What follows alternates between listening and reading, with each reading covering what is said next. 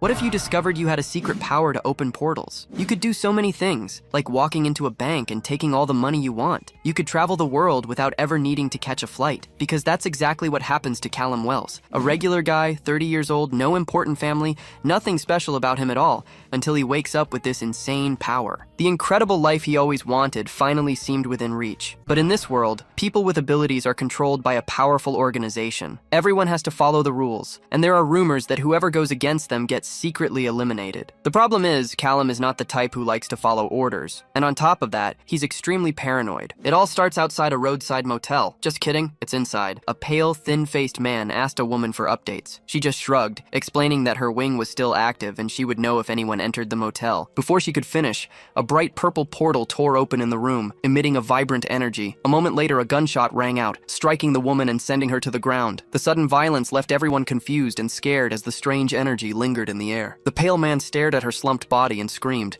demanding to know what was happening. The man beside him, just as terrified, could only say that he didn't know. Just then, an armed, rebellious-looking man appeared, claiming to be an enemy of the most powerful wizards. He warned them that he was ahead of schedule and suggested they start from the beginning. The scene then shifts to a young man sitting with his wrist handcuffed to a table, watched by another man in formal attire who looks like an agent. The handcuffed man said he had no idea what these people wanted with him and pleaded for someone to explain what was going on. As the agent sat down in front of him, he revealed a symbol on his wrist and introduced himself as an agent of the Arcane Regulation Guild. He then informed the young man that he was a suspect in an attack at the Shahi Fitness Center. The detainee asked if this was some kind of joke, but the agent assured him it was not. He explained that a son of the dragon was on the loose, and the young man was the only person found conscious at the scene. The agent then dropped a bombshell, telling him that magic is real, and, whether he realized it or not, he was a wizard. The man was left completely shocked as the agent suggested they go back to the beginning. The story flashes back to Callum Wells at his mother's funeral. He recalls seeing a man with a strange aura there, an otherworldly presence that was invisible to everyone else. Callum had seen people like that before, but as he felt a sharp pang in his head, he wondered if it was just another headache. As the man with the blue aura walked away through the crowd, Callum thought about the other times he had seen such things, realizing it wasn't rare enough to be dismissed as his imagination. Later, as he entered his neighborhood gym, he remembered that the owner was one of those people. The owner, Mr. Shahay,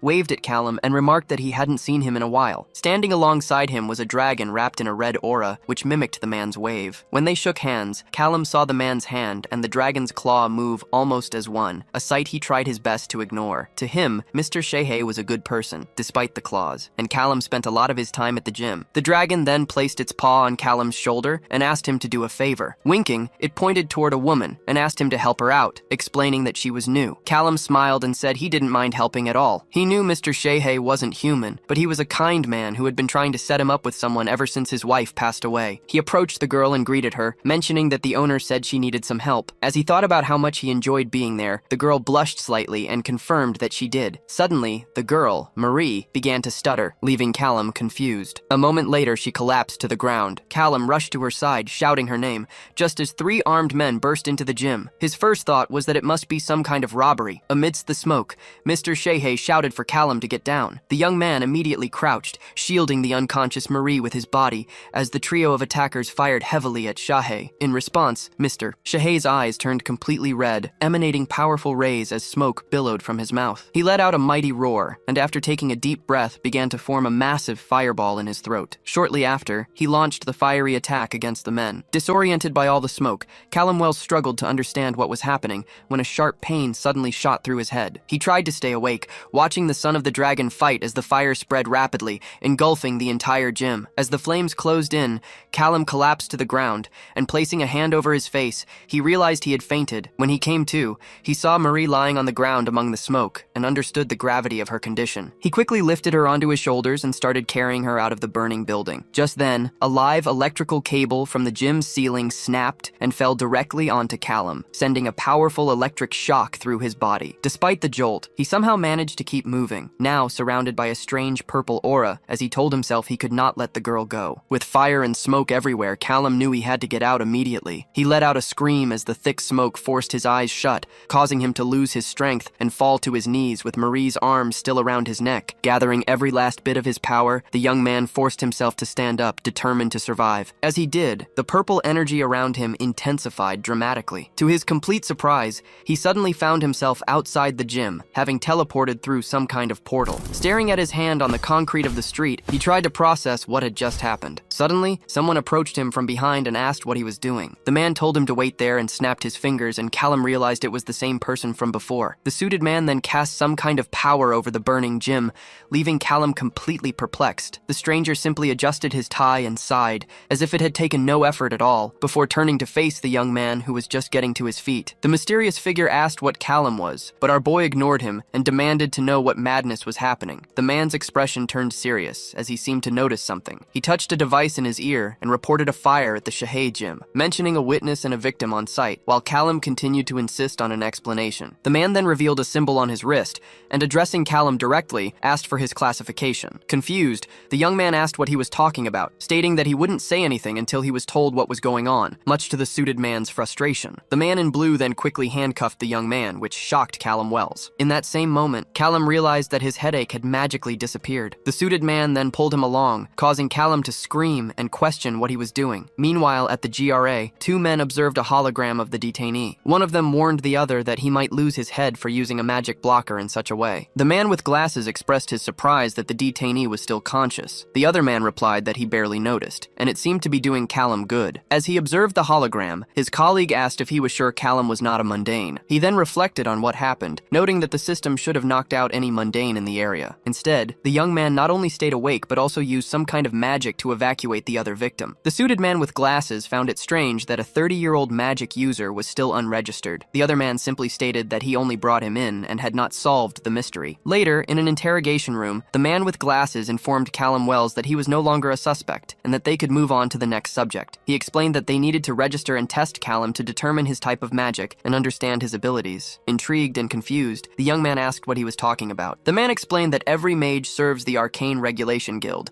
showing him images of mages with various colors of auras. He added that while most mages start younger, Callum was a late bloomer. Callum protested, saying that he already had a job. Realizing he had little choice, he asked if he could just not worry about it. With a serious expression, the man stated that deserters are hunted by the guild and then executed, as an image of flames dominated the screen. Callum's eyes widened, visibly haunted by the threat. He thought about how they couldn't have criminals causing problems now, and questioned the mandatory training and selection as he stood before a group of people. He felt anger rise and sweat trickle down his face, thinking that this was a tyranny he never knew existed. His body seemed to respond to the weight of the situation as he faced the group watching him. He thought about how the guild wanted everyone to serve them or die, and with a clenched fist, he resolved that he would not let that happen. The man with glasses asked if he was ready for the test. Confused, Callum furrowed his brow and asked what that meant. The man explained that the protected chamber would saturate him with mana, and Callum looked up to see glowing, unknown writings on the ceiling. The result would show his type of magic as the ceiling box released a wave of blue energy. As the energy approached his body, Callum asked how long it would take. The man replied nonchalantly that it would be just a few seconds, more or less, shocking Callum with his casual response. At first, the protagonist said he felt nothing, but in the next moment he was struck by an overwhelming pain in his head that immediately brought him to his knees. He screamed that something was wrong and begged them to stop the test, but the suited man, surrounded by others, simply said he was almost ready. Screaming in agony and desperately clutching his head, Callum thought he was going to die. After some time passed, he opened his eyes to see the suited man standing with his arms crossed, asking if he was back. Relieved to be conscious, Callum sat up and asked if the intense pain was normal. The man replied that he suspected it was just a consequence of testing someone as old as he was. The man completed his explanation, adding that while Callum was out, they had moved forward and placed his mage mark. Realizing they had tattooed him while he was unconscious, Callum observed the symbol now marked on his wrist. Annoyed, he stared at it and thought to himself that these people clearly didn't care at all about freedom. The man went on to explain that being a spatial mage was rare, so Callum would need a tutor. He also mentioned that the cost would count towards his service time. Thinking the man was a scammer, Callum cast a furious glance at him. As he got up from the hospital bed, Callum asked if there was any chance he could go home and sort things out before being taken away. The man replied that Agentson could take him and would be his officer for the week, or at least until he was fully integrated. He gestured to another man who was looking at his phone with disinterest. Callum said it was nice to meet him,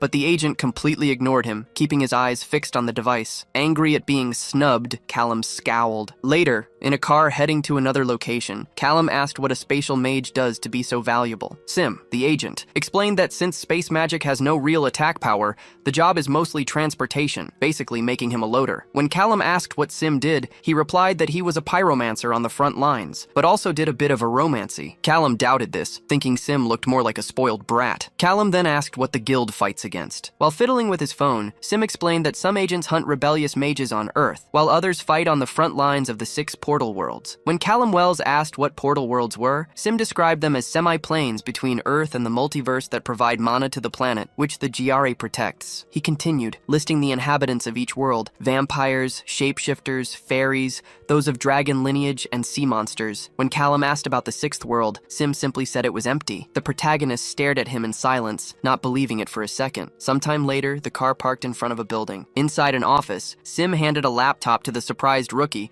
and told him to look for his first bit of information there. He added that he would take Callum back to the East headquarters tomorrow. As Callum held the device, the agent walked towards the door, telling him to make sure he was ready. It seemed that magical energy was divided into 2 categories: mana and vis. The young man read intently, concentrating on understanding the difference between them. He learned that mana is a type of ambient magical atmosphere from which mages can draw power. A mage's personal mana is called vis, which can take on specific and unique aspects, like his own spatial talent. Frustrated, he leaned back in his chair, thinking that he wanted to learn everything, but the laptop only contained the basics. He realized he was starting at a disadvantage, since most children of mages learn this information in kindergarten. Deciding it was better to start with something simpler, he sat up straight again. He focused on a mechanical pencil on the table, thinking this should be easy. Callum held his forearm and extended his open hand toward the object, trying to channel his magical energy. He focused his power on the pencil, and a blue energy projected from his hand. The mechanical pencil began to move rapidly across the table. Still concentrated, he exclaimed, "Push!" and the object was thrown forcefully, leaving a vibrant blue trail as it cut through the air. The pencil flew up, pierced the ceiling, and got lodged in it. Realizing it had worked, the protagonist discreetly celebrated with visible pride. Resting his chin on his hand,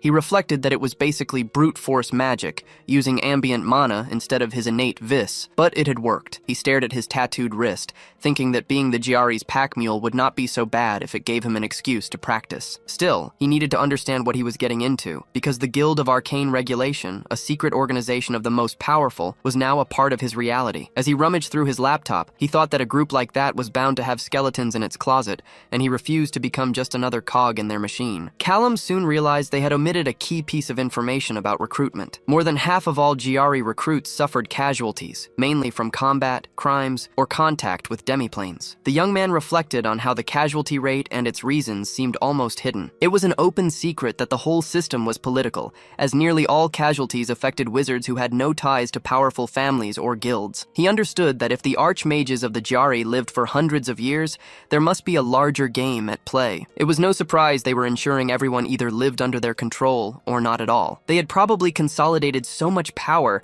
that they did not even need to lift a finger. The system did the dirty work for them, and the bureaucracy ensured its own existence because those in power wanted to maintain it. Closing his laptop, he thought, to hell with all of that. While Sin snored heavily on the couch, Callum reflected that the GRE could keep everyone else under their thumb, ready to serve. But as he rose from his chair, he concluded that Callum Wells would rather perish than give up his freedom. If they wanted a rebellious wizard, then they would have one. He knew that if he was going to disappear, he needed to be careful about it, so he grabbed a large amount of money from a safe. As he zipped up a bag filled with the cash, he knew that any mistake could bring the entire guild down on him. With the bag slung over his shoulder, he then opened a window and slipped out. The sound of Callum's sneakers hitting the ground jolted Sin from his sleep. The new wizard realized his mistake and hoped he had not been noticed. However, the agent violently threw open the door only to find the room empty, which left him furious. Placing a hand on his head in anger, he muttered about the escape happening on his watch as a green aura began to form around him. As Sin's energy intensified, he declared that they would see how far Callum could run. Meanwhile, the rebellious wizard thought he needed to get out of there,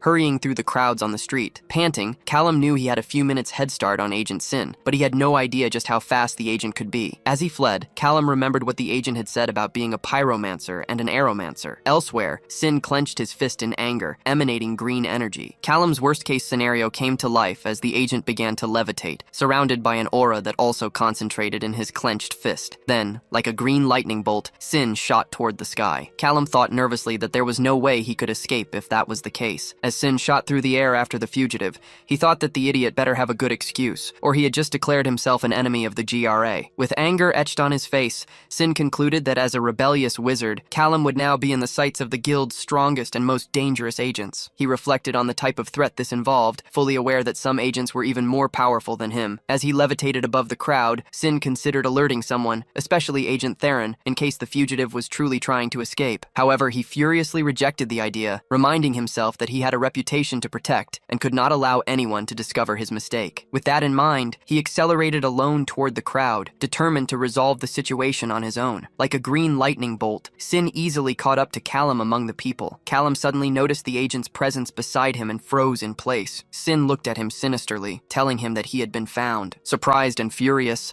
Callum stared back at the agent, shocked by the speed at which he had been discovered. Refusing to give up, he immediately bolted in the opposite direction. As Callum ran, Sin's cutting voice followed, telling him that he couldn't escape and was just a weakling who had slipped through the cracks. Meanwhile, people on the street noticed a commotion in the air but dismissed it as the weather changing, completely unaware of the magical chase. The rebel wizard realized that the crowd couldn't see him. He passed just inches from people, but none of them noticed, remaining blind to his magic. Callum had initially thought the crowd would limit Sin's abilities, but he quickly realized he would need to find another way to escape. He glanced at his reflection in a shop window and noticed a coat on display, which sparked an idea for a new plan. Levitating and emanating power, Sin wondered where the idiot could have gone, only to spot the fugitive once again. Confident he had him, the agent extended his hand and placed it on Callum Wells's shoulder. He mockingly asked how he could help, surprising Callum. But as Sin turned him around, the agent's eyes widened in shock. To his astonishment, the backpack Callum had been carrying was now lying on the ground, completely empty. Grinding his teeth, Sin opened the bag and saw that it contained only clothes. Callum had vanished, leaving the agent alone in the middle of the crowd. Cursing the rat, Sin clenched his fist, which began to glow with energy. A short distance away, now carrying a different bag and disguised in the coat from the display, Callum waved for a taxi. With his face masked, he asked the driver to take him to the Wesley Farms. Once inside the cab, Callum lowered the fabric covering his face and told the driver to take the back roads. He knew commercial planes would be too easy to track, so he decided to strike a deal with an agricultural pilot instead. Seated inside the small aircraft, he understood the journey wouldn't be quick, but he was certain that by dawn, he would be in the middle of nowhere. After saying goodbye to the pilot, Callum knew the new clothes were helpful but wouldn't hide him for long. Standing in front of a mirror with a box of hair dye, he acknowledged that he needed to completely change his appearance to avoid being recognized. He then picked up a pair of scissors and began to cut his brown hair. After cutting his hair, with loose strands covering the bathroom sink, he stared at his new reflection and decided to go with black dye. With his physical transformation complete, he then turned his attention to paperwork. Knowing that even wizards need mundane documents, he found a magical pawn shop where a green orc-like attendant with large lower teeth and pointed ears asked how he could help. Callum stated he needed a new identity, and the creature bluntly quoted a price of $2,000. After handing over the cash, Callum received his new identification document bearing the name Chase Hall. Smiling at the Shrek-like attendant, he knew this would work. As he walked away, he reflected on how he had stayed off the GRA radar for 30 years and was prepared to do it again for his freedom. Meanwhile, back in the room Callum had escaped from, a bespectacled agent furiously demanded to know how the boy had gotten past the barriers. Another agent named Sin tried to justify himself, explaining that he had only sealed the doors, never imagining Callum would simply jump out the window. A third agent in a hat named John noted the lack of any magical residue, suggesting it was a simple, non-magical escape. This news only infuriated the bespectacled agent further. With his hand on his head in frustration, he lamented that Archmage Duval would never accept this, as she was supposed to begin training Callum the very next day. Hearing this, John commented that if the boy knew about the training, he couldn't really blame him for running away. Irritated by the remark, the bespectacled agent sarcastically told John that since he found it so funny, he could be the one to inform Duval. John's face went pale as he nervously pointed to himself, but his fate was sealed as a furious voice soon echoed from outside a nearby mansion. Later, as the furious Archmage Duval tightened a magical grip around his neck, John tried to explain that a massive search was already underway. He gasped that even vampires and shapeshifters had been alerted, but she remained unimpressed, staring him down. Trembling, John offered a theory that perhaps Callum chose to lead a normal life, since learning spatial magic without a mentor is incredibly difficult. Duval repeated his words with pure disdain, exclaiming that no one simply decides to stop using their magic. She declared that Callum was not a mundane but a rebel wizard, then violently threw John to the ground. Gasping on the floor, John promised to continue the search. Archmage Duval approached him, coldly stating that she would pray for his success, but warned that if he failed, she would use her own resources to deal with the matter. She concluded that if Callum Wells had truly decided to rebel, he needed to be captured and executed once and for all. Far away, a car pulled up in front of a small house in the Midwest, where a blonde blonde woman and a sheriff were waiting by the door. As Callum got out, they asked if he was there about the property, and he in turn asked if they were the owners. The man explained that the house belonged to his daughter, Jessica, gesturing to the young woman who smiled and waved. He introduced himself as Arthur Langley, prompting the fugitive to reply with his new name, Chase Hall. After staring at him for a few seconds, Arthur Langley shakes his hand. Later, inside the kitchen, Arthur asks Callum if he is interested in the property. Callum comments that the place is nice and quiet, adding that fixing it up could keep him busy. Jessica remarks that he seems too young to be retired. With a smile, Callum explains that he is not retired, just taking a break for health reasons. As Sheriff Arthur Langley crosses his arms, his daughter mentions she has been trying to sell the property, but has not found many buyers in the area. Callum thinks to himself that this is actually better for him. The next day, Callum stares at a bag of money and calculates that after paying for the house, he has about 2 years of living expenses. He decides he cannot worry about that right now,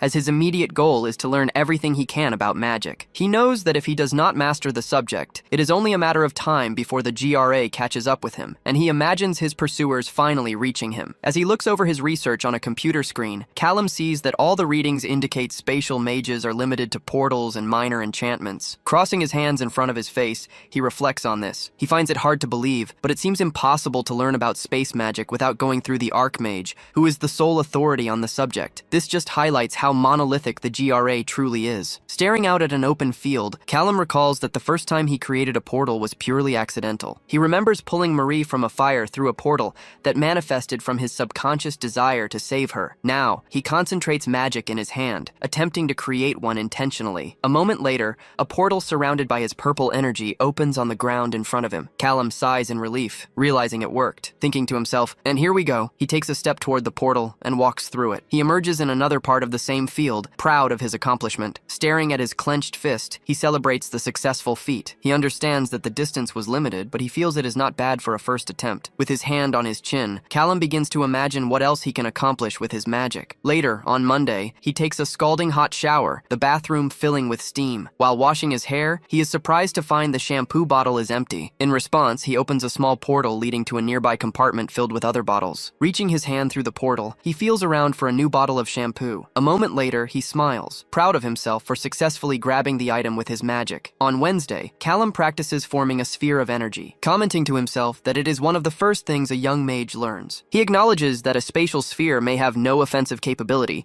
but he cannot help but smile and think that it is still incredibly cool. On Friday, Callum holds a purple sphere in his hand and asserts that everything points to telekinesis being the domain of force mages, which he is not. He explains the difference, stating that a stone with yellow energy represents telekinesis, while another with spiral purple energy represents gravikinesis. To demonstrate, he makes an object weightless and then causes small stones to levitate in his open palm, admitting to himself that it's an unusual method. However, he concludes that without a formal education, this approach will have to be enough, and he launches the stones and energy toward a nearby tree. By Sunday morning, Callum is sitting outdoors and meditating. He concentrates with his eyes closed, breathing deeply as he tries to feel the mana in the air around him. He soon realizes that he can see things even with his eyes shut, visualizing the inside of the house and its curtains. Pushing himself further, he discovers he can even see through objects. While reflecting on the fact that his range is still limited, he suddenly sees Jessica walking through the house. Startled, his eyes fly open. Jessica calls out for Mr. Hall, and when Callum waves to her, she approaches. He smiles and asks what brings her there, and she explains that the local kids are going back to school. She warns him that some of them might show up in his yard, even though they were told not to. Callum just laughs, saying it's all right and mentioning that he hasn't even started cleaning the overgrown parts of the yard yet. He tells her not to worry, adding with a smile that the kids in the area do well outdoors. Jessica mentions that she was just in the area and decided to stop by. As she leaves, she bids him farewell with a friendly warning not to disappear again. Callum gives an awkward wave goodbye, but as soon as she's gone, he begins to panic, wondering if she saw anything. Looking around, he remembers the hours he spent practicing his magic, which left visible purple marks all over the yard. He realizes he needs to learn how to suppress residual magic and starts to run, sweating nervously. If anyone senses the magic in his yard, it will be the end of his disguise. Meanwhile, in a large room, a woman in a lab coat shows a clipboard to a man in a suit, who asks what kind of request it is. She reports that the standard exam confirmed their subject had never touched magic before, but it also detected some anomalies. The bespectacled agent flips through the report and tells her to continue. She explains that she didn't notice the issue until she replaced the mana supply for the test. The woman elaborates that the blocker dissolved with hundreds of units of mana,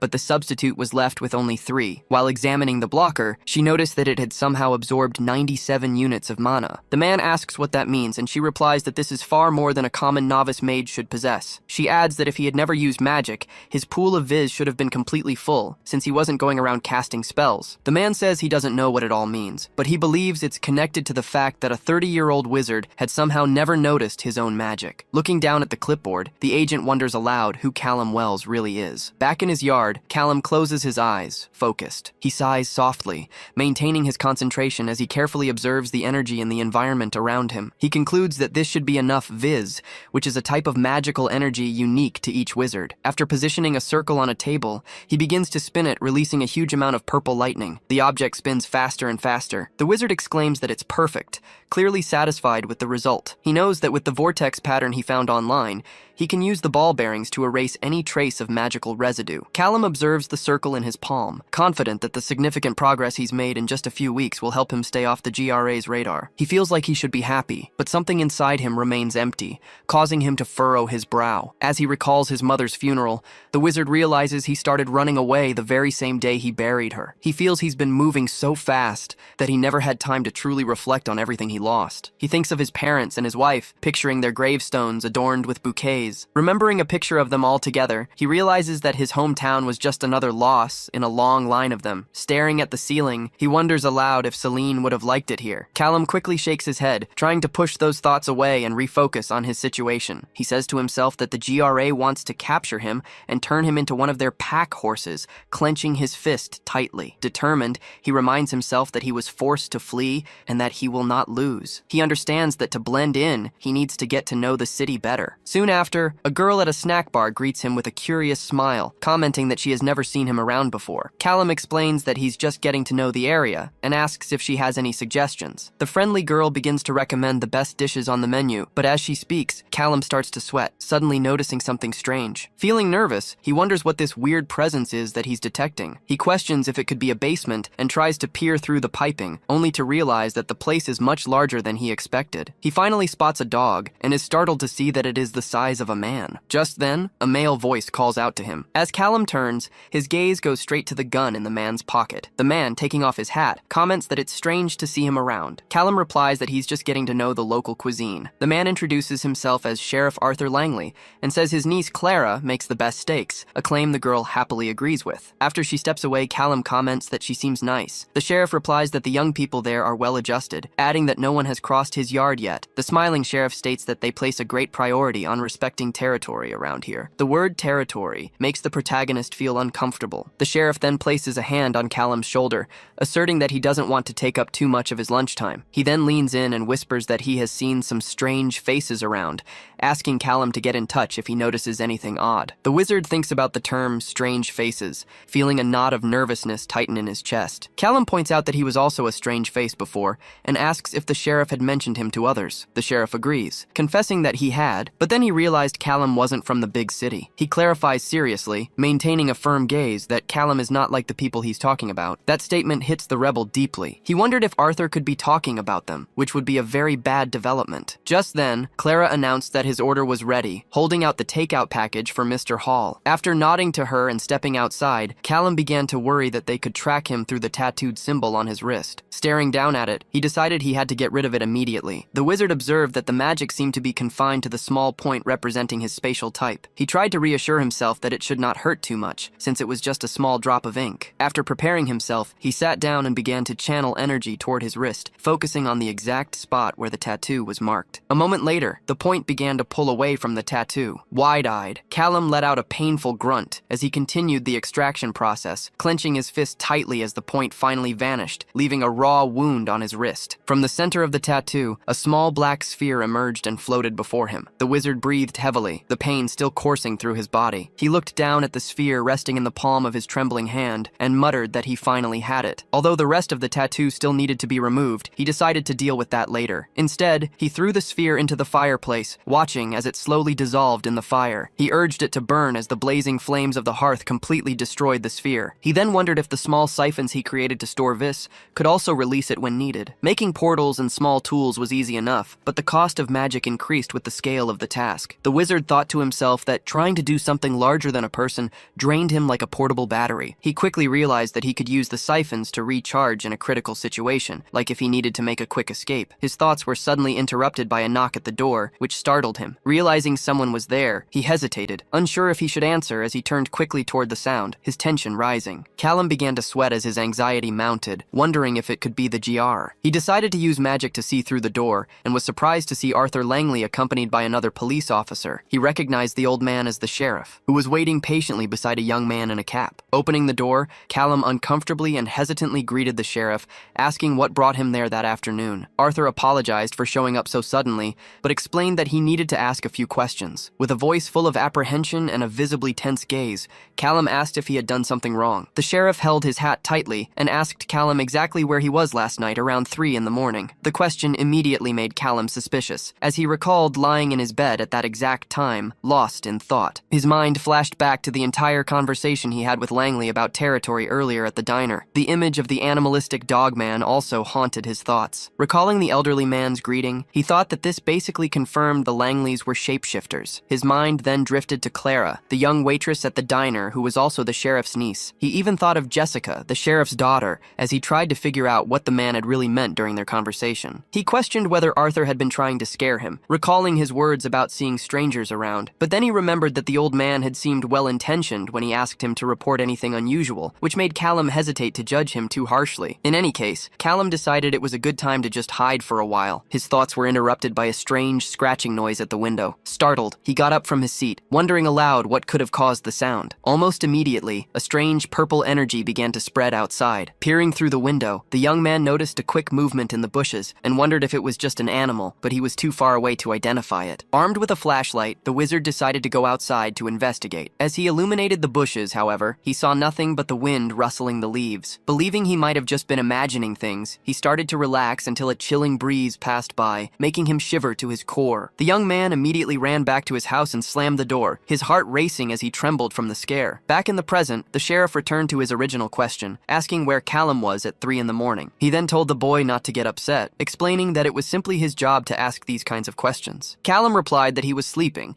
and asked if there had been some kind of incident. When the deputy questioned if he had any way to prove it, like a security system, the protagonist grew annoyed and asked if he was going to need a lawyer. Looking embarrassed, the sheriff assured Callum that he was not being considered a suspect and that he just wanted to be able to take him off the list of people to question. The protagonist admitted that he did have a security system, but it was just a door that recorded logs without any cameras. Internally, Callum thought that even if there were cameras, he couldn't let them know about them, since he often practiced his magic in the backyard. The deputy then finally revealed that there had been a murder in the neighborhood. In shock, Callum questioned how such a crime could have occurred there. The sheriff's assistant explained that someone had broken into Mr. Hardy's house and asked if Callum had seen anything unusual. Stammering, the wizard said he saw nothing, but then he suddenly remembered the strange noise from the night before. He had been so focused on the shapeshifters and the GRA that he hadn't considered the possibility of a regular criminal being out there. Noticing Callum's pale face, the sheriff asked if he had just remembered something important. Although bothered by the situation, the wizard decided to share what happened, explaining that something woke him up last night. He told them he thought it was just a large animal, and that was all he knew. As the assistant questioned him about the animal, the sheriff took notes and thanked him for the information, promising it would help the investigation, and that he would be in touch with any news. As the 2 deputies left the house, the assistant asked the sheriff if he bought the story Callum told. The sheriff replied that the boy was definitely not telling them everything, but he was also not the murderer. Once they were inside the car and fastening their seatbelts, the sheriff added that they already knew who committed the crime, they just hadn't wanted to believe it. In another location, a tense Arthur Langley stated that the situation was about to get very complicated. The sheriff shouted at him, exclaiming that Arthur had no right to commit crimes in his town because it was not his territory. The vampire, however, just offered an ironic smile and claimed he had no idea what the sheriff was talking about. He added that if one of the sheriff's pets had a tragic accident, that was a problem for the deputies to solve. Irritated, the sheriff emphasized that the victim was clearly finished off by a vampire. Arthur simply sat down and said they tried to make it look like someone else, but the sheriff shot back that he could smell a parasite like him from a mile away. Shrugging, the pale man claimed he didn't understand why this was his problem, stating he wasn't responsible for the deputy's incompetence in dealing with his kind. He then asked if the sheriff was insinuating that one of his vampires was involved, warning that if so, it was a very serious accusation. The vampire narrowed his eyes in an attempt to intimidate the sheriff, but Arthur was unfazed. He retorted that there were no vampires in town until this man arrived,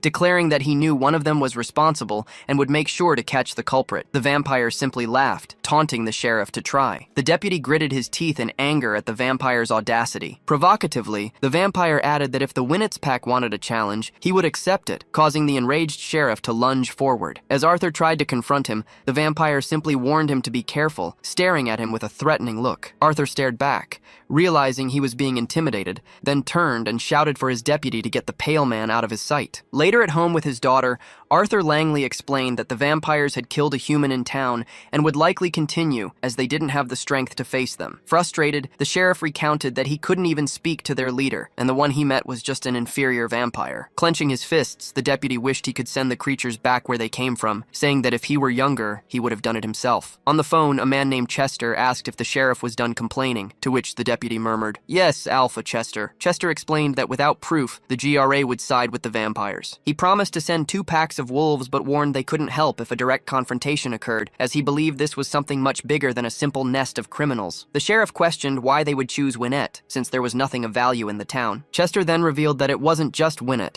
but 5 other cities were experiencing the same problems, leaving the Langleys completely shocked. The deputy angrily questioned the point of the GRA's rules if the vampires could just come and do as they pleased. Chester said he understood Arthur's frustration and told them that if they could catch the culprit, they could put an end to the vampires. He asked the Langleys to keep an eye out, and they nodded in agreement. Chester then posed a chilling question, saying the issue wasn't whether the vampires would kill someone, but who they would choose as their next victim. Meanwhile, in a noisy market, a young man named Callum thought to himself that he should be careful. He lamented that he had little money and needed to save more for emergencies. The recent murders and the talk of shapeshifters made the wizard feel restless. He looked around uncomfortably, thinking it would be better to leave Winnett entirely. However, upon returning home, he remembered how much money he had invested in the place, realizing that abandoning it all would be the worst possible scenario. Callum had hoped to generate some income by enchanting items and selling them. Back inside his house, he browsed the internet, only to complain that heavy restrictions had been placed on magic forums. He couldn't access them because he didn't have a registered account. After a few hours, an enchanted sphere on his desk lost its power. Callum slammed his hand on his notebook in frustration, unable to create an account because he needed to stay hidden. He put his hands on his head, completely overwhelmed by his current situation. Callum considered reinforcing his house with shields or something similar, so he cast a spell to create a wall of purple lightning. He also had an idea for a gravity wall that could deflect bullets, but while practicing his magic, he realized he couldn't sustain the wall for more than a minute. He figured he might discover a way to sustain it with the right resources, but any advanced application of spatial magic was protected by a red-haired woman named Archmage Duval. Because of this, Callum felt severely limited, unable to conduct his research with the proper materials. He felt like he was trying to reinvent the wheel from scratch. Later, at a tool shop, a smiling man commented that Callum had bought something for protection. With an awkward laugh, Callum agreed that with everything happening, it was better to be safe than sorry. He was tense, knowing it wasn't just about the recent murders. He also felt that the GRA could be anywhere, watching his every move. As he picked up a weapon, he wondered if projectiles were even effective against supernatural creatures. He then went to a shooting range where other people were testing their sights and considered taking a shot himself. While testing his weapon, Callum hoped that his adversaries would be vulnerable to projectiles. Nearby, he overheard 2 girls talking about getting hammers and recognized them as the Langleys. He was surprised, as he didn't know they were the type to renovate houses. Callum approached them and asked if they were the cook and the maintenance girl. The girls were startled, clearly not expecting him. The younger one exclaimed that he shouldn't scare them like that and called him Mr. Hall. Callum apologized and asked if they were also nervous about the recent murder. In response,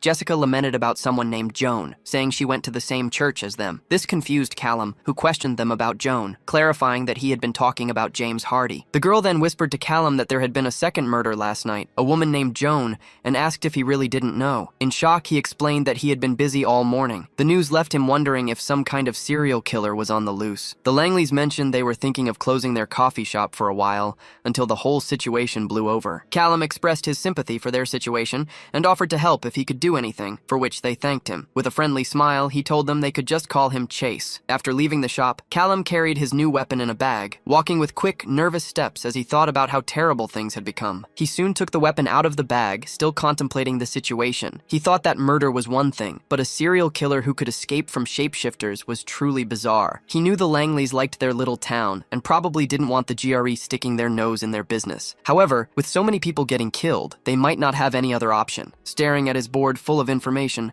Callum knew he had to prepare. Both murders had happened near his house, and the way things were going, it was likely another crime would occur that very night. He grew thoughtful as he reflected on how this highlighted two specific threats. The first was the supernatural serial killer still on the loose, and the second was the agents the GRE would inevitably send to investigate. He grew nervous, realizing that one of these threats could show up at his doorstep at any moment. The wizard pushed his spatial sense to its limit, determined not to be caught by surprise. As he put some belongings into a bag, he thought about how he needed to store all his things. He also remembered to enchant the bearings of his circles and leave his weapons loaded. If he detected any sign of the GRE's presence, he would have to disappear immediately. Callum looked at his bags, thinking that losing his home would hurt his finances, but then he gripped his weapon, concluding it was a small price to pay to stay off their radar. The range of his spatial sense was increasing, and with some effort, he could even see into the farther parts of the city. He noticed Jessica standing by a window, keeping an eye on the coffee shop, while Clara, wearing a hooded jacket, walked toward it. Meanwhile, the sheriff was sitting in his department. Our wizard let out a tired sigh, knowing it was going to be a very long night. Overcome by sleep, his eyelids grew heavy as if they were about to close. The next morning, a car sped to a stop in front of the house. Callum woke with a start, worried and irritated with himself for having fallen asleep. He then realized Jessica was running inside, asking for Mr. Hall. He found it strange that she was there, and immediately imagined something must have happened,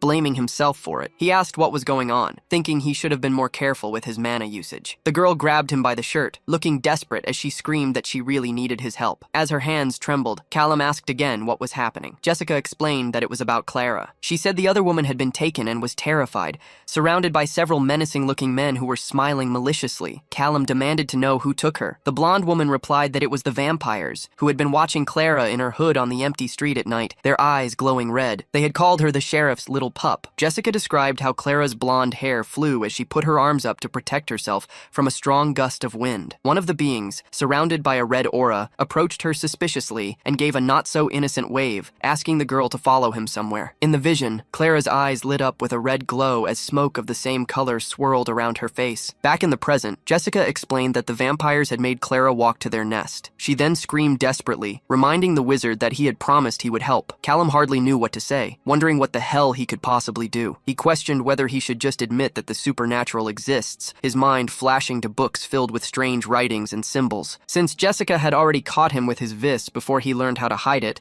he doubted he could ever convince her that he was not a wizard. The young man tried to calm Jessica down, suggesting they go inside the house first. Placing a hand on her shoulder, he realized he had no choice in the matter. He could not just run away and leave Clara alone in the hands of vampires. Callum suddenly realized that Jessica had said the vampires took the girl, not that they had taken her life. The woman confirmed this was the case, her expression genuinely worried. He knew he could not face a group of supernatural beings in a fair fight, especially not at his current level. Just then, Jessica grabbed him again, urging him to help. Callum's expression turned serious as he stated his name. Taking her hand in a comforting gesture, he promised that he would do everything possible to help. Grabbing his weapon, the young man said he needed more information. He then swallowed hard, hoping he was not making a terrible mistake. As he steeled his resolve, a car passed by the motel on the road outside. Now behind the wheel, Callum noticed that same strange feeling taking over the environment again. As he looked toward the motel, he knew it was something supernatural. He observed a woman smoking a cigarette outside, thinking to himself that this was interesting. Just as the car pulled into the parking lot, Jessica told the wizard that her family could help him. He looked around the area, a worried expression on his face. Suddenly, his eyes widened in shock at the sight before him. Callum realized that everyone in the parking lot was a shapeshifter, his gaze sweeping over various different creatures. Just then, the sheriff desperately grabbed Jessica by the shoulders, demanding to know what the hell she was doing. He insisted they should not involve the GRA in this, and it was then that Callum recognized the sharp-toothed, pointy-eared being as the sheriff. The wizard was surprised that the man thought he was part of the GRA. Callum quickly told the older man to pretend he did not know him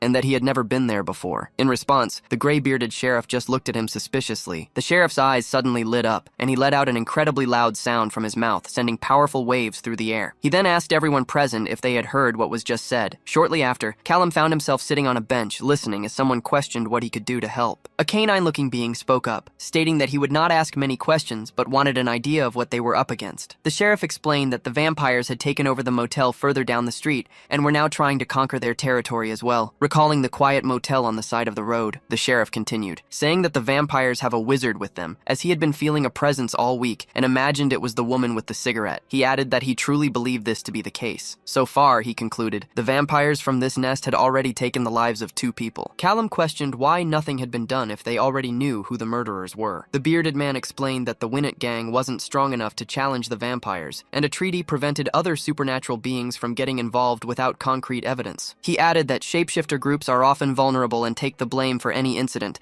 finding it absurd that the guild responsible for peace was doing nothing. The protagonist was surprised to hear about the treaty, frustrated that vampires were taking lives while nothing could be done because of the ridiculous GRA rules. Looking down, he became lost in thought. He focused his mind on Clara, who was still at the motel with the vampires. Callum extended his spatial sense, knowing his mana could reach her, and after a moment, he finally located the girl's presence. He recalled the vampire's audacity in claiming she was there of her own free will, a statement the sheriff had furiously dismissed as an absurd lie. Callum then asked what would happen once they managed to bring the girl back. The old man explained that with Clara safe, they could contact Alpha Chester to send the rest of the wolf pack. With those reinforcements, they would finally be strong enough to challenge the bloodsuckers and drive the bastards out of Winnet for good. Curious about the fight ahead, the protagonist asked how to permanently eliminate a vampire. The sheriff mentioned that weapons made with Mordite mineral could cut off their regenerative abilities, but they didn't have any at the moment. However, he assured Callum that a good old-fashioned stab to the heart or brain would also do the trick. When Callum asked if firearms might work,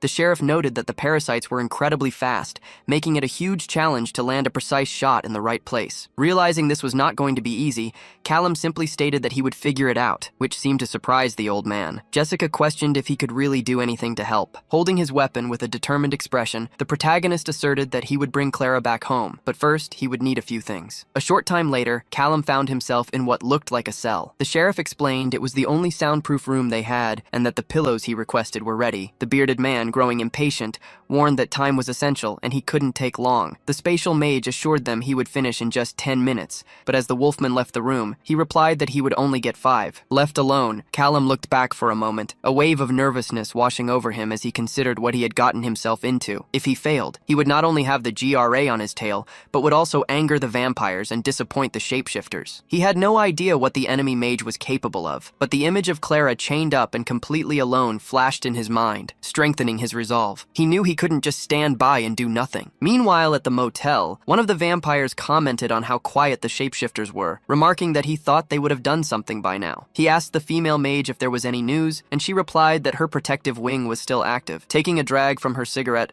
she confidently stated that if anyone entered the motel, she would know. Just then, a portal began to open right in the room, and something suddenly smashed into her head, causing massive damage. The other vampires stared in shock, questioning what the hell was happening. They immediately assumed it was the shapeshifters, but had no idea how they could have pulled off such an attack. At the same time, Callum stood enveloped in his purple aura, holding his weapon and thinking to himself that one was down. He recalled an earlier thought he had about finding a way to use his portals, teleportation, and mana sense in a way that the GRA still didn't know about. They say special magic isn't offensive, but Callum knew that couldn't be true, as he needed a way to defend himself. The young mage had been trying to figure out how to use his portals in conjunction with other weapons. For example, he could throw a knife in front of him and have a portal make it fly several meters away. While holding a pencil, Callum imagined an even better option, which would be to use a firearm. Back in the present, he holds his weapon near a portal and decides his next targets will be the vampires. One of the bloodsuckers shouts for the others to be warned about the invasion, but he is immediately hit squarely, leaving his friend terrified. The second vampire tries to call for help,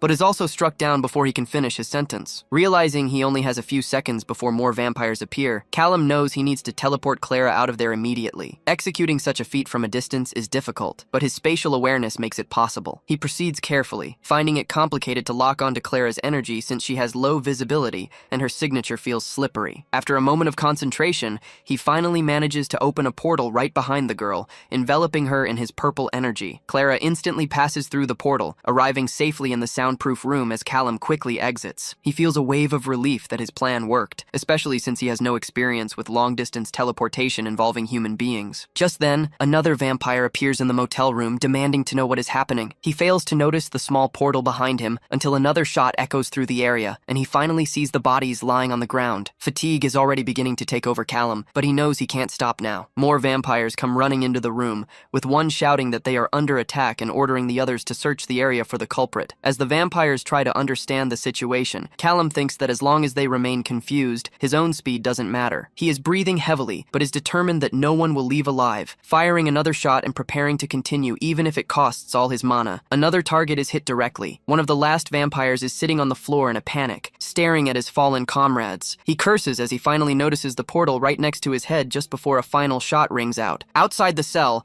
the sheriff counts the seconds while Jessica hopes for the best. Suddenly, they both hear a strange sound, and a worried Jessica throws open the door, shouting Chase's name. Callum announces that the job is done, and Clara is safe. Jessica rushes to the girl and asks if she's okay, but Clara is still confused and can only ask what is happening. The old man notes that the entire rescue took only 45 seconds and struggles to understand how it was possible. He then asks what happened to the vampires. Callum simply tells him that they were all taken care of. He then adds that they will need to send firefighters to the motel, assuming the building was engulfed in flames during the fight. Hearing this, the sheriff asks if he is really talking about the motel, finding it strange because he cannot feel any magic emanating from the young man at all. Just as the sheriff was about to ask another question, the circle on Callum's necklace began to glow with purple energy. The young wizard warned the old man that they needed to act quickly before the fire spread to the entire neighborhood. Having gained a lot from dealing with the vampires, Callum knew he needed to get home soon to sort everything out. At that moment, someone called his name, stopping him just as he was about to get into his car. It was Jessica who wanted to speak with him. Callum asked if she shouldn't be with Clara, but Jessica explained that she just wanted to thank him first. Before Callum could say it was no problem, he was interrupted. The blonde woman gave him a kiss on the cheek, which left him completely surprised. The wizard's face turned bright red with embarrassment. Jessica then said she needed to go back, as Clara still needed her help. Still flustered,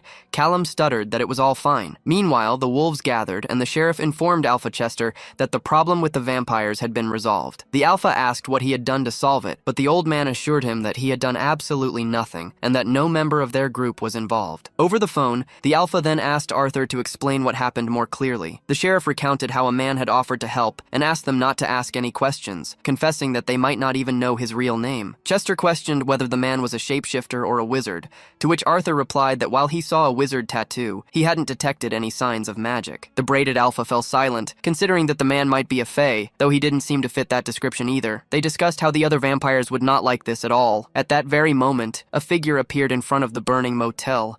The man who had sharp teeth looked furious. Over the phone, Chester commented that if no one knew anything, then there was nothing that could be done. Observing Jessica and Clara reunited, the sheriff told the Alpha that they owed the mysterious man a great deal. Chester asked who this person was that they were so indebted to. He then instructed Arthur to keep an eye on him, adding that you can't trust wizards, all while Callum drove away in his car with a calm expression. Later, Callum took a shower so hot that the bathroom filled with steam. He figured he had been in the shower for at least half an hour, yet he wondered why he still felt so dirty. The young man remembered the look of fear on one of the vampires' faces back at the motel. He finally understood the reason for his feeling. It was because he had ended so many lives that day. Of course, those lives belonged to vampires, but he couldn't help but question why it had been so easy. He had just started learning magic, yet he was already capable of destroying an entire nest of monsters. Callum knew that if he were some kind of villain, there would be no one in this world who could stop him. Looking at the power in his hands, he thought that maybe the GRA was right to impose restrictions on this kind of thing. He immediately disagreed with himself, however, knowing that if everything were left up to the GRA, Clara would still be a hostage. Staring at his reflection in the mirror, he imagined there must be a solution. The fire at the motel should destroy any evidence of his involvement. But he knew there was no guarantee that the Langleys wouldn't spread the details of what had happened. Callum regretted ever going into that basement with the shapeshifters. He realized that if he had been smarter, he could have handled everything alone, with only Jessica knowing the truth. Although he had hoped to stay and win it for a while longer, he now felt it might be time to move on. Meanwhile, at the police station, the sheriff had just arrived. As he walked through the door, the mustached man asked if the agents were already there, and the woman at the counter confirmed they were waiting for him downstairs. Arthur let out a tired sigh, hoping they had not sent a vampire. A moment later, however, he recognized the distinct scents of a wizard and a fae. Reaching the lower floor, the old sheriff took off his hat and greeted the two agents. One was a woman in dark clothes with blue-tipped hair,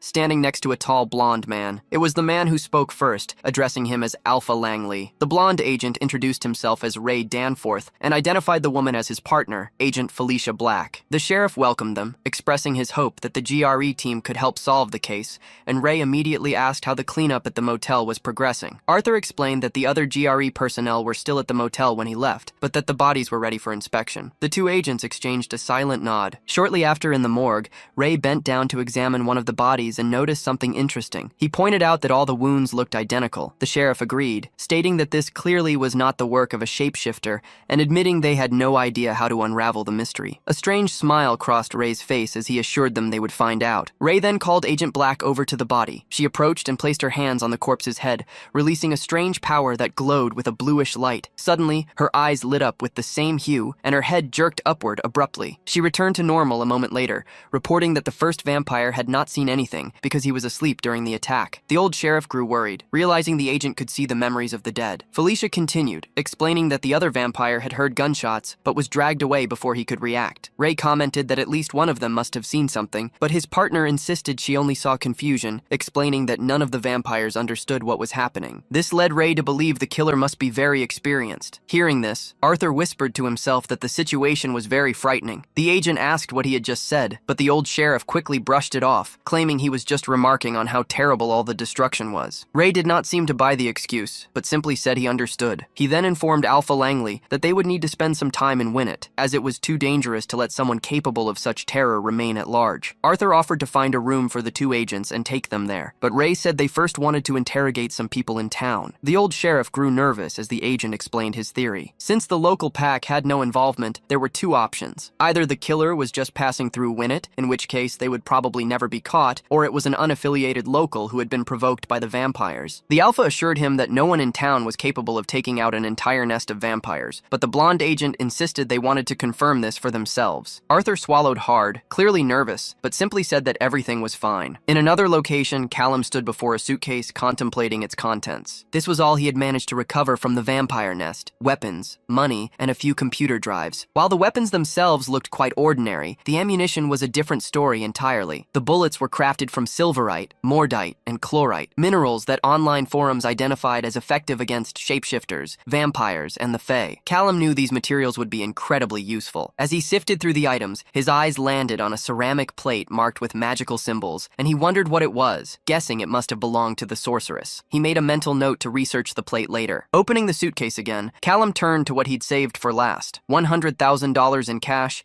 and an unknown amount in gold bars. The recent investment he'd made in the house had limited his options, so he decided to set aside most of the money for an emergency fund. In a worst-case scenario, this sum would be enough to ensure his survival somewhere else, though he still needed to replenish his magical supplies. The random items from the local equipment shop were insufficient for his intermediate techniques. He reasoned that the sorceress hadn't bought the ceramic plate from some small shop in Winnet, which meant he might have to start ordering custom items. Suddenly, the screech of tires outside made him jump. Callum shot to his feet, his heart pounding. He couldn't believe someone had found him already. Thinking fast, he knew he couldn't let anyone see the contents of the suitcase. He slammed the cabinet door shut just as two sharp knocks echoed from his front door. Peeking out, he relaxed when he realized it was just the sheriff's two blonde relatives. He opened the door and asked if everything was all right. Jessica, holding a bag, mentioned they weren't sure if he would be home. Feeling a bit awkward, Callum asked if he should have left, but she quickly said no, adding that she was happy he was there. Then, Jessica dropped the news that GRA agents were in town to investigate the incident. Callum was surprised to hear the GRA was in Winnet, though he had considered it a possibility. Clara explained that she had asked Jessica to bring her, hoping he was okay. The younger girl then suddenly threw her arms around the wizard,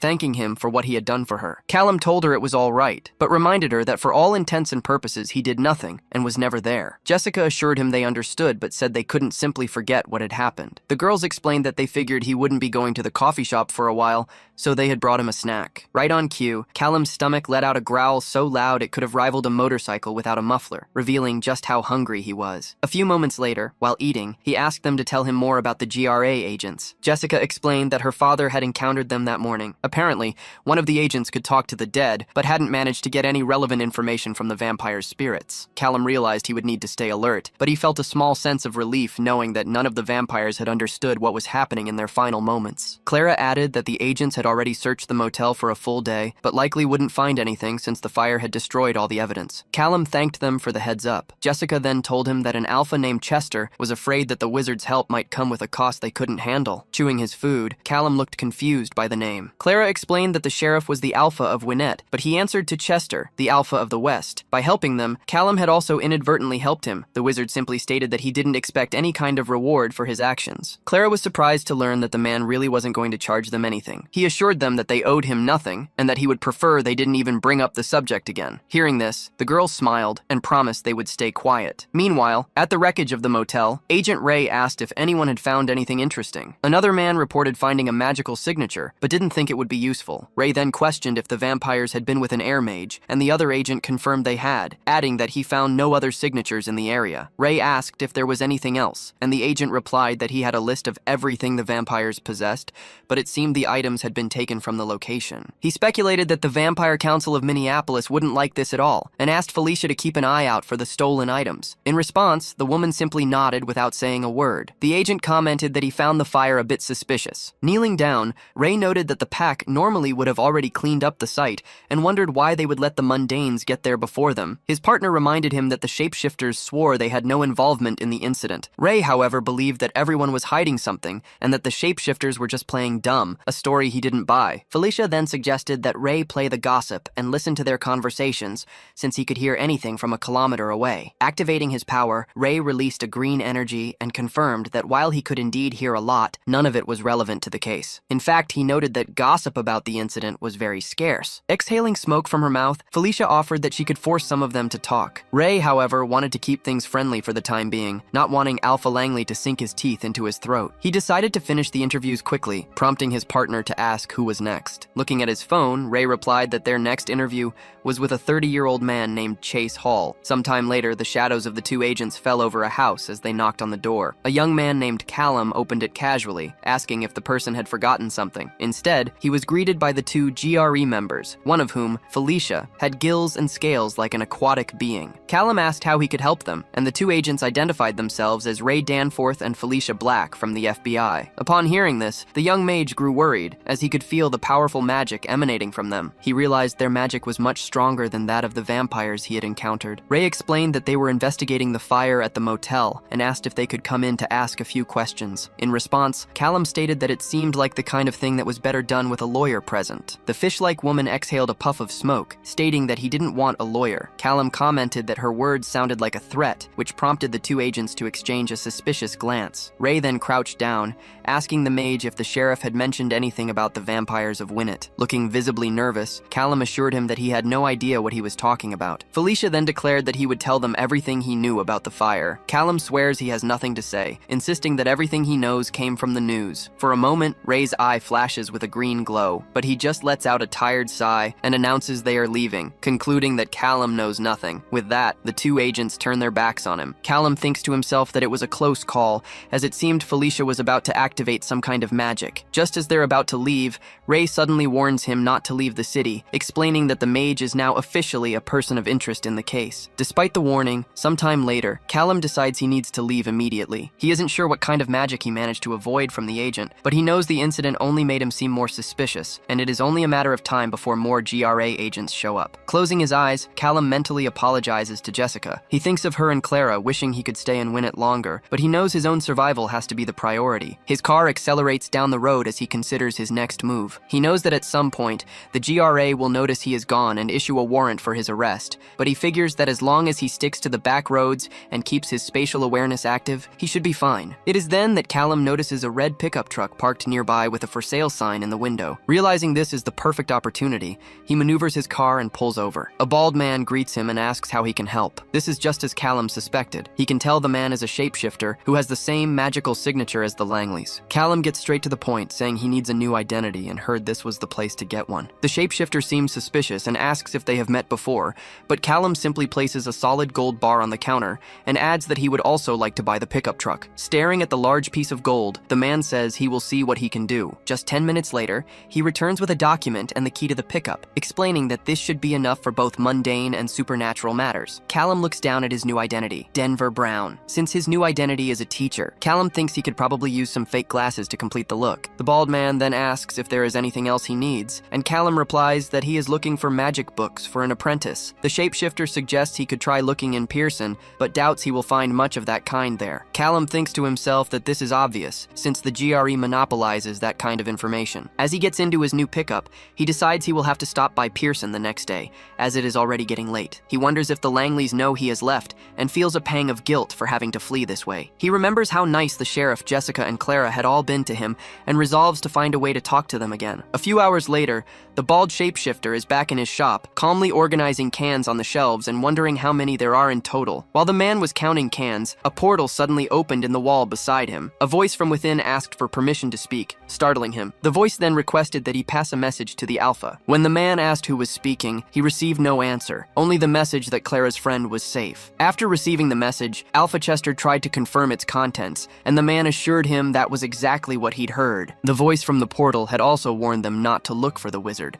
calling him a danger, which the man relayed. Chester then turned to two of his wolves to discuss this so-called friend, asking if they had ever encountered him before. One of the wolves reported that they were with Alpha Langley when the mysterious man first arrived. Chester asked if the wolf would be able to recognize his scent, and the wolf confidently confirmed he could. Hearing this, an elder with braids commanded the two wolves, Roy and John, to find this friend at all costs. Roy and John promised to begin their search immediately. Meanwhile, Felicia was in the car with Ray, questioning if chasing this weirdo was really the only lead they had. She argued that it was impossible for him to be a mundane since he was immune to her power. Ray, however, countered that just because someone is mundane doesn't mean they aren't protected, and they might not even be aware of it. Felicia then pointed out that Chase was the most suspicious person they had interviewed, and that he lived near one of the mundanes recently taken by vampires. She theorized that perhaps the vampires had tried to grab Chase first, but ran into his protector instead. Ray seemed frustrated, admitting they had no other leads to follow. The two agents returned to the house belonging to a man named Hall, knocking on the door and calling out his name. When Felicia realized no one was home, her partner decided to act quickly. Ray released a spiral of green energy from his fingertips,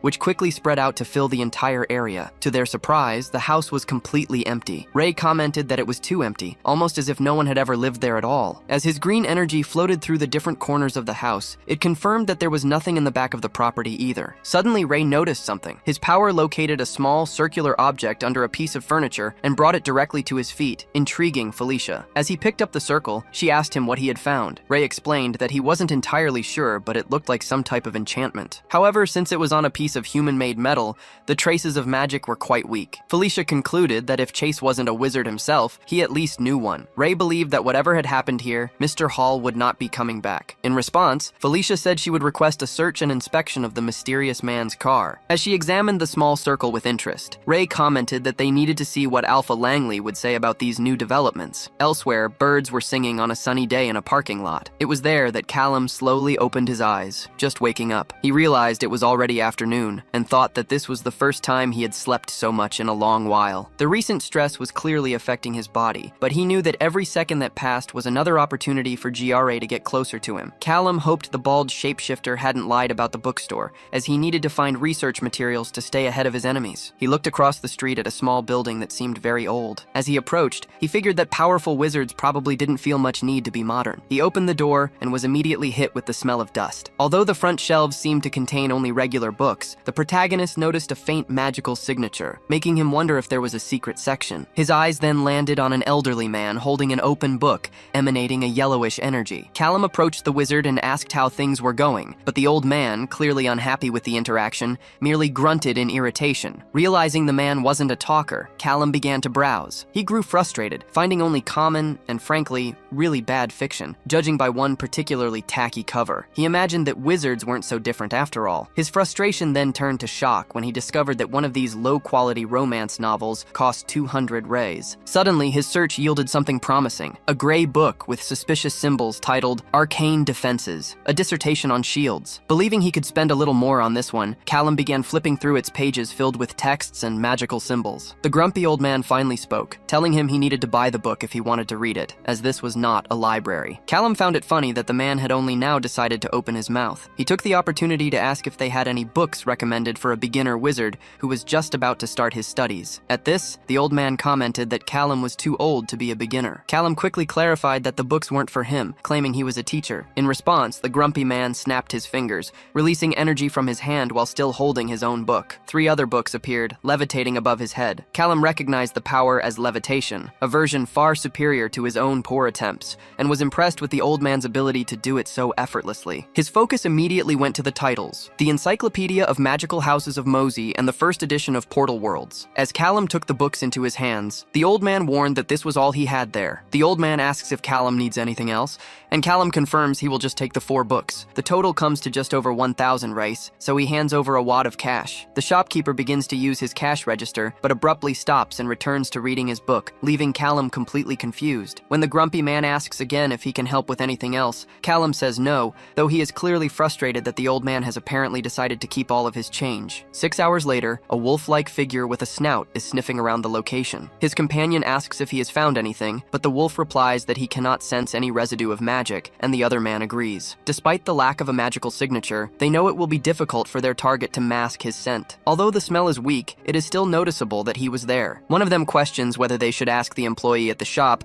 if he saw anyone matching their target's description. However, his colleague advises against it, reminding him that they need to be discreet. If the alpha sent only the 2 of them, it is because he does not want to cause any kind of scandal. Later that night, their investigation leads them to a parking lot filled with a strange purple residue. One of the wolves deduces that their target had parked there and was probably driving a pickup truck. He suggests asking a favor from his old mundane contacts to check the security camera footage, but his friend thinks it would be better to get Lucy's opinion first. The scene then shifts to a mysterious girl sucking on a lollipop. She sits in a room filled with advanced technological equipment, and it appears that hacking is her specialty. Meanwhile, Callum arrives at another location in his red pickup truck. He reflects on his purchase, thinking that the books were mostly a waste of time, even though he did manage to get 1 or 2 useful pieces of information from them. From his reading, he learned that the ceramic plate he found in the vampire's nest was likely a wizard's focus, an item that helped simplify the process of casting more complex spells. Unfortunately, he could not find any information on how to make or where to buy one. Still, Callum knows he cannot give up, believing there must be a book somewhere that teaches what he needs to know. He resolves to find another store because he is determined to learn. His thoughts then return to the rude old man, who left him very angry by showing no manners at all. A few days later, Callum found himself walking down a sunny commercial street, reflecting on everything he had encountered recently. There had been vampires, shapeshifters, and even other wizards. He'd also stumbled upon a fey shop that sold crystals and herbs, though that sort of thing didn't really interest him. What did concern him was the lack of any other dragon children, which made him wonder if Shahei was some kind of rare species. He could only hope the man had made it out of that situation alive, but life had been moving so quickly that he hadn't had a chance to look into it. He knew he wouldn't find answers in the news, as the media would never cover a story about a fire caused by a dragon. His thoughts were interrupted when he arrived at a bookstore that immediately seemed promising. Callum opened the door with a carefree air, but was instantly struck by a powerful blue energy that filled the entire shop. He was taken aback, realizing the place was saturated with an incredible amount of magic. The magic appeared to be radiating from a young woman who was browsing some books. As Callum studied the girl, who was surrounded by a strong blue aura, he wondered who she could be. She looked like an ordinary college student, but then he realized there were 2 other magical signatures in the store. An elderly couple sitting nearby were also wizards. Callum tried to calm himself, remembering that no one here knew he had become a rebel. Just then, the elderly woman noticed his presence and looked directly at him. He grew nervous, wondering why on earth she was staring, but his anxiety quickly faded when she simply smiled and gave a little wave. Relieved, he smiled back, realizing she was just being friendly. He turned his attention to the magical section, which seemed much better than the one at the last store. However, he recognized some of the books, so his options might still be limited. His thoughts were interrupted when he overheard the powerful girl whispering to herself as she read. A moment later, she chuckled and said she didn't understand much of the book she was reading, The Arcane Defenses. Callum couldn't help but comment,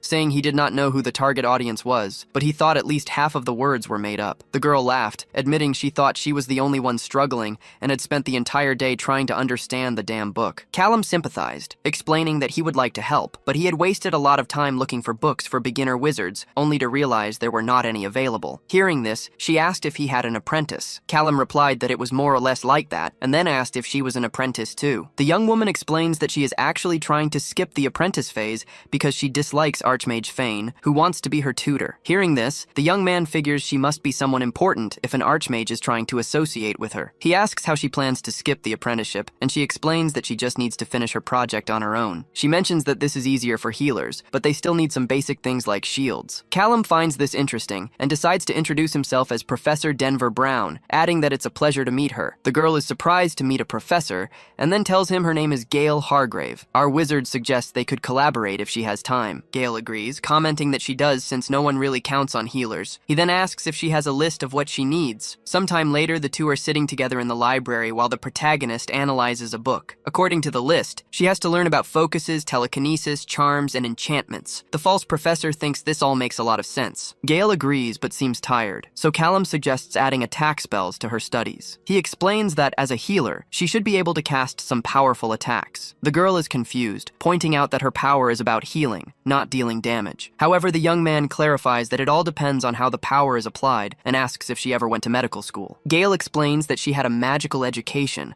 not a mundane one, so she never went to college. Her parents enrolled her in the best school of all, which is somewhat outdated but is where all the most important families send their children. With that, the protagonist realizes he is talking to a nepo baby. He decides to skip the topic of attacks for now, but he asks the girl to research clot attacks and neurochemicals in her spare time. Callum admits he doesn't know much about how healing magic works, but he imagines that if she focuses on just one thing and amplifies it, it will affect the balance of everything else. Gale finds this theory very interesting and says it would be incredibly useful, which makes the wizard happy to have helped in some way. Noticing it's getting late, he closes the book and suggests they should stop for the day. Gale then places her hand over his and asks if they can meet again next Friday, telling him he was a great help. The protagonist seems a bit nervous, but says he will see what he can do. The next day, Callum drives his pickup truck while thinking about how lucky he was to find a young mage. Now he can study various topics of magic under the pretense of helping her. He also admits to himself that he would help anyway since Gale is a nice girl. Thinking about it, he decides he should probably check another store to look for other things the girl will need. Soon, the wizard is standing in front of a counter holding a couple of books. A woman with a distinct magical aura greets him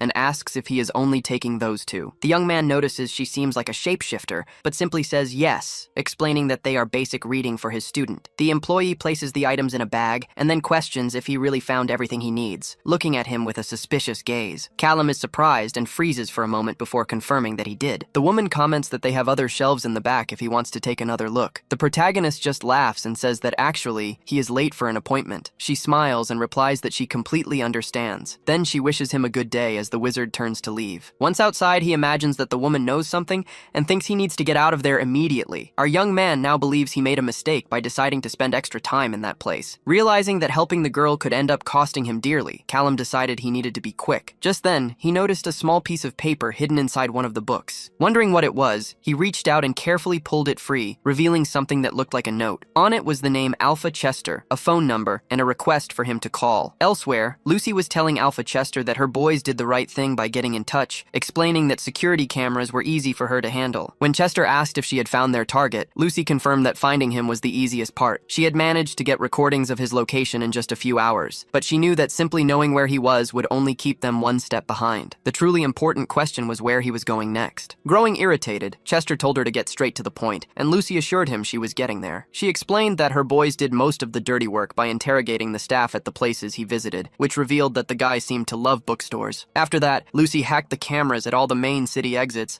and eventually realized he was heading south. The lens of one camera reflected the image of a red pickup truck. The hacker summarized that Roy had made a list of the most likely places the man could stop, and they soon found his image on a store's camera. When the Alpha asked for the location, Lucy explained that Professor Denver Brown was at a shapeshifter bookstore and that the boys were already on their way. However, Chester ordered them not to interact, insisting that Mr. Brown should be the one to seek them out, not the other way around. Lucy was confident he would eventually make contact. Back at the bookstore, Callum stood near a phone booth, wondering what was wrong with him. He could hardly believe he was actually considering calling Alpha Chester and thought he must have gone crazy. After all, if the wolf was able to track his movements, it meant he was doing something wrong. Calling the number on the note seemed like the only way to clarify his next step. A moment later, a phone began to ring. The Alpha answered and thanked Mr. Brown for calling, but then asked if he should not call him Mr. Hall instead. This irritated Callum, who demanded to know what he wanted. Chester explained that he needed to thank him for saving Clara, but added that Winnet was not the only territory being taken over by vampires. Callum insisted he was not a mercenary, but the Alpha retorted that Callum had no idea what he truly was. Chester stated that he knew how to recognize a potential resource and offered to clear Callum's name from all GRE documents in exchange for his help. Callum replied that money was not a problem, but information would be quite useful, especially about wizards and their societies. The Alpha immediately agreed, saying he could consider it done since he had access to a wizard specialist and could arrange a meeting or two. With the terms set, Callum asked for an explanation about the job. Chester revealed that 4 shapeshifter cities were being attacked by vampires in a political move to diminish their influence. The wizard was taken aback, questioning if it was really 4 cities. He thought to himself that he might not be ready for a massacre of that level, as there was no guarantee he could use the same trick again. Callum knew he had been lucky the first time, and the GRE agents had been very close to catching him for good. He asked if there was a deadline, and the Alpha took this as a sign that he was willing to take the job. Callum clarified that he could schedule a time with the specialist, but first, he needed to know how he was found. Chester explained that he had set his trackers to follow Callum's scent some time ago, but they probably would not have found anything if he had not entered every bookstore on his way south. Feeling frustrated for being so predictable, Callum learned that the trackers had left a package for him in a trash can at the end of the street. Inside were all the necessary details about the vampires. Callum told the Alpha he would inform him of his decision soon, and Chester said he understood. Sometime later, the wizard sat in his pickup truck holding the package, which looked more like an encyclopedia. It was clear that Alpha Chester was a very well-informed man. However, Callum realized he would have to drive over 1,000 kilometers between some of the cities, a journey that could not be done quickly. It was then that an idea struck him. While teleporting himself was possible, it had a limit of only 15 meters. On the other hand, there was no speed limit for gravity telekinesis. Although the wizard had never tried this before, he believed it should work if his theory was correct. A moment later, his body was enveloped in a bright purple energy, and his feet lifted off the ground. Callum grew excited as he realized he was levitating, but he quickly lost his balance and let out a scream. The ability was clearly difficult to control. Suddenly, he shot through the air and crashed hard against the trunk of a tree, falling to the ground with a frustrated expression. He knew this method should work in the future, but for now, he needed something to help him stabilize. That's when he remembered something that might be perfect for the job. Meanwhile, the two GRA agents, Ray and Felicia, arrived on the road. Ray was using his power when Felicia asked if he had found anything. He replied that there was something ahead and told her to check the ditch. As they walked through the grass, her partner commented that it was a good hiding spot, and looking down, they saw Callum's old car lying in the ravine below. Felicia opened one of the doors and noticed that the car had been completely cleaned out and emptied. Ray observed that it had not been there long and asked if she knew what that meant. He then smiled sinisterly, adding that they were getting closer and closer to their target. A motorcycle roared as it accelerated down the road. Callum, wearing a helmet, knew he needed to take one more step. He then activated his power, which enveloped the entire vehicle. The motorcycle suddenly became much faster, and the wizard celebrated his success. By using gravity telekinesis on the bike, he could now move through the shapeshifter cities with plenty of speed. Now that his transportation issue was resolved, Callum decided to check out one of the nests to see exactly what he was dealing with. He parked his motorcycle next to some trees, figuring this was the spot. Although Chester had provided the contact information for all the local alphas, Callum thought it would be smarter to avoid any kind of interaction for now. Callum activated his power, thinking that all he needed to do was find the vampire's nest. If the information in the package was correct, he had a good idea of where it might be. Suddenly, he turned his head, a look of discovery on his face as he seemed to find exactly what he was looking for. His spatial sense pinpoints the city cinema, where he counts 9 distinct vampire signatures. It appears they have teamed up with a local wizard, as he also detects magical shields protecting the entire area. However, the shields only cover the ground, which means he can bypass the defenses as long as he avoids stepping inside. The biggest problem will be dealing with the wizard himself. His magical bubble seems complex, and while Callum would like to have similar shields, they would be incompatible with his vacuum enchantment. Realizing the job might bring more trouble than it's worth, he briefly considers declining Alpha Chester's offer. Suddenly, he spots strange movement from a man with a red aura. His eyes widen in surprise as a 10th vampire appears on the scene, moving so fast that Callum figures he must have arrived at the speed of a bullet since he hadn't noticed his presence before. Since his attack on Wynette was stealthy, Callum had never witnessed a vampire's true speed, and he finds the ability somewhat frightening. His attention is then drawn to one of the vampires who appears to be dragging something, and he wonders what it could be. He is horrified when he realizes the vampire is dragging a badly beaten child. A wave of fury washes over him as he concludes that the vampires are truly monsters, and the wizard working with them is just as bad. Callum knows he cannot allow these creatures to continue. He immediately sends a message confirming he will take the job, his motorcycle speeding past the other cars. As he rides, he realizes he'll need a different strategy for this. His approach has to be quick and precise, and he absolutely cannot leave any trace that could lead GRA agents back to him. Deciding he needs to think this through more carefully, his thoughts are interrupted by his phone vibrating. A glance at his phone shows that it is already 7:45 in the morning, making him realize he is late. Back at the bookstore, he is sitting with Gail again, who says she understands. Callum then asks to see the plate full of symbols she is holding. After observing the material, he comments that it looks like a great focus for telekinesis and praises her for her excellent work. Gail thanks him for bringing so much extra material, explaining that she must have gone through a dozen plates just to get the drawings right. Callum suggests they try out the focus. Gail holds the plate with a determined expression and says she is ready to give it a try. Blue energy begins to flow from her hands, soon enveloping the entire plate. Gail asks if it is really working, and Callum encourages her to keep going. As she does, her power seems to increase even more. The blue energy then spreads to a book on the table, causing it to start levitating. Overjoyed by their success, the two celebrate. Gail gets up from her chair and hugs Callum, thanking her teacher. He feels a bit embarrassed and tells her not to thank him yet, explaining that this was only the first step and there was still much work to do. The girl complains, telling him not to ruin the moment. Deciding this is a good time to wrap up for the day, Callum Callum asks if they will meet again next week, and she smiles as she confirms her attendance. Later, while riding his motorcycle,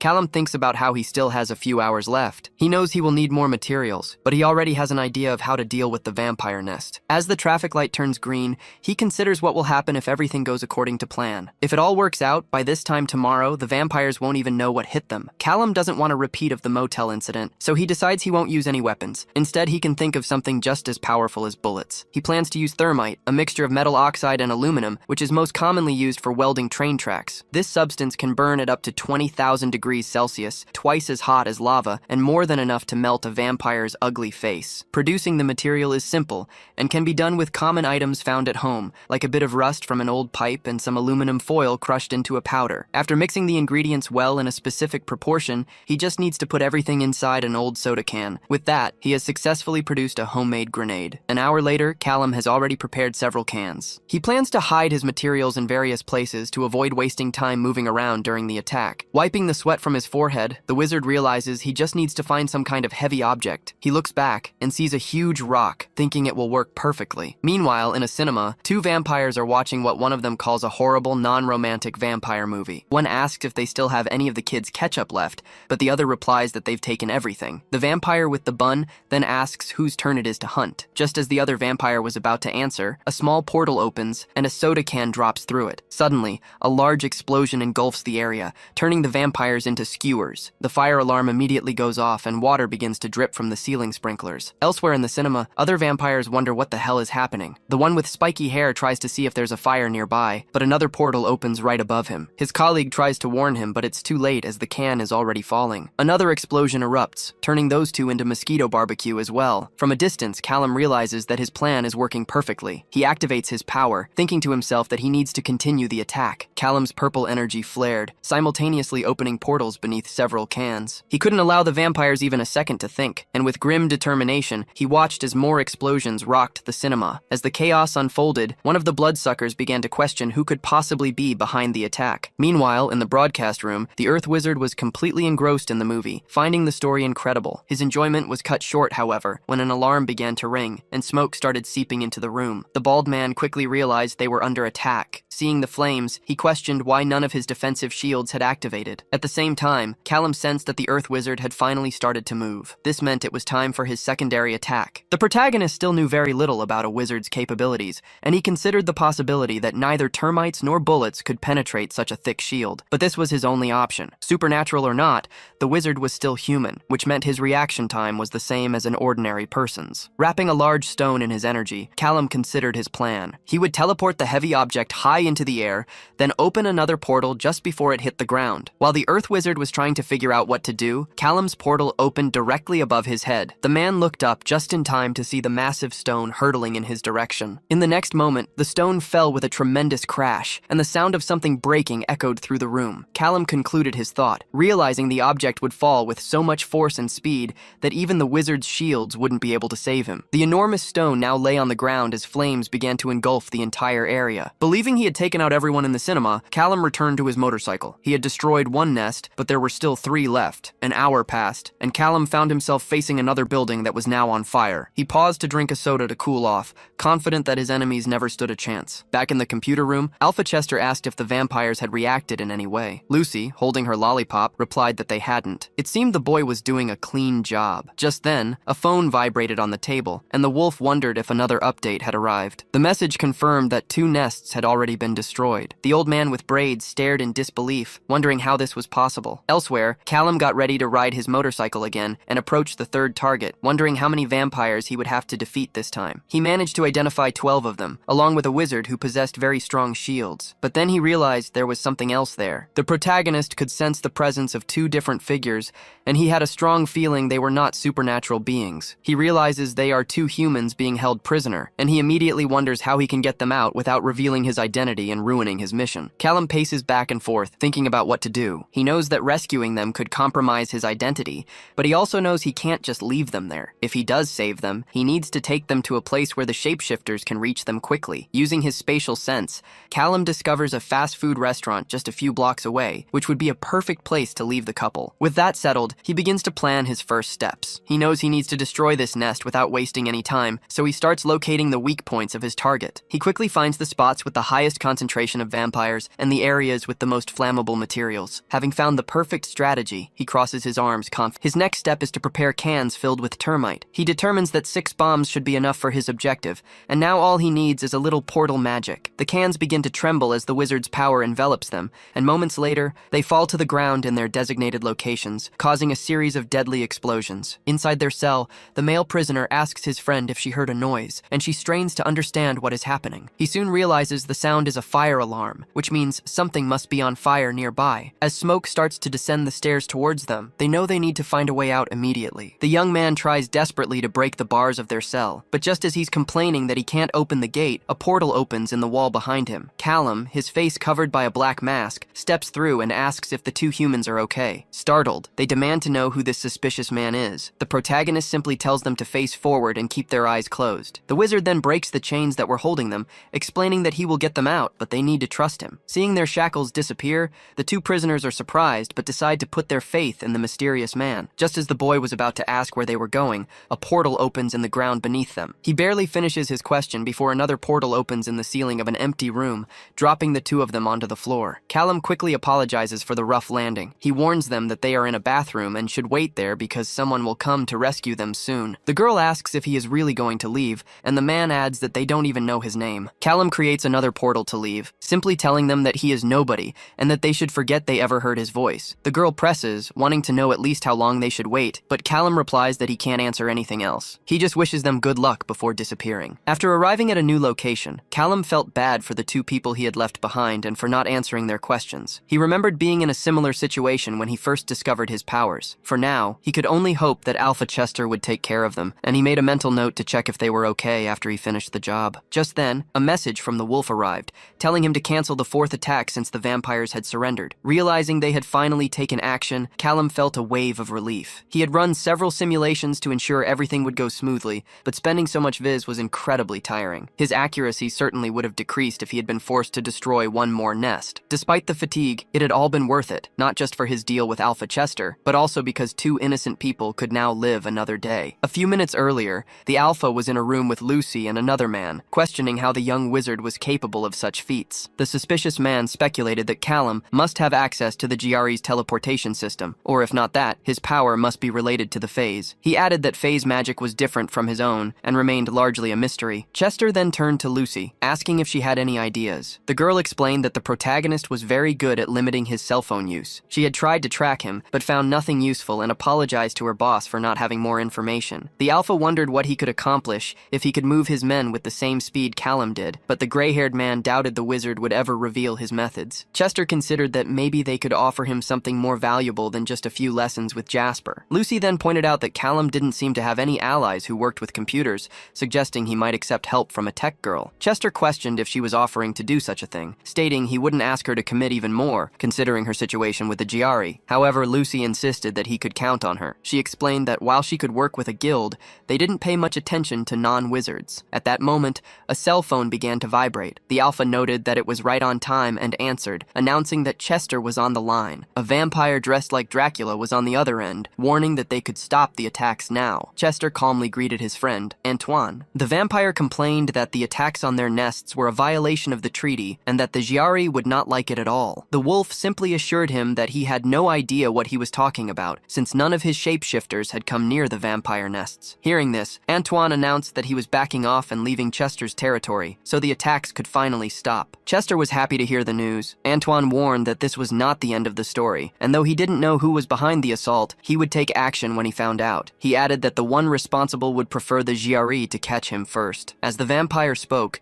the scene shifted to Callum riding down a road on his motorcycle. Elsewhere, two agents, Felicia and Ray, were analyzing the scene of a fire, realizing that the culprit had done a hell of a job. Felicia asked her partner if he thought it was the same guy as before. Brushing some ashes off the ground, Ray replied that he was sure it was the same person. Although the methods used this time were different, the precision was downright frightening. He concluded that whoever this person was, they were becoming increasingly dangerous. Just then, a man in protective gear shouted that he had found something. The blonde agent seemed pleased as he picked the object up, believing the circle was the culprit's signature. Ray admitted he still didn't know what it was for, but it was definitely his calling card. Suddenly, Felicia touched her colleague's suit, catching him completely off guard. The blonde agent asks the other man to leave the area, explaining saying that his partner cannot speak freely in front of others, and the man complies. Ray sometimes forgets that other mages are immune to his siren abilities, so he turns to Felicia and asks for her thoughts. She believes the attack on the first nest was a crime of passion, theorizing that the vampires kidnapped someone the culprit cared about. In that scenario, he would have used a weapon because it was the quickest and easiest option. However, she then holds up a package containing a leftover soda can, suggesting this second attack was a different story entirely. Ray understands her point. Realizing this job involved a lot of preparation, Felicia thinks they should talk to Alpha Chester, since all the attacks happened in vampire nests within his territories. Ray agrees, adding that they should speak not only with the Alpha, but also with Antoine Levine and maybe even Ravob, the king of the Fae in that region. He figures the Fae might have important information, considering the assassin's unique style. Later, at another location, Alpha Chester welcomes the agents and invites them to sit down. Ray thanks him and comments that the Alpha must already know why they are there. The wolf confirms that he does, stating it's because of the terrible incident with Levine's vampires. Chester admits they have had problems, but assures them it had nothing to do with the attack, adding that any issues with Levine will be resolved according to GRA rules. The agent grows suspicious, noticing how well-rehearsed the Alpha's response sounds. Ray says he hopes the Alpha doesn't mind answering a few questions as part of standard procedure. Just then, a cell phone starts vibrating. The wolf picks up the device and asks for a moment before answering the call. He quickly tells the person on the other end that he will have to call back later because he is dealing with some visitors. After hanging up, he returns to his seat and asks the agent to continue, but Ray seems to find the interruption a bit suspicious. Meanwhile, Callum is irritated that the Alpha hung up on him. An hour later, the protagonist stashes some items in a locker, making a mental note that it is number 4. He has spread what he took from the nest across different places, but everything can be easily retrieved with teleportation. This way, if he is captured on the street, at least he won't be carrying a bunch of evidence. Just then, his cell phone vibrates and the young man says it is about time. On the phone, Chester recounts that he was calling just as the GRA agents arrived, and they did not seem at all happy with the scenes Callum left behind. The mage asks what the Alpha thought of his work, and Chester replies that it was simply exemplary. The protagonist confirms that this means he was not reported to the GRA, and Chester assures him that he did not do that. Chester mentions that the agents did not like his lack of answers, but he thinks the two of them have no leads. However, the Alpha also clarifies that if Callum's identity is discovered, he cannot do anything about it, which the young man already figured would be the case. Regarding payment, the wolf says he needs to introduce him to 2 people, which seems to excite Lucy. One of these people is the wizard expert Chester mentioned earlier, who he says can be called Harry. The other is an information technology specialist who wants to be called Trocadinho. Our protagonist realizes someone has a sense of humor and asks if Trocadinho is the one who ensures these calls are not being recorded. Lucy then grabbed the phone, introducing herself as Trocadinho and mentioning that she was a big fan of how Callum destroys things.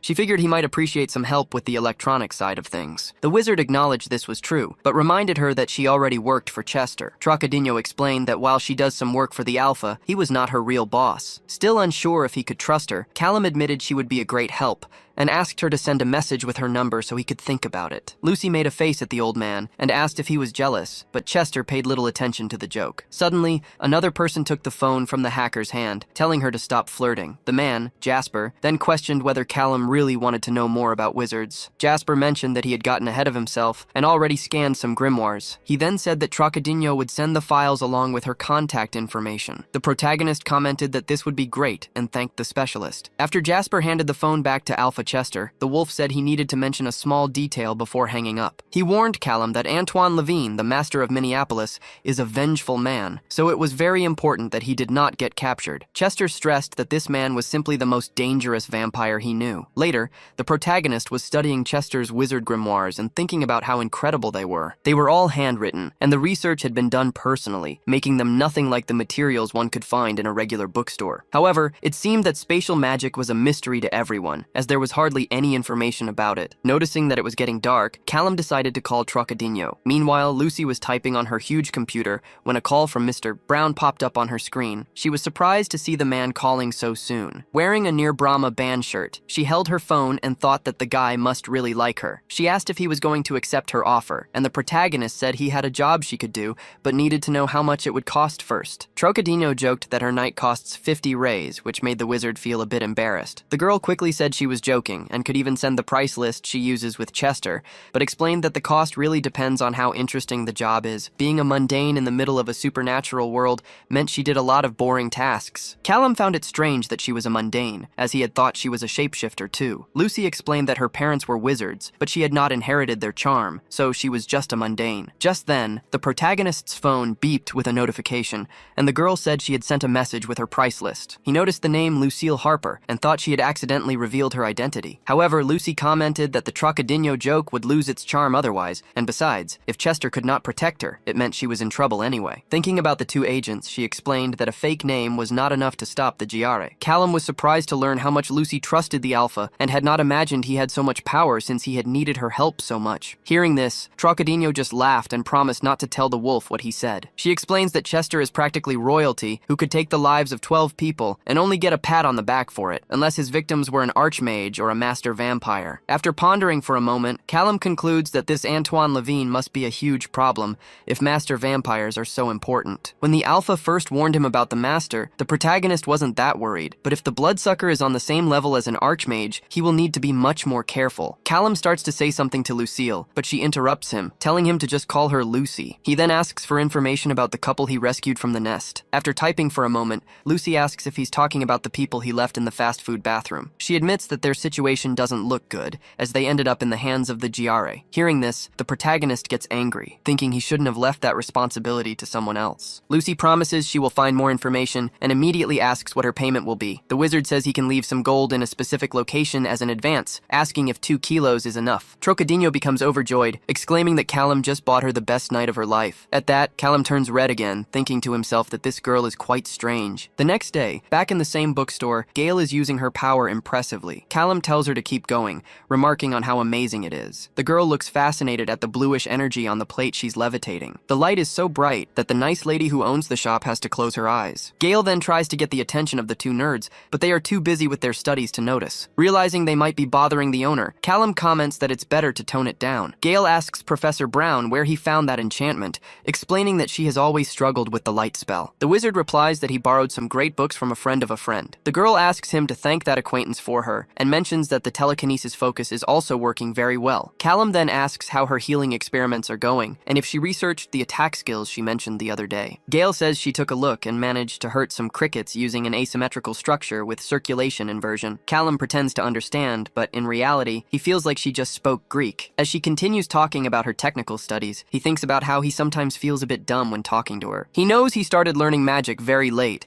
but it's still impressive to see how a young, well-trained mage like Gail learns everything so quickly. However, his admiration wavers when Gail tells him how one of the crickets touched her finger, and she let out a scream. This makes Callum wonder if she might not be so amazing after all. Meanwhile, in another mysterious place, an important meeting has just begun. Chester is irritated that they scheduled the meeting at night specifically for one person who is still late. A gray-haired, bearded man assures him that the man will arrive shortly. The Alpha says he had better arrive soon. Just then, a person in red shoes approaches, and a pale hand grips the golden doorknob. The wolf comments that this meeting was his idea. The newcomer is Antoine Levine, the master of the vampires of Minneapolis. Alpha Chester, the leader of the shapeshifters of the Midwest, sarcastically remarks that the man finally decided to show up. Suddenly, the vampire's vision turns red, as if he were overcome with fury. Antoine quickly reached the table and warned the mutt to be careful with what he said. He let out a hiss, and Chester responded with a deep growl. At that moment, a hand slammed forcefully onto the table as someone shouted that it was time to end their little show. King Ravid, ruler of the Fae of the Midwest, told them to start the meeting already. The Alpha immediately agreed and settled into his chair, and the vampire master concurred. With that, the representative of the GRA, Archmage Janri, declared the meeting officially started with the authority of his status. The wizard stared at the 4 leaders present and announced that there was a killer among them, which meant it was time to act. Meanwhile, Callum was on his motorcycle in the middle of a road, thinking to himself that it had been a while. He looked at the Winnet City sign and said hello to the place. To his surprise, his house still looked decent, and he was relieved that the GRA had not destroyed everything during their investigation. The protagonist wondered if he should thank the Langleys for that. Perhaps they had scared the GRA away, just in case he returned one day. Using his spatial sense, Callum located his hidden bags under the floor and used his powers to retrieve them. All the money and gold were still there, just as he had left them. He had taken as much gold as he could carry before, but had been forced to leave some behind. Now, with the advance from Lucy and the piling costs of magic materials, getting a bit more would be quite useful. After grabbing everything he needed, Callum knew the smartest thing to do was get out of there. He intended to leave the city without saying goodbye to anyone. Despite his plan, a few minutes later, the fool found himself hiding near a house, wondering what the hell he was doing. He tried to convince himself that he would just take a quick look from afar to make sure everyone was okay, and then he would leave for good. His spatial sense identified that the whole family was in the kitchen. Inside, Jessica asked Clara to grab another pack of steaks from the freezer, and the girl smiled, saying she would do it right away. Arthur noticed that his niece seemed happy and asked his daughter if the girl still had those nightmares. Jessica replied that she did, but it seemed that being under the vampire's charm had erased most of her memory. If it were not for that, she explained, the trauma would have been even worse. The sheriff said they were lucky to have gotten her back so quickly. Remembering how Callum had carried out the entire rescue, the blonde replied that it was actually much more than just luck. Suddenly, Jessica smelled something different and asked her father if he was sensing it too. She quickly, almost desperately, opened the door. The two could only see a motorcycle in the distance. Arthur asked if that was who he thought it was, but the blonde replied that she did not know. As he moved at high speed, Callum thought to himself that was a close call. He knew he needed to stay away to keep them safe. Otherwise, it would just be a matter of time before the GRA showed up again. As the protagonist's motorcycle sped down the street, a voice on his phone asked if he wanted the locations of all the GRA's teleportation circles. Callum asks if that would be a problem. Lucy replies that it isn't necessarily, but she was surprised to learn he didn't know about the circles, as they had assumed that was how he moved around. Callum admits it would make sense, but clarifies that isn't the case. So Lucy tells him she is sending a message with all the publicly available information. However, she explains that many important families have their own private teleportation circles, and finding data on those will be much more complicated. The idea of important families with private portals intrigues Callum. At the moment, his own teleportation range is only 15 meters, but he now understands that through a magic circle, the GRA can travel thousands of kilometers. He notes that one of these circles is located behind a mattress store, thinking about how the magical world truly hides right under everyone's noses. Callum knows he needs to be quick because the GRA maintains heavy security around its portals, which severely limits his options for approach. His gravity telekinesis works well with his motorcycle, but it leaves traces of his magical signature everywhere. Although this signature usually fades quickly, Jessica was able to sense it, and he knows he would be in serious trouble if a GRA agent did the same. He concludes that an improved form of teleportation is his best option to avoid problems, and if he can just figure out how the GRA makes its circles work, he will never get caught. Using his spatial sense,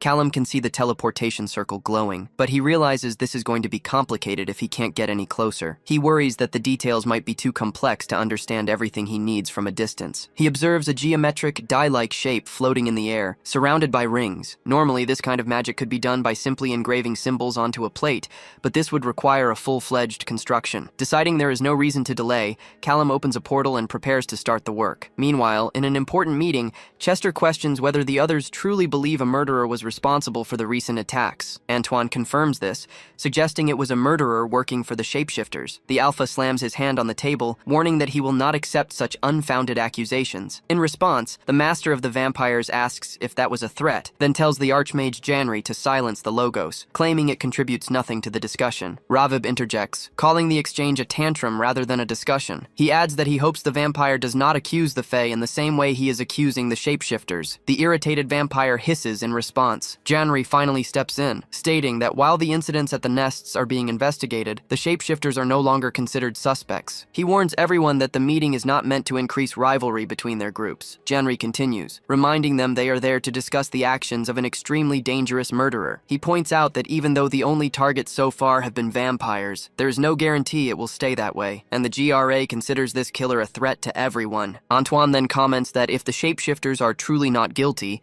then the old man must have some other clue. Janri replies that the evidence they have is limited, but it appears to be accurate, prompting Chester to immediately question what he means by evidence. Janri reaches into his robe and pulls out a small metal circle, asking if anyone in the room recognizes the object. Back on his motorcycle, Callum has a realization. If Gail's family is as important as he suspects, she must use a teleportation circle to get to her weekly classes. Callum figured Gail wasn't the type to take the bus. Based on the information Lucy had sent, he tried to imagine where the nearest teleportation circle to the bookstore might be, and realized it was likely inside a fancy jewelry store. He couldn't help but find the situation somewhat ironic. The circle's appearance was quite similar to the one he had seen before, making him wonder if they were all designed the same way. Although Callum had managed to create a replica using a computer program, he had no way of knowing if the details were correct without a closer look. Even if his design was perfect, he still had no idea how he would actually build one. Suddenly, Callum noticed someone was coming and guessed it must be her. Purple energy began to spiral around the circle's glowing core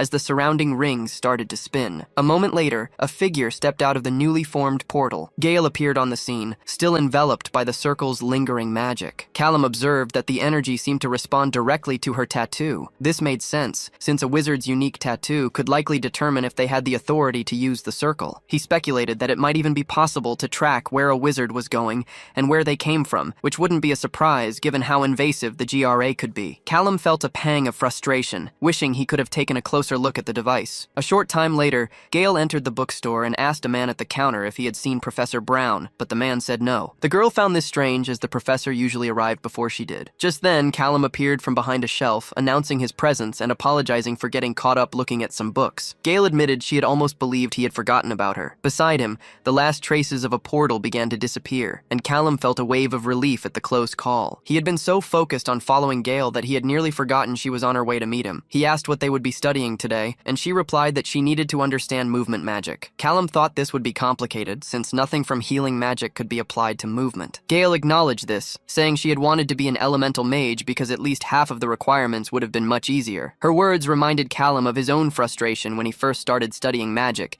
and he recalled how useless his early space circles had been. He also remembered the other mage's shock at what he was attempting, and how everything changed once he added a bit of fire magic. His thoughts were interrupted when Gale asked if he knew anything about movement magic, since he was a gravity mage. Callum had known this moment would come, but he still felt nervous. While it was true that he understood the basics of gravity telekinesis, he knew he was not at the level of a real wizard. When Gale asked him to show her a spell, he worried that his identity would be compromised if he couldn't perform well. Despite his anxiety, Callum told her he could do a simpler trick. He focused his power, altering the gravity around a nearby chair. A moment later, the object began to float gently in the air. He presented the feat as just a little levitation, explaining that it was only a small part of what he could do. Callum added that if he were better rested, he could show her something more impressive. To his surprise, however, Gale found it amazing. He was so taken aback by her reaction that he had to ask if she was being serious. His apprentice simply nods to confirm and asks if he can teach her the trick. Callum says he can try, thinking to himself that he might be able to camouflage himself better than he had imagined. An hour later, the young man presents a book to her, explaining that it was the first one he ever read as a beginner. He mentions that the book is a bit complex, but teaches the core concepts very well. Gale eagerly asks if she'll learn to fly after she finishes reading it, but her teacher tells her not to get too excited. At that moment, Callum's phone begins to vibrate. Wondering why Lucy is calling right now, he turns to his student to see if she's okay. He apologizes for needing to answer the call, but assures her it's nothing serious. On the other end of the line, Lucy asks if she called at a bad time. Callum replies that she didn't and asks how she's doing. Lucy notes that he's very sweet for worrying, prompting the wizard to tell her to get straight to the point. The hacker then shares that she has news about the two mundanes who were rescued, explaining that it's a somewhat complicated issue. It seems the GRE has specific rules about mundanes who get involved with the supernatural world. According to these rules, whoever brought the mundanes into that world is responsible for them. The wizard questions if this means the couple is his responsibility, but Lucy says no. Even though he was the one who saved them, the ones who originally brought the couple into the supernatural world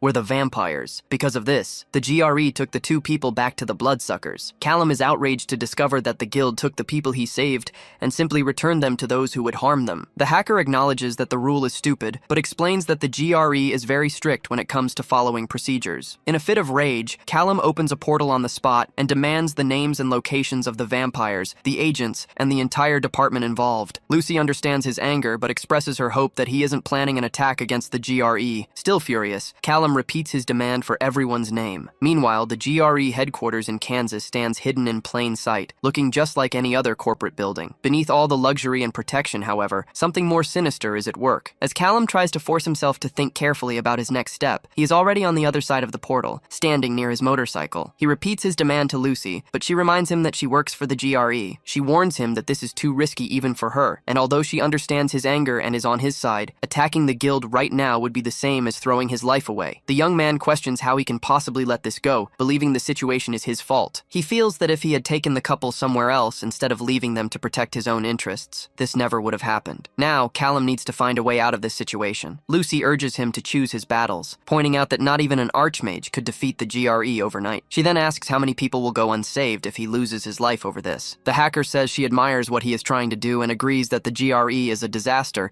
but she begs him not to abandon everything he has fought for just because of one bad day. The young man admits that she is right, but he still needs those names to prepare prepare, believing that the more he knows, the better he can plan. Lucy finally agrees and says she will get the information, but asks him not to do anything foolish. Repeating Lucy's last sentence in his head, Callum felt grateful that she had convinced him to back down for now. He knew he couldn't attack a GRE office until his magical skills improved, but he swore that one day he would make them pay for their crimes. The following day, Callum was on the phone with the specialist, Jasper, who commented that the young man's question was very strange. Jasper asked why he was so interested in young wizards. Callum explained that he was just curious, noting that while most children discover their magic early, he wanted to know if there were cases where this didn't happen, and why. The old man admitted he didn't know for sure since he wasn't a doctor, but he imagined it could happen if there was no mana present. Despite this, Jasper added that any child growing up near wizards would likely achieve something just from the magic in the air. This led Callum to think that if someone grew up far from wizards, their magic might never manifest at all. A possibility Jasper had never seen but believed was plausible. The theory made perfect sense to Callum, since the first time he ever used magic was during the attack on the Shahe Fitness Center. It was likely the first time he had ever felt such a surge of power, as his parents didn't seem to be wizards. He couldn't help but wonder what his life would have been like if he had been born into a family of mages. Jasper's voice brought him back to the present, jokingly asking if Callum had a hidden child he didn't know about. Callum deflected, saying that even if he did, he wouldn't tell him, before thanking the fake Harry for his help and ending the call. Later, while stuck in traffic, the protagonist called Lucy to learn more about her family, wondering how they were all wizards except for her. She confirmed this was true, her tone unenthusiastic as she mentioned the supposed fun at the Harper residence. Callum imagined it must have been difficult for her, and she explained that was why the GRE assigned her tedious tasks,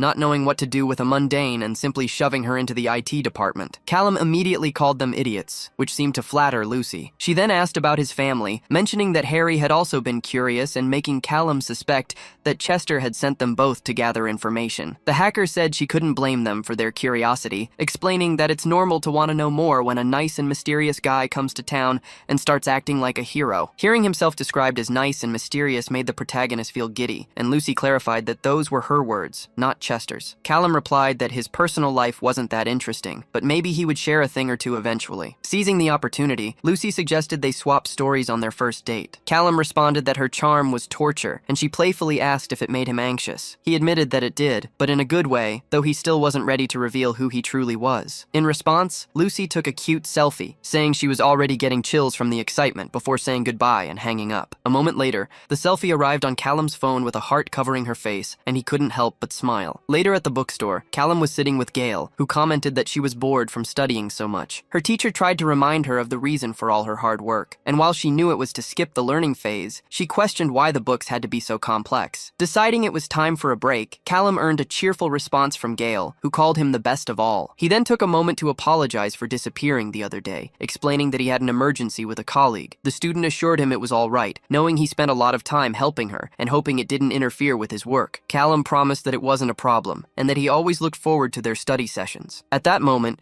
Gail takes Callum's hands and tells him she owes him one, adding that if he ever needed a favor, he should feel free to ask. The wizard considers her offer and replies that there is actually one thing he needs. He explains that he has been thinking about more movement options, because while the GRA's teleportation circles work well, he wanted something more portable. In response, Gail tells him that her father has a personal league. Although she can't give it to him as a gift, she thinks he could take a look at it. Callum wonders what a personal league even is, but he says he would love to check it out. He explains that the friend who lent him his books has some theories he would like to research. Gail asks if those theories are about teleportation and wonders aloud if his friend is a space wizard. Confused, Callum asks her why she would ask that. She explains that a space wizard would get into trouble for sharing information without their master's knowledge, since the GRA keeps that type of magic under strict control. Looking nervous, the protagonist questions what would happen if the guild found out. Gail admits she has only heard gossip, but it seems that after being captured by Archmage Duval, these space wizards are never seen alive again. The student then promises her teacher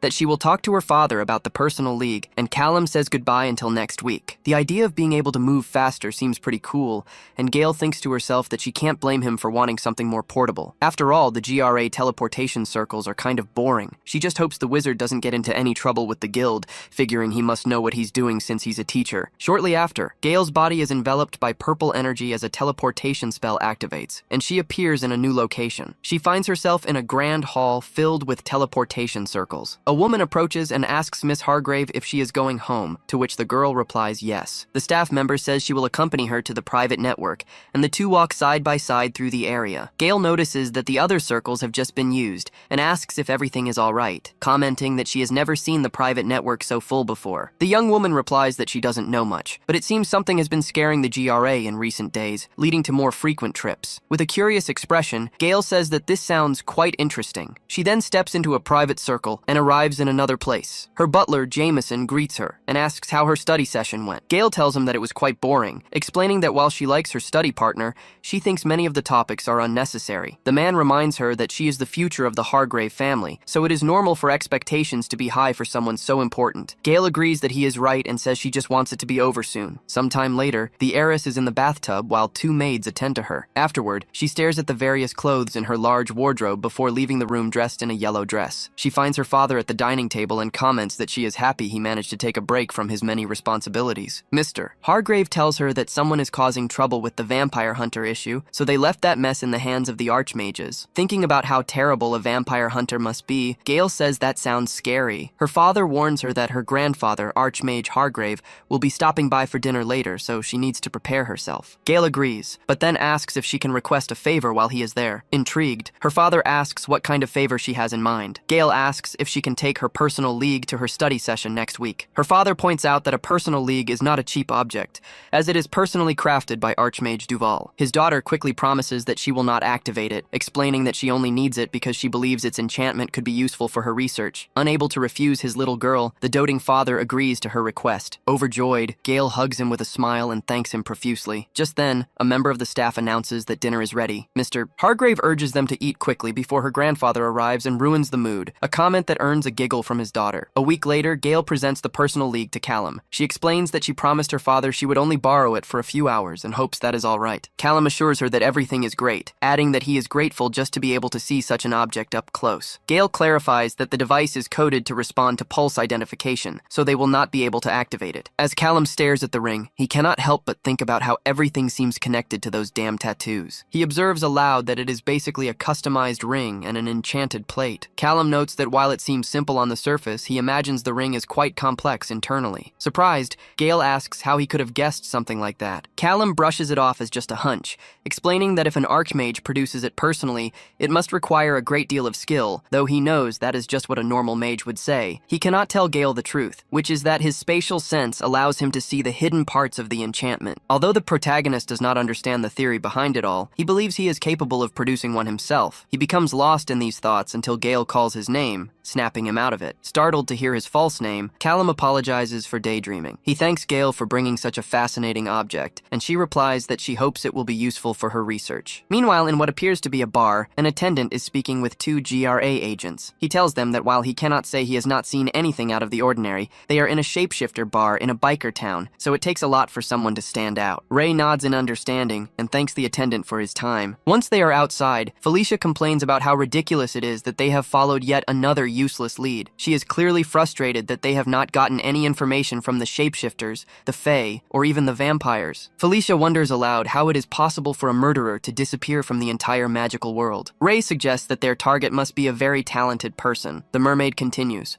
worried that the traces are disappearing more with each passing day, and that they might not be able to catch him if they continue at this pace. As Ray lights a cigarette, he comments that her view is just one way to look at the situation. When Felicia asks what he means, the blonde explains that while it would be difficult to find the culprit if he simply laid low for the rest of his life, his experience shows that criminals rarely stay still for long. Ray continues, saying it may not happen tomorrow or the day after, but one day the killer will strike again. The more he attacks, the more likely he is to make a mistake. Felicia adds that if their theory about the first attack being a rescue is correct, then they know this murderer has a weak point. Her partner agrees, concluding that the killer is not a cold person and forms bonds like anyone else. He even bets that the man must have some allies. All they needed to capture the criminal was for one of his allies to speak up, which would expose the entire case. Meanwhile, Callum believed he had finally succeeded with his own project. After a few attempts with laser cutting, the ring in his hands was now a personal alloy that functioned perfectly. All that remained was to fill the object with his spatial vision, and as soon as he fully charged the enchantment, it would activate automatically. Taking the ring to a plate in the bathroom, Callum watched as the round object began to light up, thinking he was almost there. His power flowed from his hands and rose into the air, causing the magical ring to shine with immense spatial energy. In the blink of an eye, he disappeared from the room. The energy formed a powerful current, and a moment later, Callum reappeared in the bathroom, crashing straight into his bathtub. He felt a bit of pain and made a mental note to improve his landing skills, but there was no doubt his experiment was a great success. The entire project had only taken a few days, leading Callum to suspect that spatial magic was not as complicated as the GRA claimed. It seemed more likely that Archmage Duval simply preferred to keep all this potential locked beneath her authority. If other wizards remained ignorant, she could maintain her inflated importance within the guild, which made Callum's situation even more complicated. The guild already hunted fugitives, and any rebellious wizard was considered a problem, let alone one capable of exposing Archmage Duval as a fraud. As Callum considered a potential confrontation, he realized she could be the greatest threat to the GR at that moment. Later at the bookstore, Gale celebrated her success, prompting Callum to ask to see her result. The girl concentrated, hoping it would work,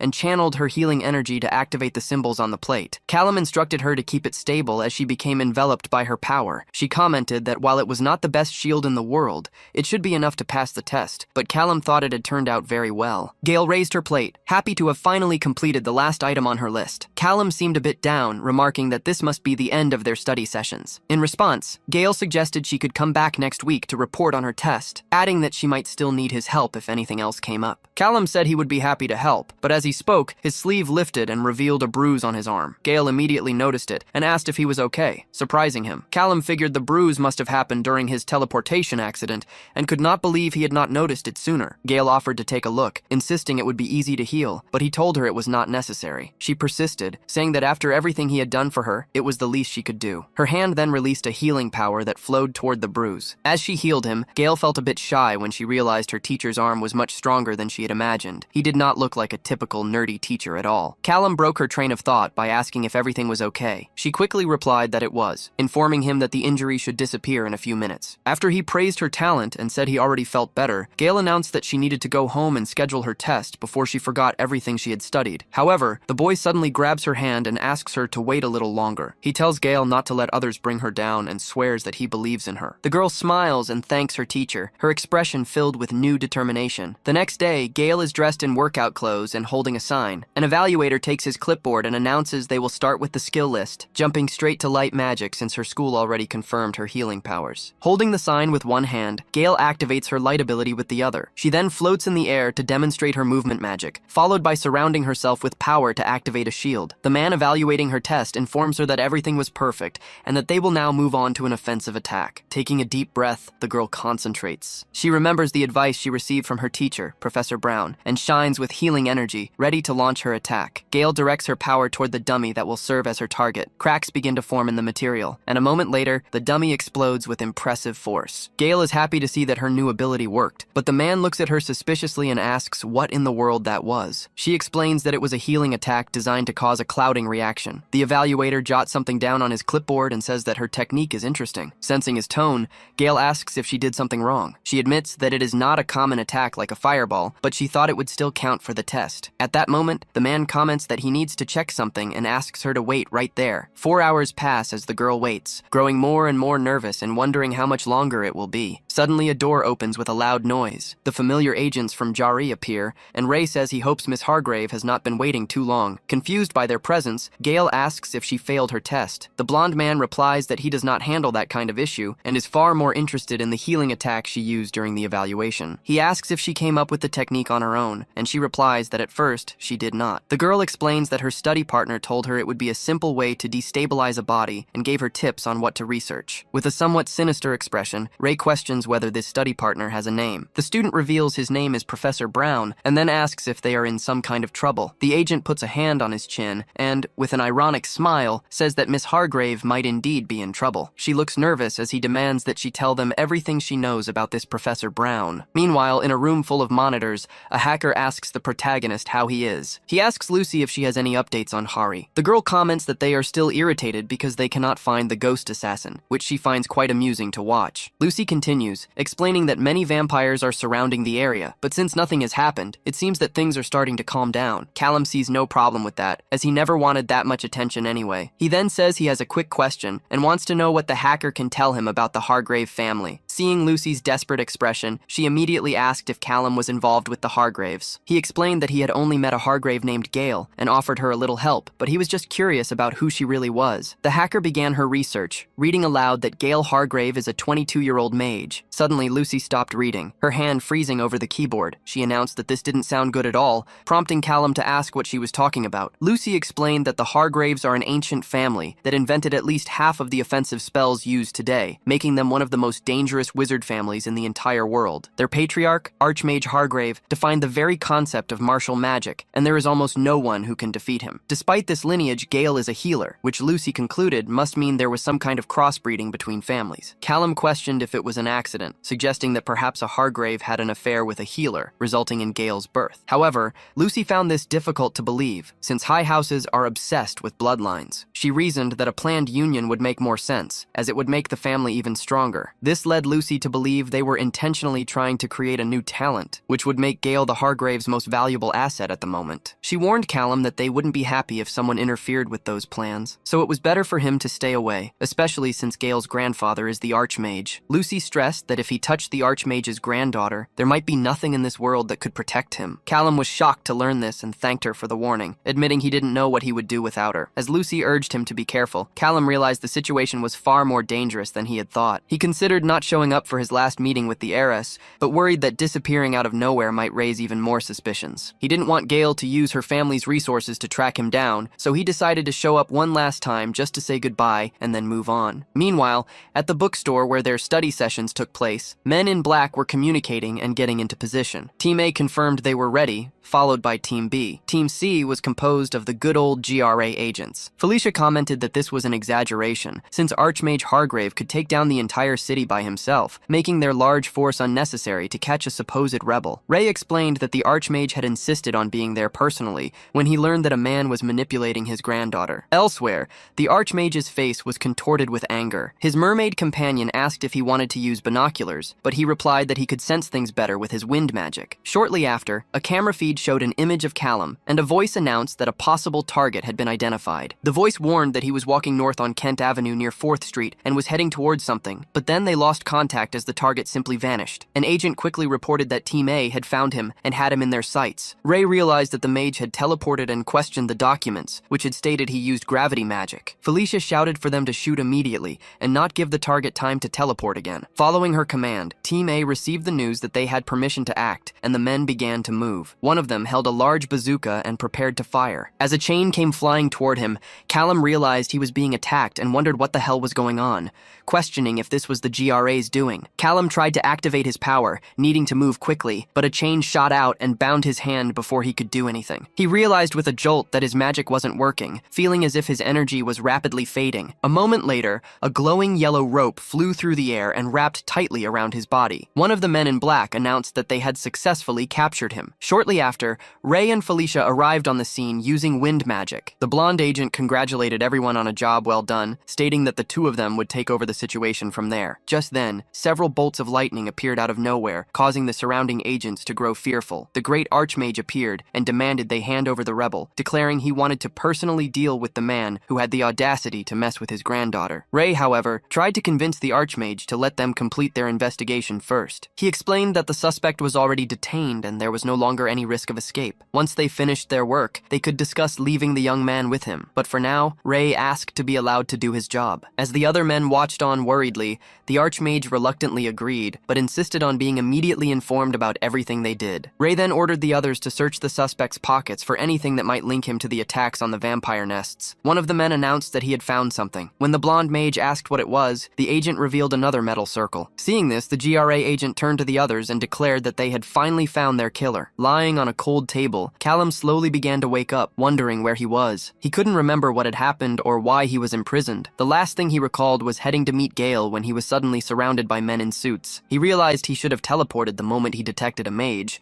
but at the time, he had assumed it was just Gale, or one of the store owners. He angrily questioned how he could have been so foolish. The interrogation room door opened and the GRA agents entered. It was clear they had gathered information on him, as they even knew his name now. Ray offered a sarcastic congratulations, remarking that the kid knew how to hide very well. He explained that half the agency had been looking for a new space mage, while the other half was hunting a killer, and they had never thought that the two people could be one and the same. Ray had to admit, the kid was genuinely good with magic. But now, it was time for the most important part, as his partner prepared to ask the boy some questions. Felicia got straight to the point, using her power to ask if Callum was an accomplice in the destruction of the vampire nest in Winnet. The young man's response, however, was completely unexpected and surprised the mage. Ray remained unfazed, simply stating that they had already turned him in. In fact, they were curious why he had done it in the first place. Callum was just an ordinary person from West Virginia, and had no apparent reason to violate the GR's rules. Callum responded to the blonde's question with one of his own, asking if they knew those vampires had been taking people's lives. Felicia just shook her head, dismissing the information as irrelevant. To Callum, however,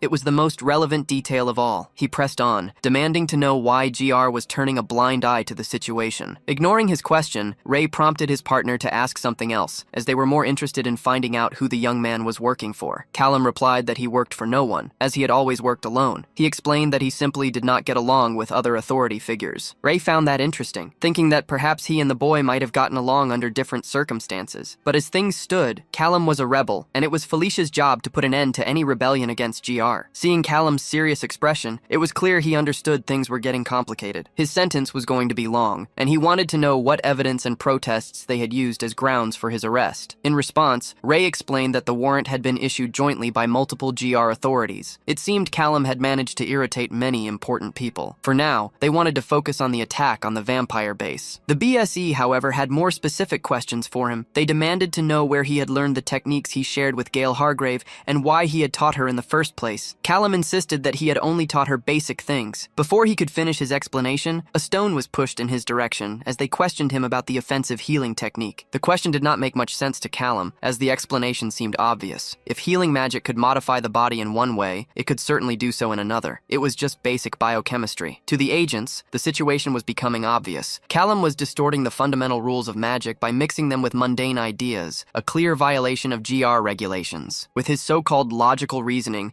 he had effectively poisoned Gail's future. The boy didn't seem to realize how wrong this was, or the immense problems it would cause for her. If it weren't for her grandfather's influence, Gail herself would likely be branded a rebel mage, and dealing with the BSE would become their biggest problem. The issue was that mixing the two ways of thinking, that of a mage and a human, was not some grand secret. Any doctor would be able to notice the discrepancy. This disagreement quickly led to an argument between Callum and the agents. As their thoughts clearly clashed, Callum's handcuffs reacted to his agitation and delivered a painful electric shock. Ray warned him that it would be better for him to calm down. Apparently, the sensors on the cuffs were quite sensitive. The agents pressed on with their questions, asking if his true intention was to recruit Gail for his organization. Callum denied it, insisting that he had simply seen a person in trouble and tried to help. In response, they told him that if he truly wanted to help her, he needed to be more cooperative with their investigation. Callum couldn't believe they were using an innocent woman as leverage. The BSE took these situations very seriously, and this was clearly not just any case. He warned them that the secret police of their dictatorship would come running, but he added that there was one problem with their threat. After this conversation, neither of them would ever see him again. Ray looked at him, confused, not understanding what Callum was getting at. Callum continued, explaining that he was only talking to them to buy time. The agents scoffed, calling his efforts pointless. They reminded him that it was impossible to use magic in that room,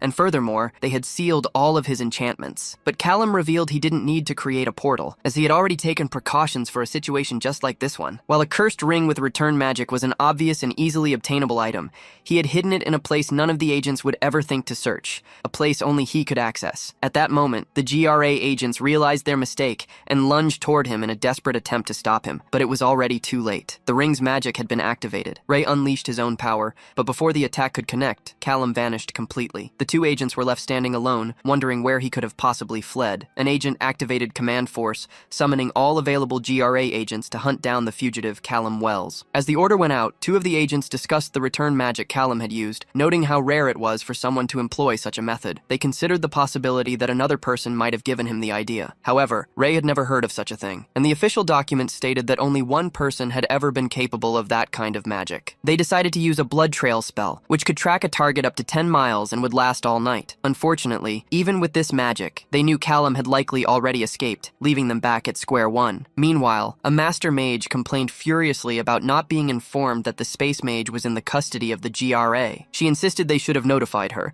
and vowed that whoever was working behind her back would pay dearly once she found out who it was. Her servant explained that they did not have that information yet, but there were more important matters to discuss. He pointed out that whatever group Callum Wells belonged to, they were associated with unrestricted magic. This was a huge problem, especially since Callum had corrupted a young healing mage, which explained why the agents were on such high alert. After all, healing magic was the only type that, when used offensively, could pierce through both protection and resistance spells. If the young healer researched deeper into this forbidden magic, she could potentially obliterate a room full of mages in the blink of an eye. They realized they needed to find someone who could help them with this situation. The servant noted that normally, space mages were not considered dangerous, but admitted they could be wrong about that. The master, however, dismissed the idea that space mages could be dangerous. She conceded that they might have some tricks up their sleeves, but insisted they posed no real threat, calling their magic the safest of all and not something to be feared. Her servant John quickly agreed with her and promised to do everything in his power to handle the situation. The master was very clear about her orders. She wanted them to find Callum to learn who had taught him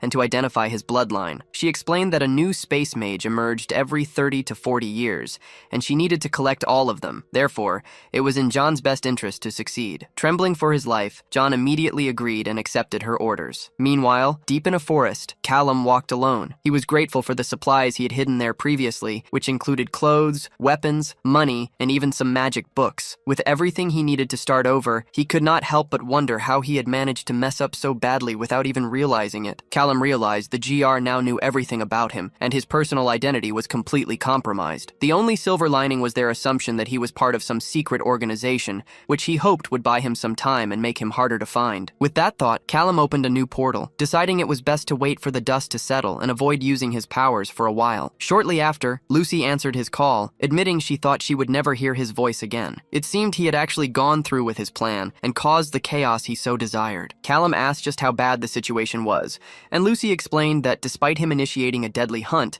things were surprisingly calm. For the moment, no one was admitting to anything or accusing anyone. Callum commented that he might have shown off a little at the end, but Lucy bluntly replied that he was now considered a terrorist, so he had definitely crossed some lines. She was eager to hear the details of what was happening with him, but Callum said he just wanted to make sure she was okay for now. He promised to tell her everything properly the next time they spoke. He insisted that he didn't want her to get involved, but she told him not to worry. According to Lucy, their enemies could only come after them if they still possessed the research material, and she had already seen everything she needed from it. Taking advantage of the topic, Callum asked if she could recommend any magical supplies, preferably something that would last a long time. Lucy thought for a moment before explaining that the kind of good quality magical supplies Callum wanted were hard to come by, especially for an individual as opposed to a guild. After they teased each other for a moment, they returned to the important subject. Lucy pointed out that even if he knew where the supplies came from, it would be illegal to just show up at one of the caves and take them. However, she then added that since he was already a criminal, perhaps it wouldn't be such a problem after all. Callum had expected that answer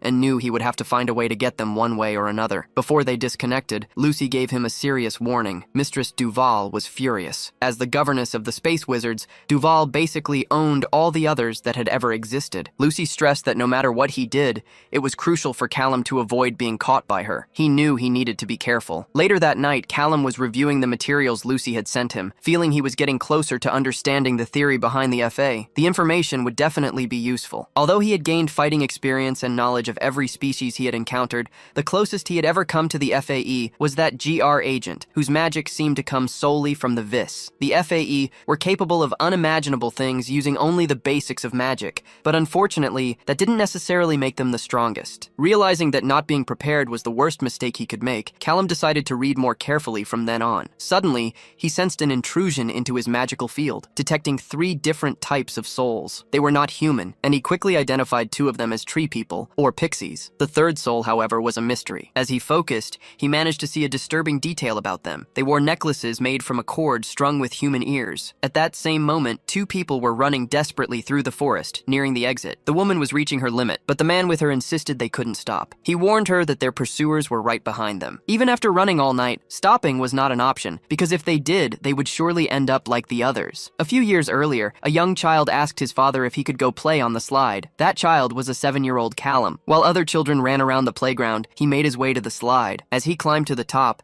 he overheard a boy on the jungle gym teasing another. The bully at the top declared that no one else could climb up without his permission. When When the other boy argued that the playground didn't belong to him, the bully shoved him off the jungle gym and mocked him. Callum decided it had nothing to do with him, so he went down the slide, enjoying the ride. But as soon as he reached the bottom, he bumped right into his father, who immediately asked what he was doing. He wanted to know why his son hadn't gone to help the boy who had been pushed. His father explained that it was wrong to see someone being bullied and do nothing, insisting he hadn't raised his son to be that way. But Callum was confused and asked why he had to get involved. He couldn't understand why his father was mad at him when the other boy on the jungle gym was the one who had done the pushing. The older man then clarified that because Callum was bigger and stronger, he had a duty to protect the other child. As his father approached, he added that it was Callum's job to protect those in need. The core of the lesson was simple. Bad guys win when good people see what's happening and do nothing. He wanted Callum to remember that forever. Back in the present, those words echoed in his mind as he wondered what he should do now. He knew he had to stop the FAU from hunting humans, but getting involved risked ending up on the GAR's radar again. After all, the incident with the vampires had already brought those investigators straight to him. His first instinct was to get out of there quickly and do what he should have done from the beginning: open a portal and flee. Just then, a horn echoed through the area, causing flocks of birds to take flight. The FAU troop was nearby. They had until dawn to finish their hunt,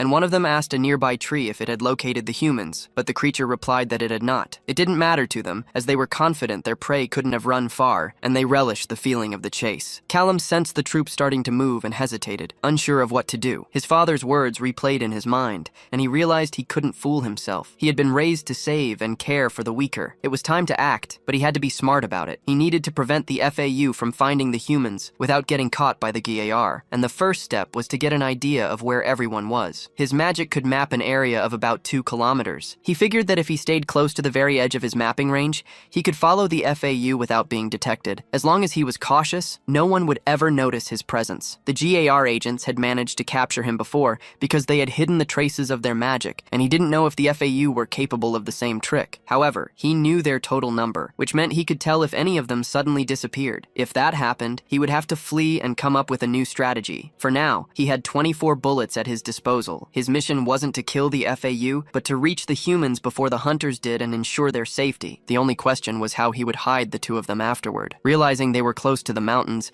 he remembered there were several underground caves in the area. If he could hide them there for a while, they might be safe, but he knew they couldn't stay there for too long. He wondered if they would last until the end of the hunt. Meanwhile, the two humans continued running through the forest until the woman tripped and fell hard on the ground. She insisted she couldn't go on, her whole body trembling from exhaustion. Seeing her state, the man finally gave in and agreed they could try to hide. Just then, a shadow emerged from the nearby bushes, causing them to panic and yell for the monster to back off. A moment later, Callum's face came into view. He urged the humans to stay calm, explaining that he had come to help them. Despite their fear, they listened, understanding that to survive, they would have to follow everything the young man said. The woman Hannah was still a bit confused, but Callum insisted there was no time for explanations. He quickly told them they needed to turn left at the next fork in the valley. In that direction, they would see a pine tree as soon as they made the turn. He stressed that they needed to go as fast as possible. The man then asked if there was any way Callum could show them the way. Callum replied that he couldn't accompany them, but promised he would be watching their backs. He explained that first,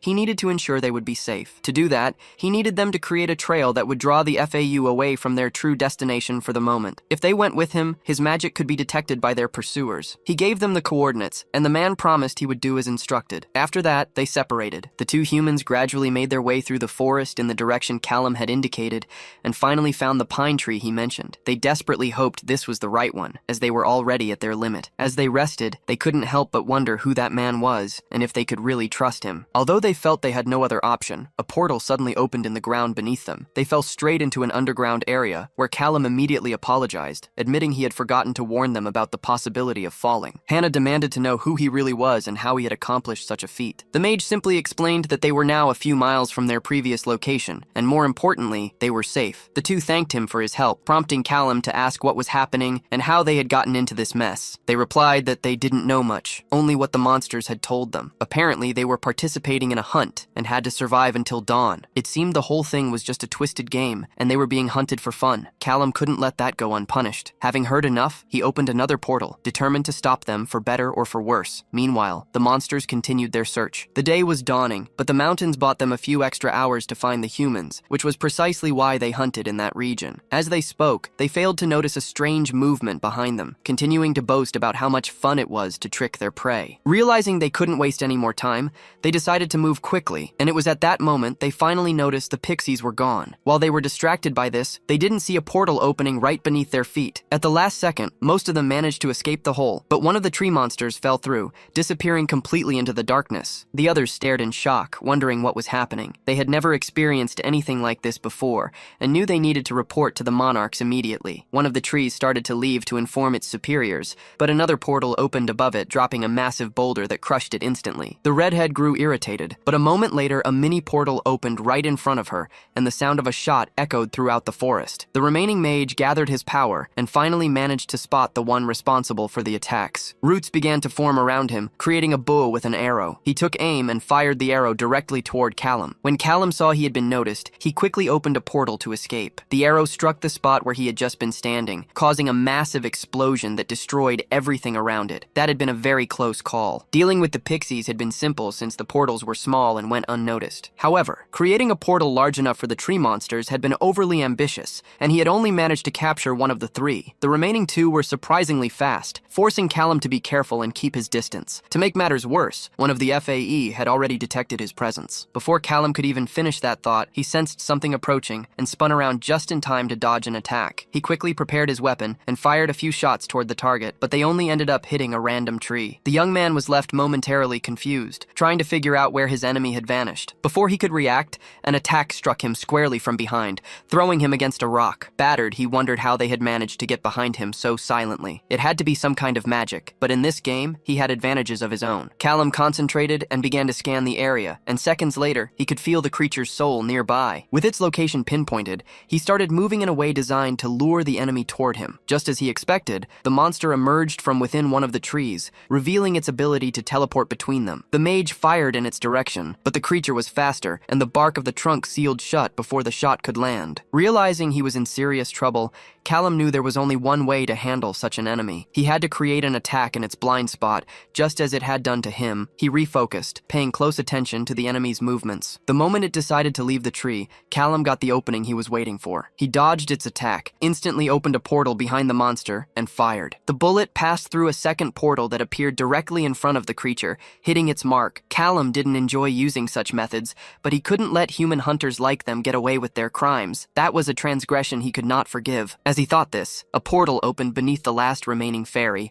causing her to fall into the darkness below. The fairy was completely confused, with no understanding of where she was. The air was thin, and she realized the cursed portal had dropped her into some kind of underground cave. As she cautiously walked forward, her foot bumped into something. It was then that she knew she was in real trouble, as she came face to face with the very pixies that had disappeared earlier. An hour later, the sun was high in the sky. The humans he had saved managed to escape and approached Callum, wanting to repay him for his help. The young man simply told them it wasn't necessary. He insisted that the safest thing for them to do was to forget everything that had happened in the forest, especially his involvement. Callum knew the situation had likely been traumatizing for the couple, and wished he could help them more, but he needed to get back to his hideout. After wishing them good luck, the three of them parted ways. Once he was on his motorcycle, Callum called Chester. Since he had gotten involved with that group of fairies, he needed to know just how exposed he was. Chester asked him to describe the kind of fairies he had encountered. Callum explained that there were pixies, a tree monster, and 2 elves, all of whom were hunting humans in the mountains. Chester went silent for a moment, which made Callum anxious. He then warned Callum to leave the area immediately, explaining that they were noble-type fairies, and their monarch would soon learn of their deaths. Without a second thought, Callum accelerated his motorcycle, mentally adding the fairies to the growing list of people hunting him. Chester then took the opportunity to make an offer, inviting Callum to work with him for protection. Callum thanked him, but declined. After his run-in with the GRA, he was more determined than ever to maintain his freedom. While he didn't mind occasional freelance work, he had no desire to ever work for a boss again. Still, he knew he needed a safe place to stay where supernatural powers couldn't find him. With an idea already forming in his mind, Callum hung up. Meanwhile, in Lucy's room, Chester wondered what was going through the boy's head. Lucy replied that Callum must be feeling pretty proud of himself for escaping the GR. It was true that he had managed something extraordinary, which only raised more questions for Chester about the boy's true identity. He asked Lucy if she had found any more information about Callum's past. It seemed that until a few months ago, Callum really was just an ordinary human, but humans don't just become mages out of nowhere, so Chester figured he must have a noble in his family tree somewhere. The question of who the boy's parents were lingered in the air. Back with Callum, he finally arrived at his destination, hoping he wasn't making a mistake. As he walked toward the international airport, he had to admit that Chester was right. He needed a place where he could get a good night's sleep without worrying about the supernatural world. If even a small small town like Winnet was on the GR's radar, he didn't have many options left. Fortunately, he remembered finding a great hiding spot on his first day as a wizard, the old lady's house. His mind drifted back to the conversation in the car about the guild and the borders with the portal of the 6 worlds. At the time, he hadn't understood why world was plural. He now recalled that wizards knew of several planets existing between Earth and the multiverse. These planets are what supply mana to Earth, and the GR is responsible for defending them. Each world corresponds to a different supernatural species, from vampires and fairies to dragons and mermaids. Callum mentally thanked Agent Sin for that crucial piece of information. The information from Agent Sin had been useful after all. According to him, the portal entrances were heavily guarded by elite wizards, and entry required an escort by an even stronger wizard. In other words, if Callum could get past security, he could remain safe for a while. The portal he was looking for was on another continent, which meant he had to deal with a completely different kind of security. The airport was extremely well guarded, so he wouldn't be able to simply teleport onto a random plane. However, buying a ticket was also not an option, as they could easily track him that way. He needed to figure out an unconventional way to board a flight without getting caught. The airport was incredibly busy, and even while using magic to avoid detection, he accidentally bumped into a woman, leaving her confused about what had just happened. That was a close call. He had almost been discovered. The magic he learned from Gale allowed him to become invisible to normal people, but he still needed to be careful with every step he took. Callum stopped to assess the situation, but with so many people around, his mission felt nearly impossible. Suddenly, a thief came running straight toward him with the police in hot pursuit. He certainly hadn't been expecting a robbery to happen right in front of him. Callum tried to stay out of it, knowing it was the safer option, but then an elderly lady appeared, pleading for help to get her purse back. Once again, he found himself getting involved in a situation that could compromise his safety. The little thief sprinted toward the emergency exit,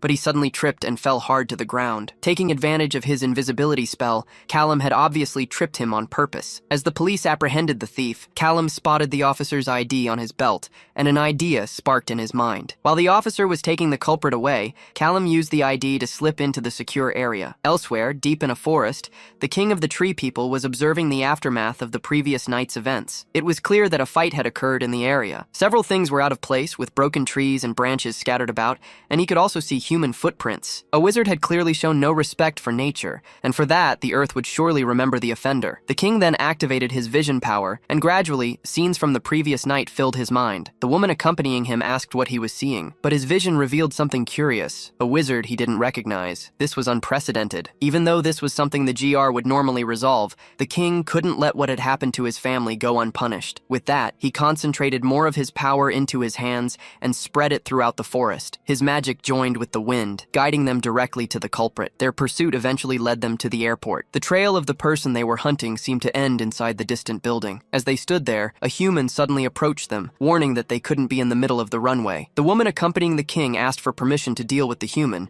but the guard simply repeated that the area was restricted and they could not cross the line. In response, King Gizarel entered his monarch mode, believing that no one could command him. The guard, however, didn't care if he was a king. He just insisted that the two of them leave immediately. Enraged by the human's arrogance, Gizarel grabbed the officer by the head and brutally took his life. He then ordered the woman beside him to call someone to clean up the mess, declaring that he would personally go in search of the unknown wizard. Meanwhile, aboard the plane, Callum waited for all the other passengers to disembark before moving. He had finally arrived at his destination. Upon entering the bathroom, he undid the magic he was using. The fight he had endured during the night had left him in a rather unpleasant state, and he wished Gale were with him so he could heal with her magic. He wondered how she was doing, feeling preoccupied with the fact that he had dragged her into a big mess by teaching her forbidden magic. He felt the only real crime the girl had committed was crossing his path, and he hoped that one day he could repay her in some way. His thoughts were suddenly interrupted when a flight attendant opened the bathroom door, coming face to face with him. The woman was startled to see someone still on the plane, admitting she had hoped it would be empty. Callum simply apologized and said he was just about to leave. With that, he bid the flight attendant farewell as if it were the most natural thing in the world. He was getting closer to the country with the portals and hoped to be out of the Gar's clutches soon,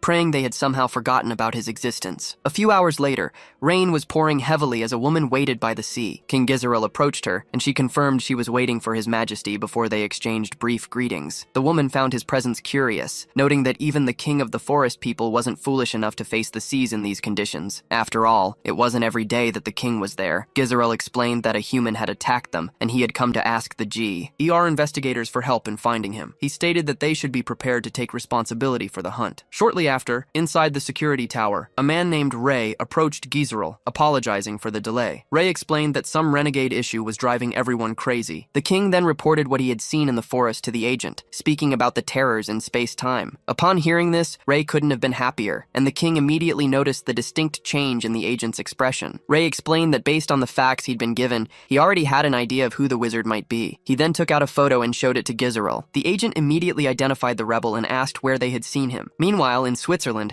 Callum had managed to find the portal he was looking for. He knew its destination was the land of dragons, one of the most dangerous worlds in existence. To make matters worse, he had very little information about dragon magic, and they were considered the strongest of all supernatural species. Considering all these factors, Callum was surprised by how lax the security was. Only a single wizard stood guard at the entrance. All he had to do was get past this one man, and he would be free for a while. It also seemed the traps in the area were not designed for tracking, as the security system was likely only activated when a dragon passed through. If Callum could keep his visibility to a minimum, he should be able to slip past the alarms without triggering them. He decided to be cautious and start with a small distraction. Callum threw a stone, which made the guard look away from his table toward the noise. Seizing the opportunity, he teleported the security guard's radio to a different spot. The man began searching for it and, upon spotting the radio a short distance away, walked over to retrieve it. As soon as the guard turned his back, Callum made his move, hoping he had not made a mistake as he stepped through the dragon portal into their world. A bright light blinded him for a moment, and he was hit by a powerful wind. The wizard found himself in a valley filled with beautiful stones,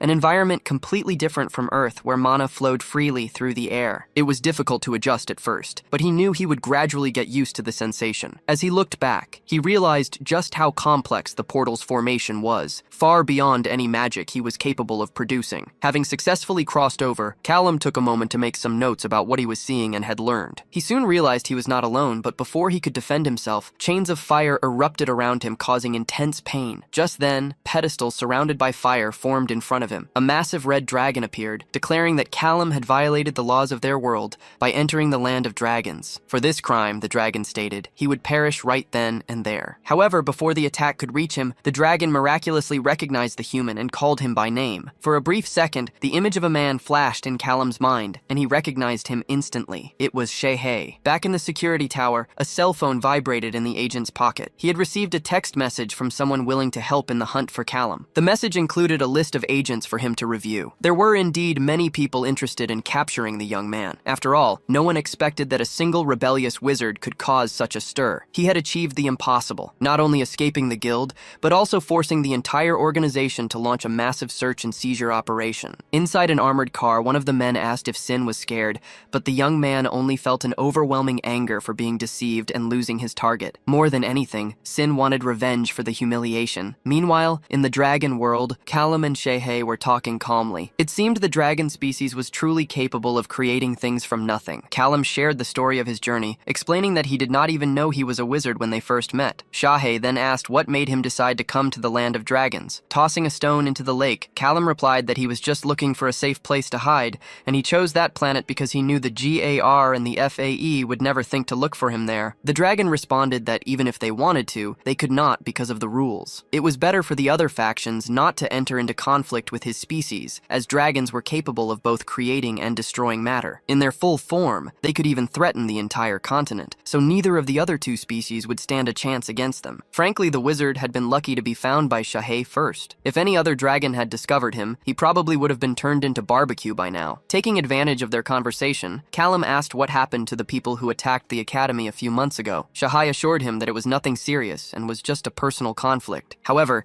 after that incident, Shehe decided to let the dust settle a bit before returning, so he left his clones to take care of the place for a while. The young man was intrigued by this, as he did not know about any magic capable of creating clones. The dragon then showed him how it was done, explaining that he could not just walk around in his original form all the time. Only then did Callum realize that this approach made a lot of sense, which left the dragon a bit confused. The young man explained that even before becoming a wizard, he could always see Shehe's natural form, which made everything more interesting. He figured he must have inherited that ability from his father. Callum asked if it had to do with the senior who had raised him, but Shehe clarified that the ability came from his blood father, not his adoptive one. The truth was that the young man had been raised by his grandparents, not his biological parents. The dragon himself never got to meet Callum's biological father, but he was certain the magic came from him. Callum admitted he had suspected this, but never wanted to ask about it in more detail. In the end, it seemed his biological parents were really out there somewhere. Hoping for more details, Callum asked the dragon if he knew anything else about his parents. Shehe admitted he knew nothing nothing about his father, but he did know about his mother, who had always been very rebellious. When she was younger, she ran away from home and disappeared for several years. She eventually returned, pregnant with Callum, but kept his birth a secret. As soon as the opportunity arose, she left again, leaving his grandparents to raise him. They knew he would eventually grow up and start asking questions, especially after seeing photos of her scattered around the house. To protect him, they simply told him she was a family friend he might meet one day. Hearing this, Callum understood why his grandparents had been so secretive. It must have been an incredibly difficult situation for them to handle. Shahei placed a comforting hand on the young man's shoulder. He explained that while dragons normally do not get involved in human affairs,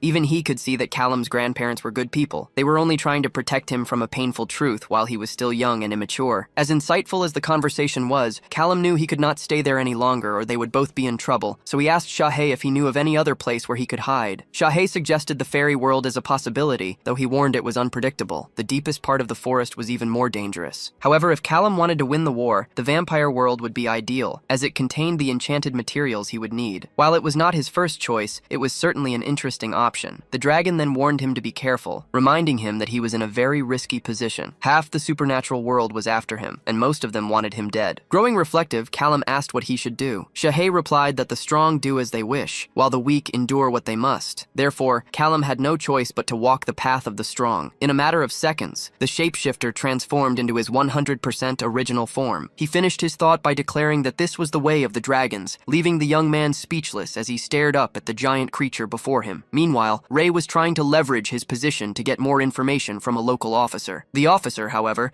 insisted that despite Ray's authority, there was nothing more he could say. The agent was completely frustrated by this dead end. He was one of the few people who had actually come into contact with the wanted individual, but it was no use. Callum had not even used his real name while living in the city and had been quite antisocial. Because of this, there was really no information to give. Ray pressed on, stating they had intelligence that the young man was in Europe and asked if he had ever mentioned contacts in other countries. The officer simply replied that it was a small town and they did not know anything about Europe. A woman named Jessica approached, handing the agent a cup of coffee. Ray took advantage of her presence and tried to question her, hoping to gather more information, but she insisted that she had nothing to contribute. Seeing this, the older man grew irritated with Ray's insinuations about his daughter's involvement in the case. He politely asked the agent to leave, so Ray placed the cup back down and agreed to do as requested. Before leaving, Ray left his business card and asked them to call if they remembered anything. Once he was back inside the car, he complained about how much of a waste of time the visit had been. His partner, Felicia, however, had different information to share. She explained that she had gotten a story from a shapeshifter named Clara, which made Ray express his surprise, as they weren't supposed to use magic on children. Felicia assured him that the girl hadn't noticed a thing. After a moment of thought, Ray asked what kind of information she had managed to obtain. Felicia revealed that while the girl didn't remember much, she had definitely been kidnapped by vampires at some point before being teleported back. This new detail confirmed Felicia's theory that the first massacre had been something personal. It also proved that the two people Ray had just spoken to were withholding information. Even so, none of this gave them a clear direction to follow. At this rate, they wouldn't be able to find Callum anytime soon. Meanwhile, the portal to the vampire realm was completely different from the one to the dragon realm, as it was much more heavily protected. There were more than triple the number of agents guarding this location than there were at the previous cave. Despite the increased manpower, the defense mechanisms themselves were simple. If the portal to the land of dragons was like the door of a safe, the vampire portal's defense was more like the lock on a school locker. Considering how rudimentary the security was, Callum figured the best strategy would be to teleport directly in front of the portal. It seemed almost too easy, and he wondered if it might be a trap, but there was only one way to find out. Suddenly, the vampire portal began to react, and one of the guards turned around to look. A moment later, however, everything calmed down, and the guard concluded it was just his imagination. Taking advantage of the opening, Callum managed to pass through the portal without being detected. Unlike the dragon world, he found himself inside a castle. He had left Earth while the sun was still high in the sky, but in this realm, it was already night, or perhaps it was always night. Callum didn't find this landscape any more beautiful than the last one, but he supposed that was a matter of personal taste. Looking out a window, he could see a village below. To his surprise, he could also detect the presence of several wizards, which was unexpected in a land he thought belonged only to vampires. Callum now understood that while wizards were unwelcome in the land of dragons, they were likely accepted here. Considering the Gia's connection with the vampires, it made sense that some wizards would prefer to live in this world, especially given the vast differences between them and ordinary humans. This realization also explained the lack of traps around the portal, since they would be a problem for any wizards traveling back and forth. Still, the situation seemed a little too good to be true. He concluded that the Court of the Night was the worst possible place for him to hide. It was a world inhabited by the two species that wanted him imprisoned poisoned, or worse. Although staying would be incredibly risky, Callum remembered the dragon was right about the magic supplements. He decided he should at least take a quick walk to look around before leaving. Meanwhile, somewhere else in the court of the night, two vampires were hunting wolves deep in the forest. Even though the wolves were only a threat to humans, the vampires were still required to deal with them. It seemed they were forced to do these tasks to please their guild and its regulations. The male vampire thrust his sword in frustration, cursing the situation under his breath. Suddenly, a new scent filled the air, putting both vampires on high alert. The woman noted that she sensed a wizard nearby, which was peculiar at this hour. When she asked what they should do, her partner replied that they should just let it go, figuring that if a wizard wanted to wander the forest at night, it was their own problem. The woman disagreed, pointing out it would be a huge issue if the wizard was the child of a noble who ended up getting killed. Deciding to be cautious, she signaled Court 12, warning them about a wizard in the forest and asking for instructions. Her partner said impatiently that it was probably just some air wizard taking a stroll. A moment later, the female vampire received a message ordering them to return to base immediately. She questioned the sudden command, but her superior simply repeated that they needed to come back right away. Confused about the situation and the identity of the mysterious wizard, the two of them headed back to the castle. Along the way, the woman scolded her partner, telling him they would have been in serious trouble if she hadn't reported the strange presence. She was certain they would be asked for a full report on what they sensed, no matter how weak the presence was. As soon as they entered the castle, a noble they didn't recognize was already waiting. He asked if they were the vampires on patrol, and they responded by asking where their usual partner was. The man introduced himself as Master Tyson, explaining that the current problem was likely far beyond what their partner could handle. Upon hearing that Tyson was a member of the BSE, the male vampire's entire posture changed, becoming much more serious. Tyson immediately began to question them about what they had seen in the forest. They explained that they hadn't seen anything, only sensed the essence of a wizard. When the master asked if they were sure, the woman confirmed that it was definitely human magic, but she hadn't been able to determine its specific nature. This lack of detail seemed to complicate things. The male vampire then asked what the BSE was even doing in the night court. Tyson explained that they believed the fugitive had escaped to the world between the portals. He warned the vampires that this human, named Callum Wells, was definitely dangerous and considered high risk by the BSE, even though his full strength was still unknown. Consequently, Tyson commanded them to inform their partners to stay alert and to report immediately if Callum appeared, emphasizing that they needed to capture him as quickly as possible. Meanwhile, no book Callum had read could have prepared him for the night court. Its very name suggested monsters hiding around every corner, like demons and witches using the darkness to their advantage, but the reality was different. What was truly terrifying about the night court was not the supernatural beings, but the moon itself. It was so large in the sky that it looked like it could collide with the world at any moment. When the moon pulsed, the whole earth pulsed with it, sometimes weakly like a ticking clock, and other times so strongly that a mountain could rise in the blink of an eye. The entire island seemed to be a living, breathing creature, a mysterious being that was difficult to define. One thing was certain, Callum needed to get out of there soon. According to his book,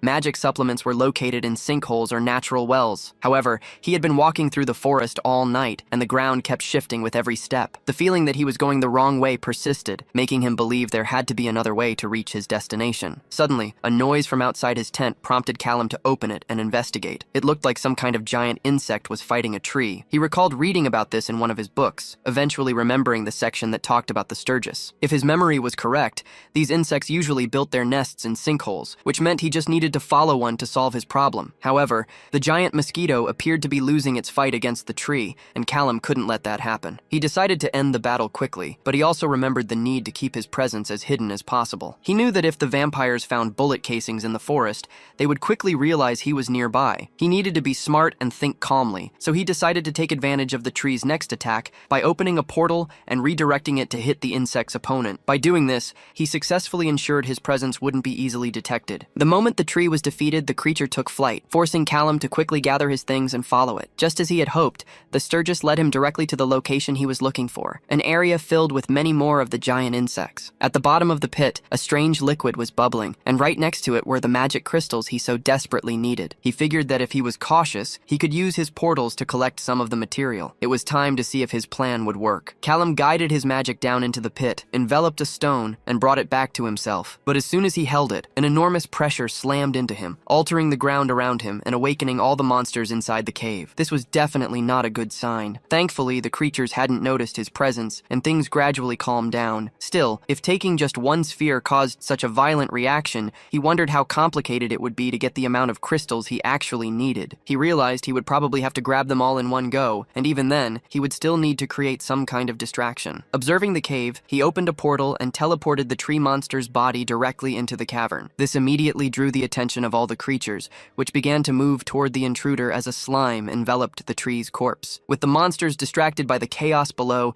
he seized the opportunity to grab as many crystals as he could. He vanished shortly after, before anyone could notice his presence. A few hours later, 2 wizards arrived at the bottom of the pit. One of them cursed, saying that whoever activated the nest was an idiot who had made their job 1,000 times harder. Just then, another man appeared, reporting that a large portion of the crystals from the cave had disappeared. They concluded that the intruder must have been after magical supplements and speculated that it might have been the notorious wizard everyone was talking about. If so, luck was on their side.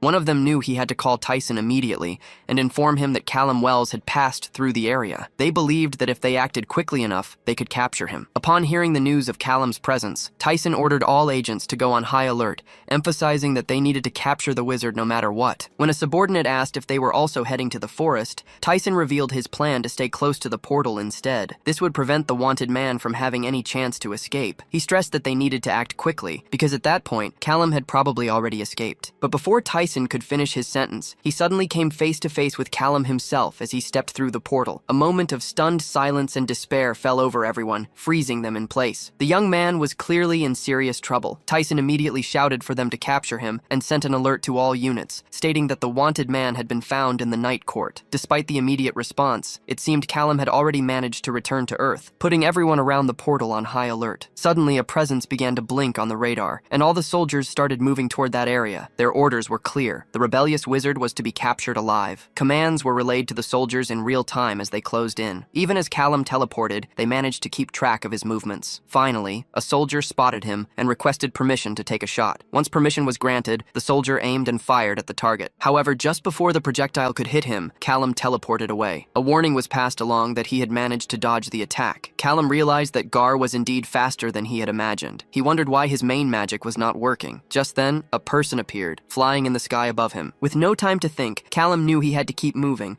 teleporting at least 6 kilometers with each portal to have any chance of escape. Despite the overwhelming fatigue and the sharp pains that came with each jump, Callum knew he couldn't stop. He forced himself to keep moving until his final portal opened into an alley in the middle of a city. The immense amount of magic he had used left him dizzy and nauseous, and he immediately stumbled over to a nearby trash can to empty his stomach. He couldn't even remember how many times he had teleported. As he tried to recover, a couple rounded the corner and spotted him. Speaking in French, they asked if he was okay and if he needed any help. Callum replied that he didn't understand them, but the couple didn't understand English either. It was only then that he began to realize he had somehow ended up in France. Meanwhile, his pursuers were still searching for him. Since the initial capture had failed and they had lost his trail, they concluded there was only one way left to stop him. The order was finally given to the lethal forces, authorizing them to attack on sight. Agent Sin had just arrived in Paris, certain that Callum was somewhere in the city. While the boy could teleport, Sin could fly just as fast, allowing him to keep pace. He reasoned that Callum was so desperate that he wouldn't have thought to hide his tracks. Besides, if Callum remembered his magical training, he would know just how efficient wind magic was at tracking a target. Sin then activated his power, vowing not to leave a single corner of the city untouched. He declared he would search every sewer and abandoned dump, any place where someone like Callum might be hiding. The moment he found him, he would unleash his full firepower. Later, as Callum came out of a bathroom, he was startled to find Agent Sin standing right in front of him. A moment later, a massive lightning bolt shot in his direction, causing the entire building lobby to explode completely. 5 minutes later, Callum found himself in the bathroom, wondering how he had gotten to France and, more importantly, how he had let the situation get to this point. He knew that if Gar attacked first, he would be in trouble, as his fighting style worked best with ambushes, which prevented him from reacting effectively. This was a game of preparation, and since he had lost the last few rounds, he urgently needed to improve his strategy. His plan was to find a new base of operations, and from there, come up with a more creative plan. But first of all, he needed to get out of the country. Looking out the window, Callum saw Agent Sen concentrating energy in his fist, and then firing a powerful blast in his direction. Realizing he had been found, he had to think fast, as there was no time to run, and reacting was his only option. His emergency plan consisted of 2 steps. First, open a portal in front of his body to redirect enough of the blast and protect his vital points. Second,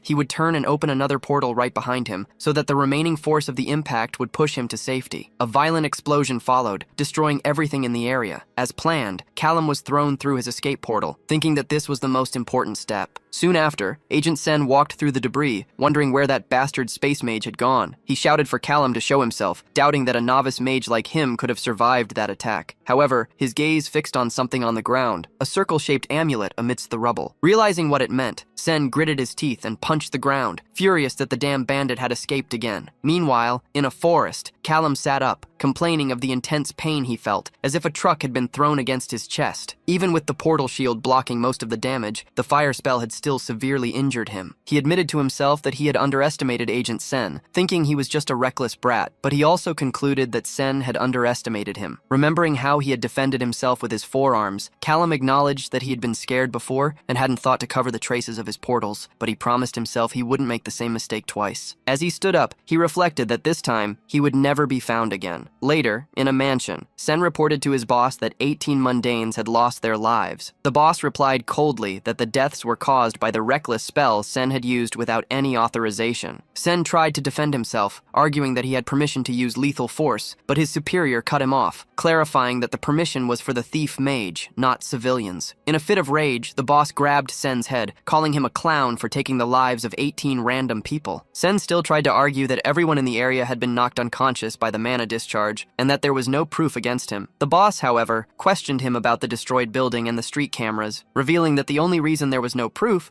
was because Gar and the BSE had to clean up his mess. Sen, not understanding the gravity of the situation, commented that they were just some mundanes and he didn't see what the big deal was. Annoyed, his boss rubbed his forehead and explained how problematic it would be if the mundanes knew of their existence, and the constant need to have Gar intervene because of idiots like him. The boss finished by saying that they operated in secret for a reason, and Sen's reckless behavior was a constant risk. Faced with his superior's fury, Sen finally fell silent and apologized to the great mage. Tai Sen replied that he didn't care about Sen's apologies, as he just wanted to know the results of it all. Sen, in turn, admitted that Callum continued to surprise him, explaining that every time they thought they were close to understanding him, the young man revealed a new trick. He pointed out that these were things that shouldn't be possible even for a space mage, let alone for someone who had only had powers for a few months. The archmage then stated that Callum was clearly not just a space mage, as a spatial aspect has no offensive properties and cannot be used in attacks. However, that man kept taking the lives of agents, fairies, and vampires. At this, Sen asked if his boss was saying the test results were wrong. The boss replied that the test was terrible, and that Callum himself had listed his abilities, concluding that a mistake had been made, unless Sen believed a thug like that was on the level of an archmage. Tai Sen was sure that Callum possessed the spatial aspect, but theorized that the test might have missed a secondary one. Sen retorted that this was impossible, as there had never been a space mage with multiple aspects. His boss then suggested that Callum might be receiving help from an outsider, who was providing him with knowledge and supplies. He ordered that this person be found and held accountable immediately. Sen bowed and promised to do his best. As Sen asked to leave, the archmage stopped him for a final word. Stepping closer, Tai Sen warned him that far more important people required his time. He threatened that if he were forced to take control of the situation, Sen's university would be rebuilt from scratch, this time without the dead weight hindering his mission. Suddenly, Callum was back in the midst of the destruction, wondering what had happened and shouting to see if anyone was still alive. A woman raised her hand and called for help, prompting Callum to run to her and lift a piece of rubble off of her. He asked if she was okay and who had done this. The woman pointed ahead and said it was that man. There stood Agent Sen, controlling the fire with a wicked smile on his face. Callum repeated his name, breaking out in a cold sweat. The woman then asked him why he let Sen take her life, as her face warped like a wax monster. At that moment, Callum woke up with a start on the plane. Looking at his trembling hands, he realized it had all been a nightmare, and tried to calm himself so as not to make a scene, as other passengers murmured beside him. He pulled up his hood and decided to just pretend everything was fine. A newspaper reported that 18 people had lost their lives in a strange kitchen fire. Although it wasn't him who cast the spell, Callum couldn't help but feel responsible. He thought that those deaths were on his hands, and that he couldn't forget it. Soon after, the plane's captain announced they were passing over Texas. A flight attendant asked if he needed help with his luggage, but Callum thanked her and declined. Then, he felt a sharp pain in his head and wondered what it was. He could feel that his enchantment on the home bond was degrading. For a first attempt, he was surprised it had lasted this long. Cheap materials deteriorated faster, but luckily, he had a solution. To improve his enchanting ability, he also needed to improve the quality of his bond's construction, and this place could help. Upon arriving, a woman called out to him and asked what she could do for him. Callum placed his bag on the table and explained that they did metalwork, and he was looking for something custom made. The woman asked if she could take a look, and he showed her a laptop saying he had made a design in CAD. The woman asked if he was some kind of engineer, but he explained it was just a hobby. She then said they could do the job if he had the necessary materials. Callum then showed her the bag and asked if its contents would work. Adjusting her glasses, the woman admitted she had never seen anything like that before. He clarified that it was a material he had found in his shop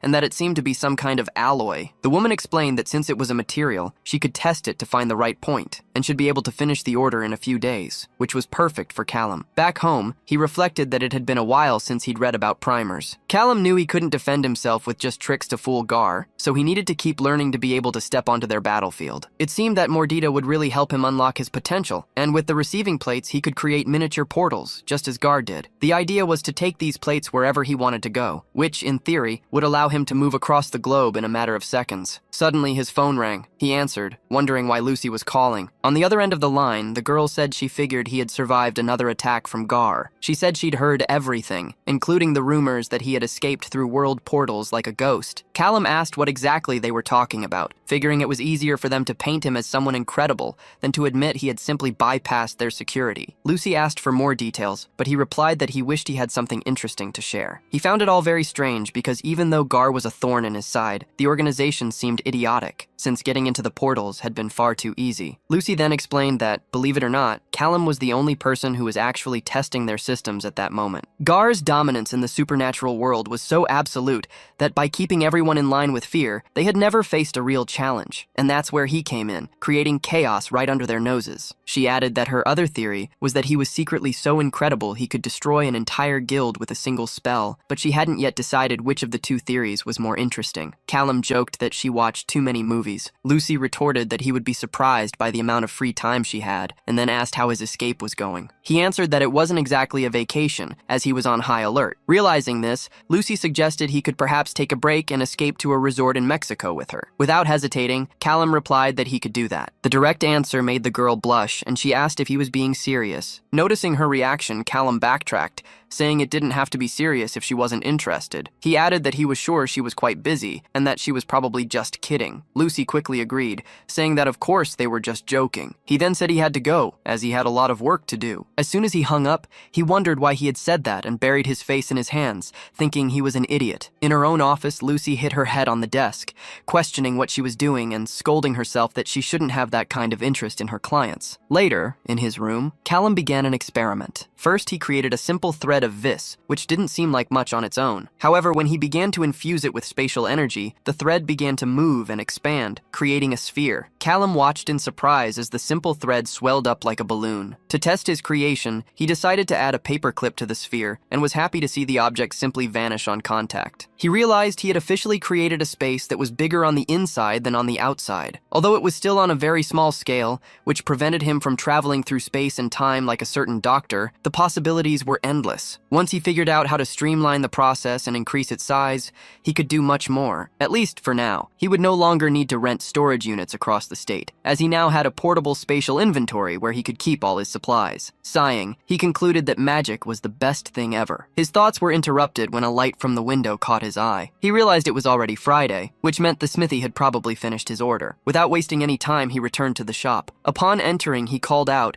asking if anyone was there. However, he was only met with a sudden noise that startled him. Shortly after, a woman apologized, explaining she was just trying to find one of her tools. She then asked how she could help him. Callum explained he was there to pick up a custom order, and the attendant immediately remembered him. A little embarrassed, he just scratched his head and confirmed. The woman commented that the metal alloy he had provided was quite fascinating to work with. At first, she thought it was some kind of lead, but the heating point was completely different. It took a bit of experimentation, but eventually she managed to find a way to manipulate the material. After a few hours, she had a set of lines ready for use. Callum was surprised, saying it was much more than he expected, but the attendant explained that since there was a lot of material left over, she was able to create extra items based on his design. She admitted she didn't know exactly what those things were, but revealed she managed to put together 5 of them. Callum was impressed that she had managed to create 5 links and praised her skill, calling her incredible. The attendant, however, cut him off, warning that flattery wouldn't get him any discount. Remembering the payment, Callum asked how much he owed. The girl scratched her face and stated the price, which ended up taking all the money he had. As she thanked him for his business, Callum lamented to himself that he could have bought a car with that amount. The loss of all that money reminded him of a call he had been putting off. He hadn't spoken to Lucy since the awkward conversation they had the other day,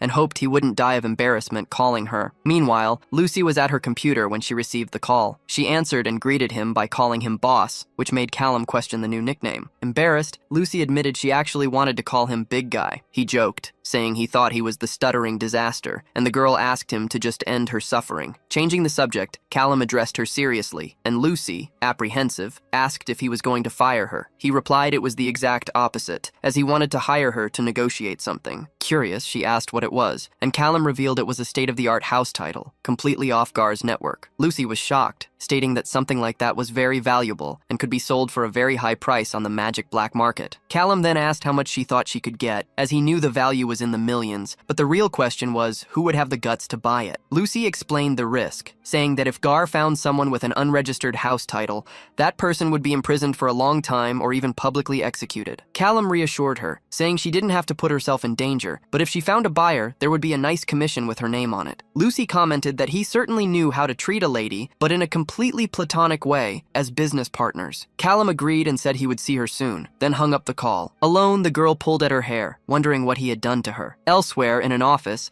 Hargrave was furiously questioning how the thief had simply vanished. His subordinate reported that the target cleaned all his tracks himself, explaining that Callum Wells had a very low magical signature, which matched his method of eliminating vis residue. Hargrave retorted that, obviously, it was problematic to track him that way. He slammed his fist on the table and shouted that he didn't want to hear excuses, he just wanted to see Callum executed. There had already been 2 capture attempts, and both had failed miserably. Hargrave was growing increasingly frustrated with the carelessness in the case, reminding everyone that this man had corrupted his precious granddaughter. The subordinate bowed and said he understood. Hargrave then turned to John, informing him that he would receive an important mission that required great trust. When John asked how he could help, Hargrave revealed his suspicion that Callum Wells might have a contact inside Gar who was helping him. He explained that Archmage Duval was interested in finding this external benefactor, but he wanted John to lead an internal investigation to find the traitor. John asked if he was suggesting Gar had an insider. In response, the man just stared at him coldly for a moment and confirmed he believed it was a possibility. A few days later, Callum asked Lucy if she had any news about the buyer for the house bond. Lucy explained that the situation was a bit complicated, as she didn't have many contacts in the criminal underworld. However, she mentioned that the best buyer for his product might be a certain alpha she had already contacted. Callum immediately asked if she was talking about Chester, finding the situation rather convenient and wanting to know if the alpha wasn't trying to get a favor in return. Lucy admitted she couldn't read Chester's mind, but agreed it was a possibility. She also warned him that the house bonds were basically spatial orders from Duval, and simply showing them around would raise a lot of questions. Callum, in turn, reasoned that Chester had enough power to keep the matter quiet, and she confirmed his suspicion. Callum reflected on the situation, unsure how he felt about owing Chester a favor, especially since he didn't want to get involved in another vampire attack. However, he was really short on cash, and if he wanted any hope of building a safe place away from Gar, he would need funds. His mind made up. He told Lucy he would talk to Chester, explaining that he already had the framework ready, but would need time to perform the enchantment. Lucy then said she would schedule the meeting for the next day. As soon as he hung up, he declared it was time to get to work. If he was going to sell the bond, he needed to ensure the enchantment's quality was as high as possible. He remembered that when using one of these devices,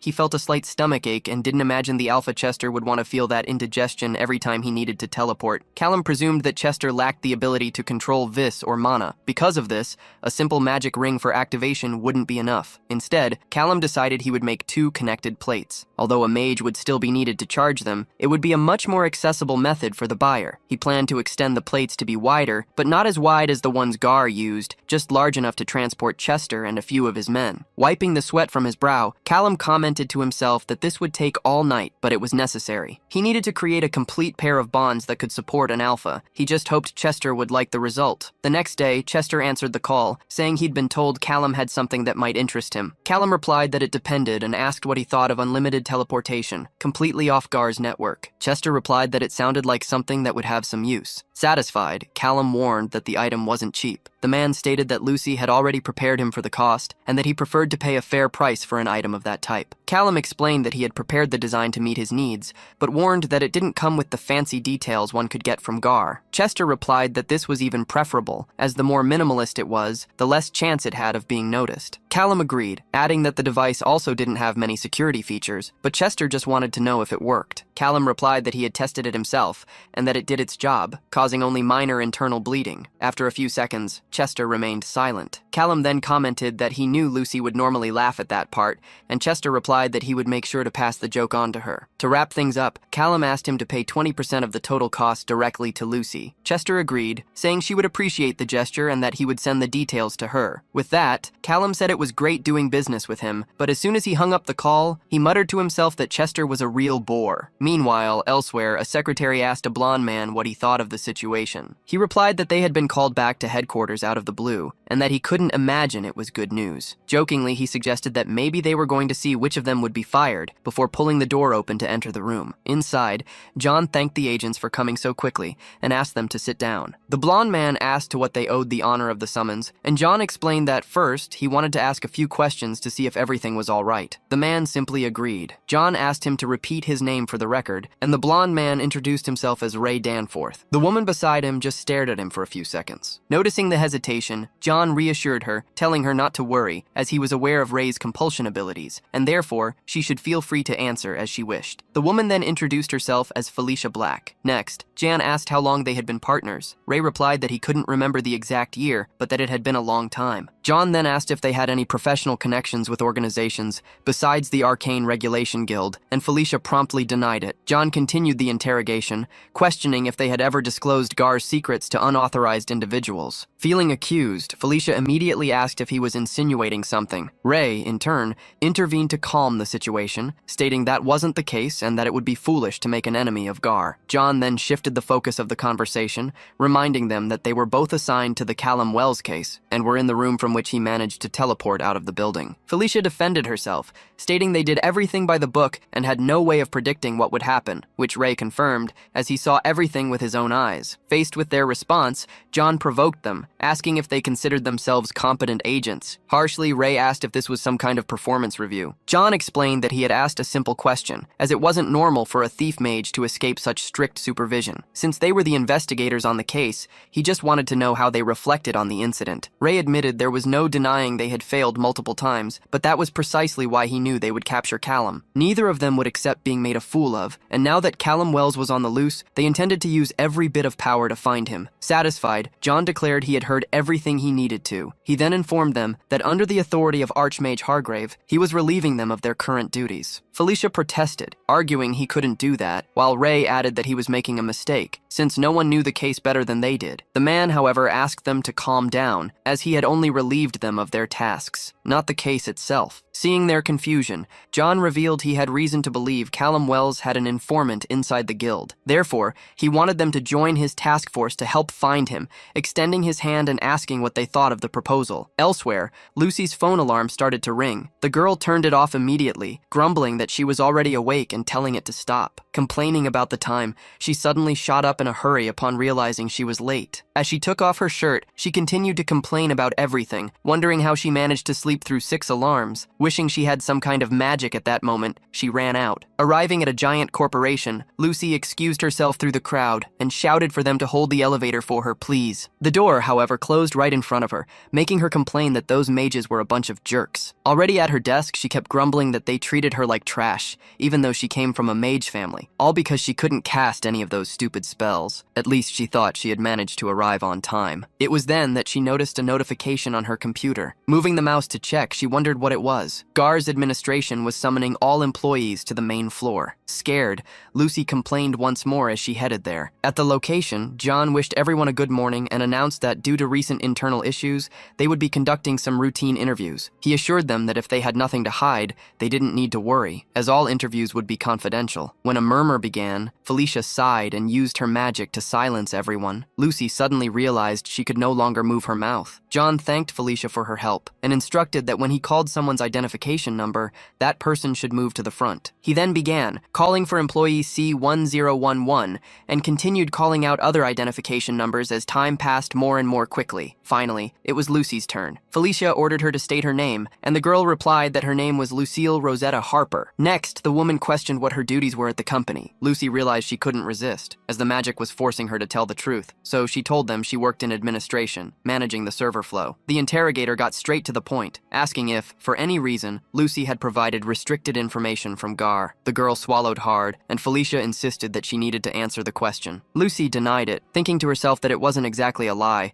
After all, she had sold the information, never given it away for free. Felicia then wanted to know if she knew anyone who had offered restricted information to individuals outside of GAR's interests. To deflect, Lucy began listing trivialities. She recounted how, 5 years ago, Lucian Fryer preferred the donuts from the shop across the street, and mentioned when Albert treated the office to an outing. As she continued to ramble on with useless information, Felicia interrupted her, saying that was enough. The next question was about her duties to Alpha Chester. Lucy replied that she provided technical support, explaining that it was what she was hired for, and that any other task was freelance work, not an official duty. The investigation took a more personal turn when Felicia asked if she had any significant relationships with anyone outside of work. Lucy bit her lip and clutched her skirt, hesitating. Noticing her reluctance, Felicia repeated the question and finally shouted for her to answer. Under pressure, Lucy invented a story that she called her boyfriend during work, and that they flirted a lot. She added that the last time, he said he wanted to travel with her and that she thought it would be amazing since they hadn't had a real date yet. Before she could continue,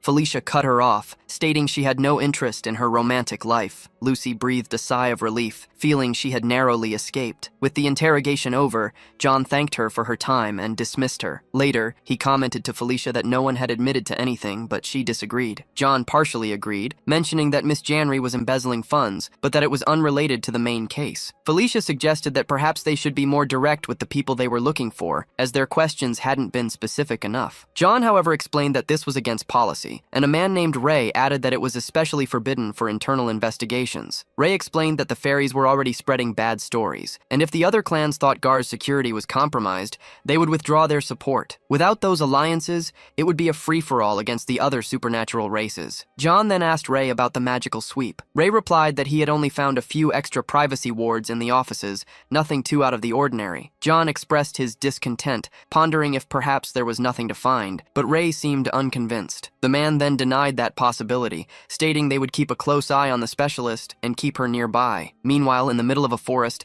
a binding artifact lay on the ground. From it, spatial energy began to flow, slowly materializing Callum's body. He remarked that the result was perfect, as the teleportation link he had created was better than he had imagined. Although it wasn't as refined as the ones GAR used, the process didn't cause nausea or an upset stomach. Now, all that was left was to bring Alpha Chester to that spot. Once the sale was complete, he would have enough money to work on his bunker. The next step was to call Lucy and let her know he was ready. However, upon dialing the number, a message informed him that it was no longer in service. Callum was surprised, wondering if something was wrong or if Lucy was just busy. Turning around, he began to question if it was even safe to use that phone. Suddenly, he heard a rustle in the nearby bushes and thought that GAR might be tracking his every move. Perhaps they had even found his location already. Without hesitation, he decided to destroy the device in his hand. He couldn't risk being captured again, and fortunately, he had other safer ways to contact Chester. Callum decided he needed to get out of there as soon as possible. For now, the location offered nothing, but he needed to be prepared to disappear if necessary. He thought that as long as he kept his senses sharp, everything would be fine. Later, a few hours passed and there was still no word from Lucy. He started to wonder what to do and if he should call Chester, but he soon calmed down, remembering that Lucy always changed her number for security and was probably in the process of getting a new one. So, he decided to finish his collection and wait to leave. He went to locker number 429 and then opened it. Inside,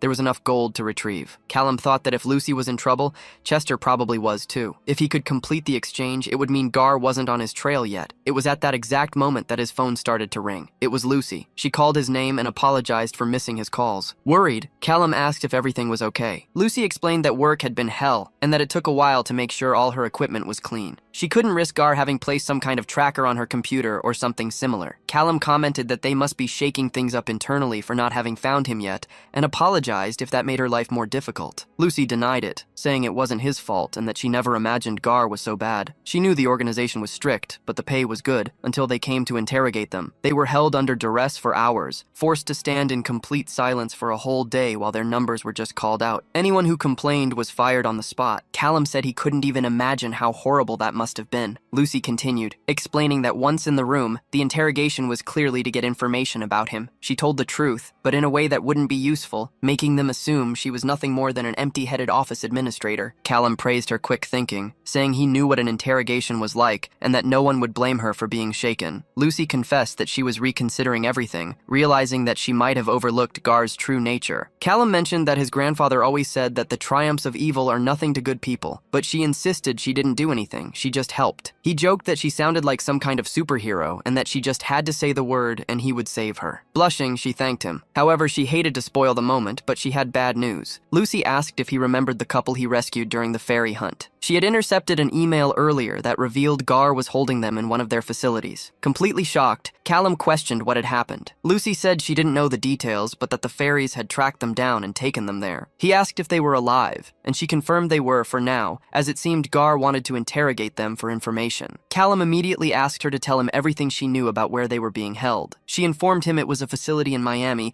and that they had been taken there about 3 days ago. He thanked her and said he was going there right now. Lucy interrupted him, saying she knew it would be no use hiding this from him, as nothing she could say would stop him from going. He felt he needed to rescue them immediately, but she warned him that Gar would be watching. This whole thing could be a trap, so he should be careful, act smart, and not get himself killed without her permission. No matter what, that same night, Callum was already in the city. He reflected on the presence of fae, shapeshifters, and mages, as Miami was filled with all sorts of supernatural races. He could feel vis and mana surging from all directions, which made the place a true minefield. However, this also meant he could easily blend in without raising suspicion, since to everyone, he was just another one of them. This promised to be interesting. Gar's Miami office held the 2 innocent humans he had rescued before as prisoners. Callum observed that the Sentinel presence was heavy there, and there were more than a few of Gar's agents on patrol. Realizing this, he concluded that he needed to find a safe place from which he could work. Immediately after, he turned and entered an alley, where he began to sense the energy around him. He found it curious that, despite all the supernaturals walking in plain sight,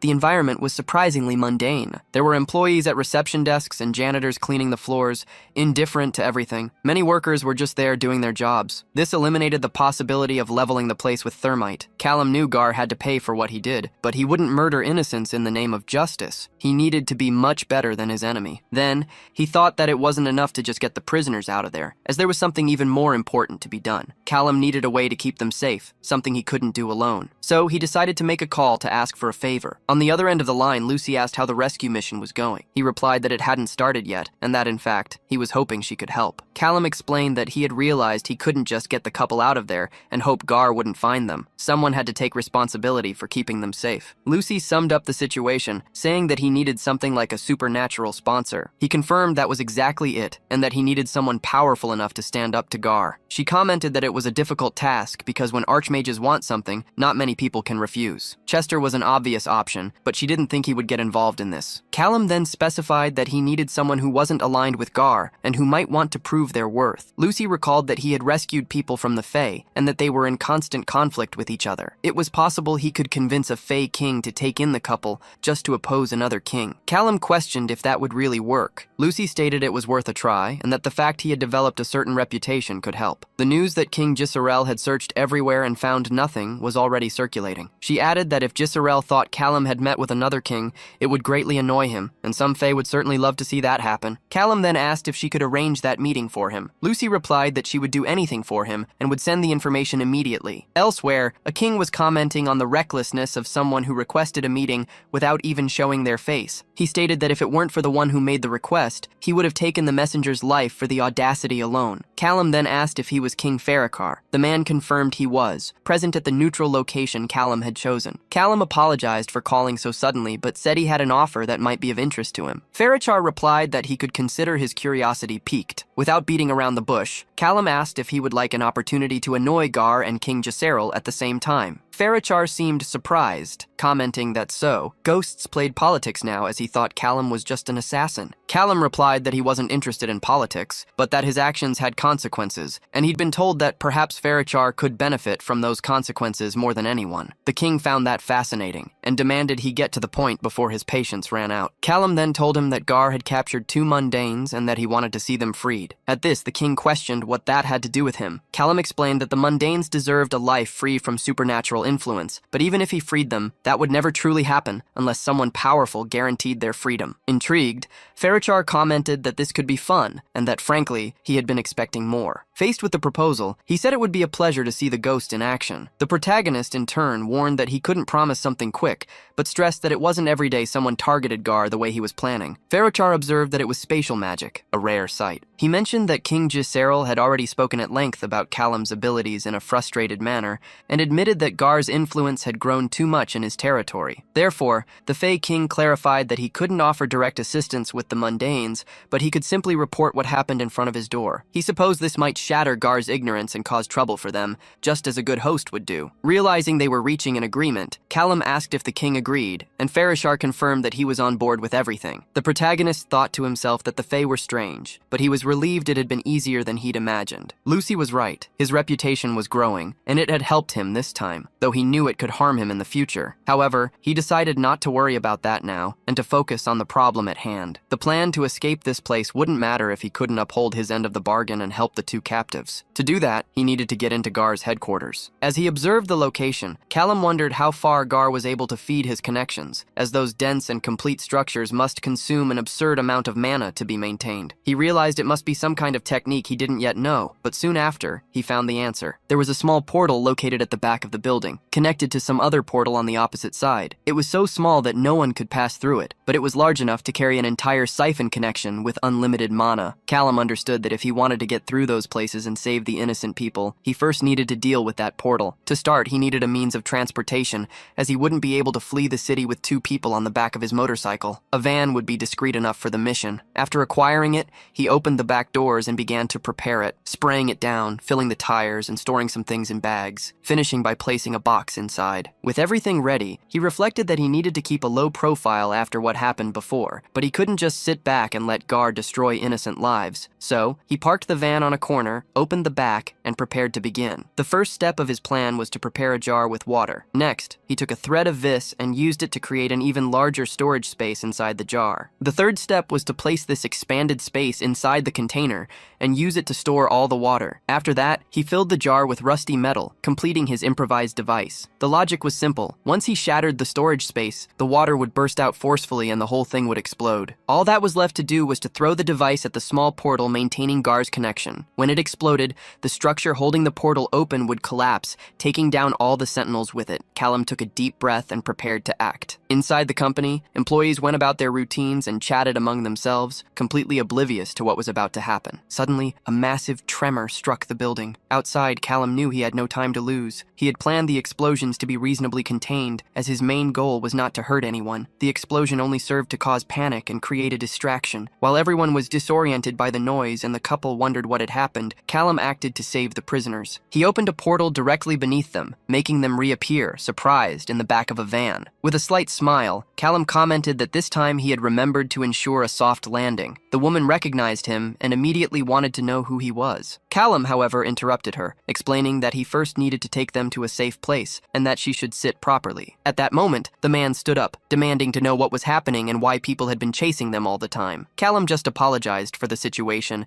and the couple exchanged a confused look. The man insisted, asking who he was, while the woman questioned what he wanted. Callum replied that his identity wasn't important, and that after that day, they would never see him again. He explained that he had made a deal so they could live their lives normally. Unsatisfied, the man retorted that it wasn't good enough, but his wife interrupted him, asking him to stop, as Callum was trying to help them. Callum said he understood their distrust, as not long ago, he himself had been in the same position. He confessed that this new world had emerged very quickly and destroyed everything he knew. For him, it was already too late, and this was his life now. However, he was offering a second chance for the two of them, a unique opportunity opportunity to get out of all that mess and suggested they take it. The woman thanked him, and the man, still suspicious, asked where exactly they were going. Callum explained that he had arranged for people to protect them and that they would be safe. As soon as the dust settled, they would be free to do whatever they wanted. He said he just needed to drive a little further to reach their destination, but at that exact moment, a police car appeared behind them. The police officer ordered them to pull over, and the man commented that now Callum had a problem. In his thoughts, Callum admitted that he had been so worried about Gar that he hadn't considered the possibility of encountering the police. He knew Gar's agents were already looking for them, and if he didn't act fast, it would only be a matter of time before they were captured. The couple suggested he use magic to send them far away, but Callum explained that it would attract too much attention. He needed to resolve the situation quickly, before the agents noticed them. It was then that the woman said she had an idea. The police officer approached and asked Callum to lower the window. When he asked how he could help, the officer mentioned a strange smell coming from the van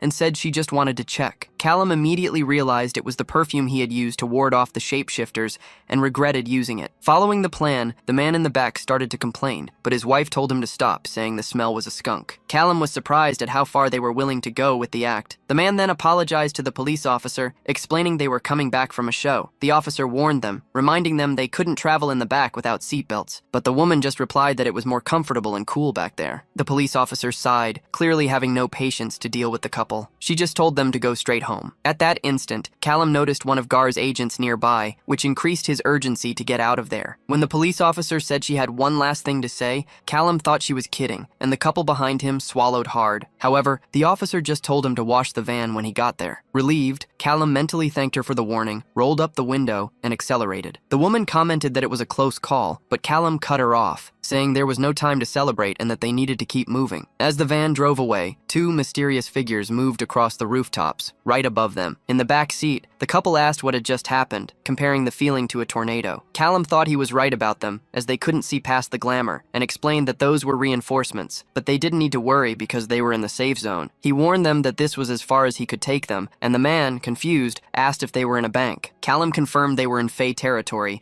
and that he would open a portal to send them to their destination, instructing them to say the ghost sent them. When the man questioned the nickname, Callum cut him off, saying they shouldn't talk about it. He then opened the portal and asked if they were ready. The woman admitted she wasn't and asked if she couldn't go with him, but Callum replied that the deal was only for the two of them and that he was sorry. She confessed she was scared, so he touched her shoulder, assuring her they would be safe and well. It was time to go, as they were being expected. The couple thanked him, and Callum waved goodbye. Elsewhere, Ray was furiously questioning why the area wasn't being better monitored. He reminded everyone that he had informed them Callum Wells was after the couple and wanted to know why they weren't prepared. An employee replied that, with all due respect, they had a group of shapeshifters, vampires, and a network of sentinels, and that everything was done according to protocol. Ray retorted that it clearly wasn't enough, as he himself had warned them that Wells had a way of bypassing the system. The employee just shrugged, and Ray, irritated, told him to forget it and get out. Felicia commented that Ray seemed angrier than usual. He replied that he was angry with himself,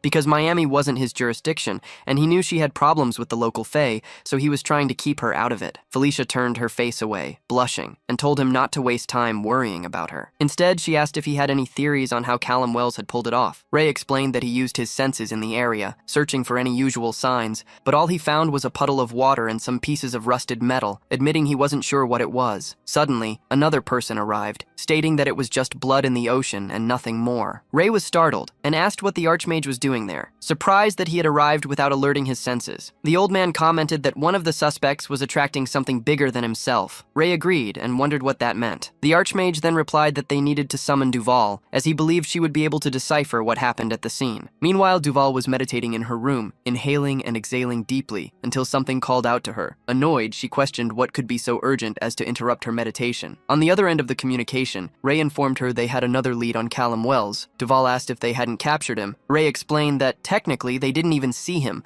but the two mundanes were released and the techniques used matched Callum's MO impatient. Duval asked why he was calling. Ray replied that they thought there was some spatial magic residue and were hoping she could analyze it. Duval put a hand to her face, complaining that he was truly useless, and asked where the incident occurred. At the GAR headquarters in Miami, everyone thanked the Archmage for coming. Ray began to explain that, as she could see, there was damage to multiple sections of the teleportation link and that they suspected the use of spatial magic. However, Duval interrupted him and told him to get out of there. Ray said he understood and that he would request a full report, but the Archmage repeated the order more vehemently, questioning how he expected her to analyze the thief's magic if the place was contaminated with his pathetic vis. Ray agreed immediately. Outside, Felicia approached and asked how it went. The blonde grumbles that he hates this job and needs to buy more cigarettes. Meanwhile, Duval gathers her energy. With her eyes closed, she comments that the intruder's magic was very peculiar, raw, but pleasant. Correct, but somehow sloppy. She realizes that most of the vise was absorbed by metal fragments with some kind of enchantment,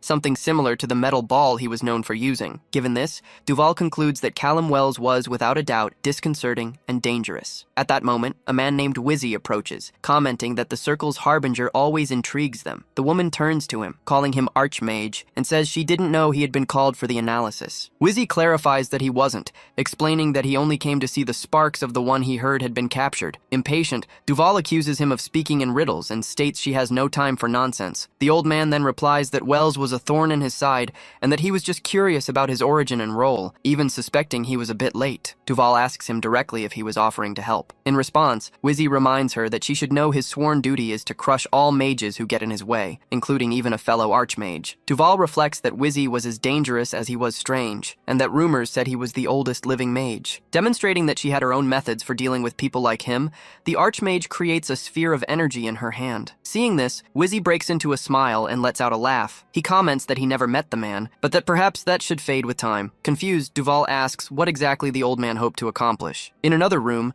John reports that according to the Archmage's analysis, Wells used some kind of material to get past the Sentinels. What he doesn't understand, however, is how the intruder achieved such a long range, as any tool he was using should have been close enough to be detected. Ray adds that this is one more thing for them to figure out when they capture him, and that, at the same time, they need to strengthen the Sentinels. Felicia laments that they couldn't defend the headquarters, but states that wherever Wells is, they can do better. John then ponders that this would only be possible if they knew where he was going to be, and wonders aloud where Mr. Wells could be at that moment. Far away, Callum thinks he needs to call Lucy, but concludes it's not a good time. He reasons that if the GAR is looking for them, as it seems, contacting her could put Lucy in more danger. Therefore, things would have to slow down for a few days. As soon as his situation was secure, he would make contact again. Until then, it was time to start setting up his new base. All that was left was to find the right location, and for that, he heads to the state of New Mexico. Back at the meeting, John informs Archmage Hargrave that the fairies have hidden the mundanes. Somehow, their magic completely wiped the people's names and appearances from everyone's memory. Although they know they exist, no one in the GAR has any idea what they look like. Hargrave concludes that Wells is working with the fairies and asks if the King of Miami has anything to say about it. John replies that since the action didn't occur in his territory, there was nothing he could do,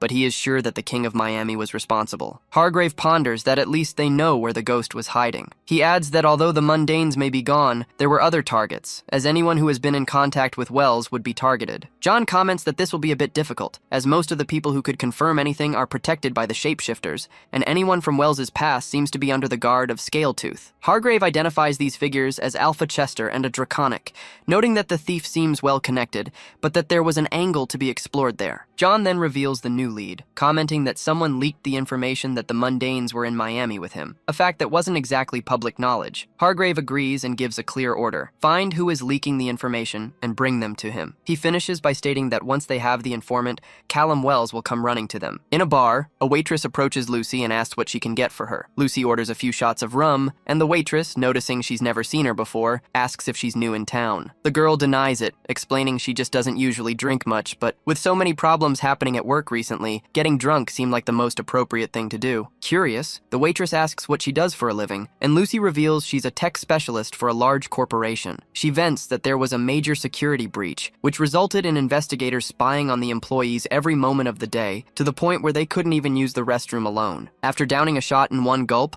Lucy adds that, to make matters worse, she hasn't heard from her friend in a week and thinks he's mad at her. The waitress asks if something went wrong, and Lucy confesses that she told him about a job he was interested in, but now she doesn't know if she did it because he wanted it or because it would benefit her. In the end, it all worked out, but the situation put him in a lot of danger, and she wonders if that makes her a bad person. The waitress replies that she doesn't know, but that it sounds like the kind of topic you discuss while drinking. As Lucy comments that the waitress is an expert, her phone rings. Seeing it was him, the girl blushes and almost spills her drink, exclaiming that it was her friend. She answers the call and notices she's stained her own shirt. On the other end of the line, Callum greets her, saying it's been a while and asking how she's been. Lucy replies that she was just cleaning rum off her shirt in a public restroom. The protagonist questions if he called at a bad time, but she denies it, admitting that she honestly wanted to hear his voice, since he disappeared after saving the couple in Miami. Callum apologizes and explains that he knows Gar has been terrible lately, so he was worried about getting her into trouble. Blushing, the girl asks if he was really worried about her, and the protagonist confirms. He then tells her he's in Mexico,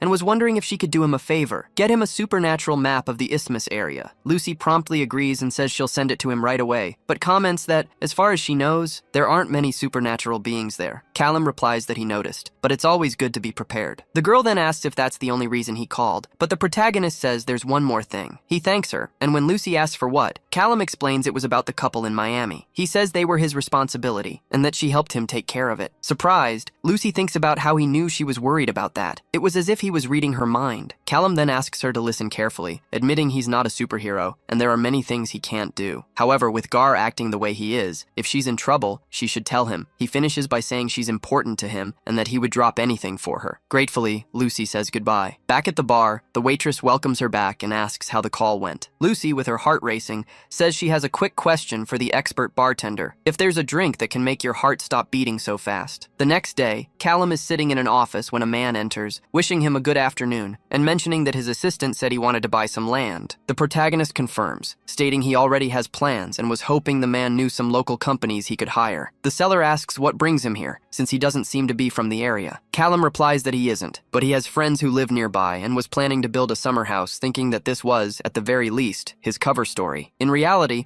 there was another portal not too far from there. He had no intention of going through it after what happened last time, but the portal's residual mana would be able to sustain his new base. The man warns that the price of the land is quite high and hopes he understands. In response, Callum says he brought a little something for payment and places a solid gold bar on the table. The man's attitude changes instantly, and he assures him they will start clearing the space for him immediately. Callum says he'll stop by from time to time to check on the progress, and the man replies that his door will always be open. As he leaves, the protagonist thinks to himself that money really does make the world go round. Meanwhile, elsewhere, a vampire complains that they still haven't recovered. He laments that about 60 years of effort to recruit from the Nightlands have been wasted, all because Gar failed to locate a simple magic thief. The man replied that he didn't understand the reason for the complaint, since he wasn't the one in charge of the Nightlands or the magic thieves. Annoyed, the vampire slammed his hand on the table, stating that because of Gar, they hadn't achieved their goals. According to him, Gar didn't punish Chester, didn't find new people, and didn't even locate the mage. The man then declared that everything that could be done had been done, and that nothing would stop him from leading the Nightlands and finding newcomers on his own, which led the vampire to turn away and call him useless. Shortly after, a subordinate asked if Master Levine had any news. He replied that the day had brought only another disappointment from Gar, but that Archmage Alas had given him an idea. The butler, curious, wanted to know what it was. Levine explained that they could use their own actions to lure out the assassin, as they knew of a target who was often with him. When the butler asked if it was Clara Langley, Levine confirmed and ordered him to take 4 of the elders to find her. He didn't care about the details. He wanted them to bring all the Langleys so they could deal with the magic thief once and for all. Meanwhile, in another room, 2 subordinates informed Chester that the vampires were certainly heading for winter. Chester commented that Levine and the Minneapolis nest remained a thorn in his side, and that it was only a matter of time before they acted. One of the men replied that, frankly, he was surprised it had taken them so long. After confirming there had been no formal communication, the Alpha stood up and sent for Jasper, as they might have a new use for the teleportation platforms. Shortly after, Sheriff Langley answered a call from Chester, who warned him that he had noticed some vampires in the area. He suspected the vampires were angry because their mutual friend continued to be elusive, and Langley concluded they were coming for revenge. The sheriff then asked what the Alpha suggested, started. Chester offered his own land for the entire Langley family to stay safe,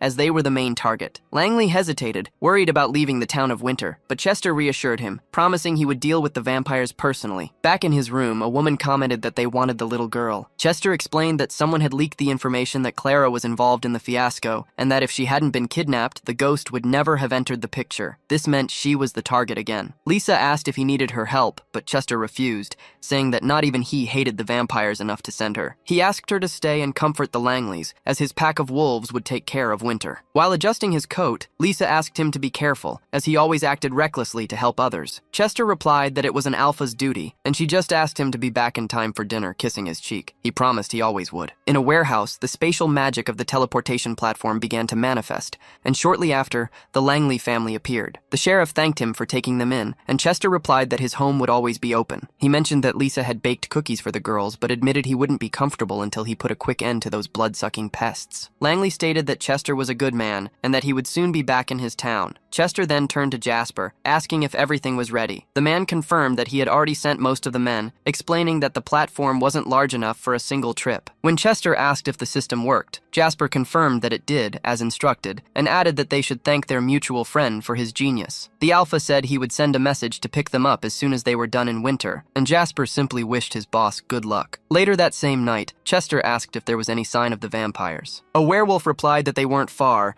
and that his men were watching every direction, ensuring they would see them coming. Chester noted that the vampires moved fast and ordered everyone to maintain their war forms. One of the werewolves noticed that Chester hadn't transformed yet and questioned him about it. Meanwhile, elsewhere, the vampires were gathered. One of them reported that his men were already in position, and Zagreb replied that this was excellent, reminding everyone that they should attack quickly, as speed was their greatest advantage against the shapeshifters. He predicted that the fight would be decided in mere seconds. Back at the wolves' camp, one of them sensed something and immediately reported that a dozen figures had been spotted in the distance. Upon hearing the alert, Chester ordered everyone to their positions. He explained that the enemies suspected the Langleys, not them, so they would use this advantage in their favor. Chester reflected that it had been a long time since he needed to use his war form, but the magic of the bond had been strong since the day he was born. Determined, he stated that he wouldn't let anyone threaten his pack, and then he transformed into a giant wolf, letting out the loudest roar he could muster. At the signal, the vampires clashed directly with the werewolves, shouting orders to take the mutts' lives and kill them quickly. The battle intensified,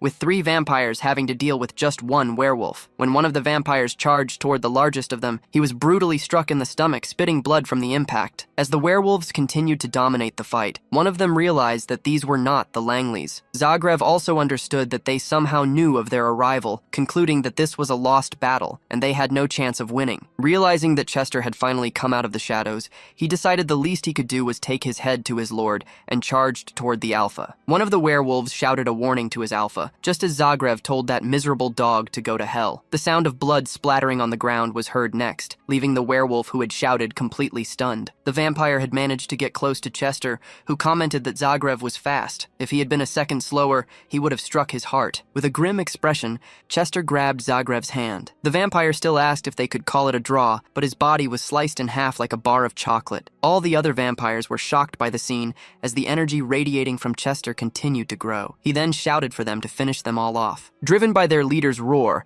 the werewolves charged at the remaining vampires. With everything settled, the men began to clean up the area. One of the subordinates approached and asked if the Alpha was all right. Chester replied that it would take more than one of Levine's lackeys to take his life, and asked if all his men were okay. The werewolf reported that they had only suffered wounds and cuts, but nothing fatal, confirming that the ambush had indeed worked. Chester explained that the teleportation device had proven valuable, because if they had used the normal one, everyone in Gar would have been alerted. The ability to arrive in secret had given them the victory. To conclude, he thanked everyone for their good work, stating that they had fought well and that from that day on, Winter was free of vampires. The next day, the scene shifted to a motel, where Callum was exercising and began a count that reached 80. As he finished his exercises, Callum commented to himself that doing 80 push-ups in 2 minutes wasn't so bad. He had been so busy recently that he had ended up neglecting his physical training. Magic was truly great, but he needed to be physically prepared for when it wasn't enough an option. On the other hand, if he just stayed near one of the portals, he might not have to worry about it,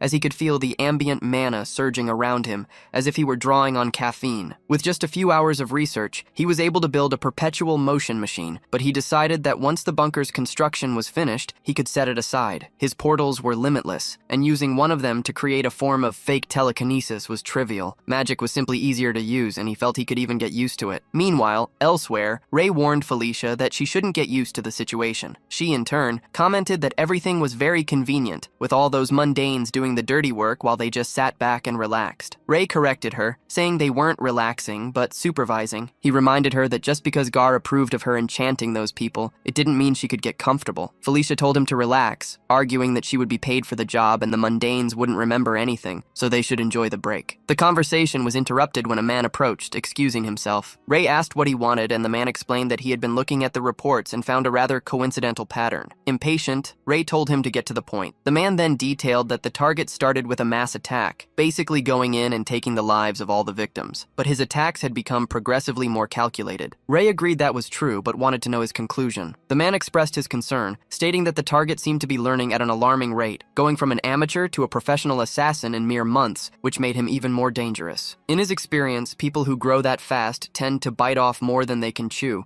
and don't know how to respect their own limits. He explained that for normal humans, this might mean falling off a bike or breaking a bone, but for mages, it was different. He questioned what would happen when the target cast a spell he couldn't control. Ray admitted he hadn't considered that, and thanked him for the thought. The man then took his leave, saying he would get back to the reports. After he left, Felicia commented that perhaps the mundanes were more useful than they thought, getting her colleague's attention. Ray, who was pensive, suddenly shouted, asking if there were any updates on the scans of Gar's servers. He demanded to see all reports and recordings of any interactions that might have occurred, not caring if it was an email, a phone call, or a private text message. If anyone was linked to the name Callum, he wanted to know. Furthermore, he ordered them to double-check the monetary transactions, as there was always a money trail to follow. In a different room, Jasper called Lucy and said he had gotten her share from the sale of the bond, asking how she wished to receive it. The girl replied that she wanted it in gold bars, as she would send them to be exchanged herself. Jasper advised her to be careful not to be tracked, but Lucy questioned if he had forgotten who he was talking to, stating that no one was capable of capturing them. Back in his room, Callum observed the spheres he had counted. He knew those jewels would prove useful,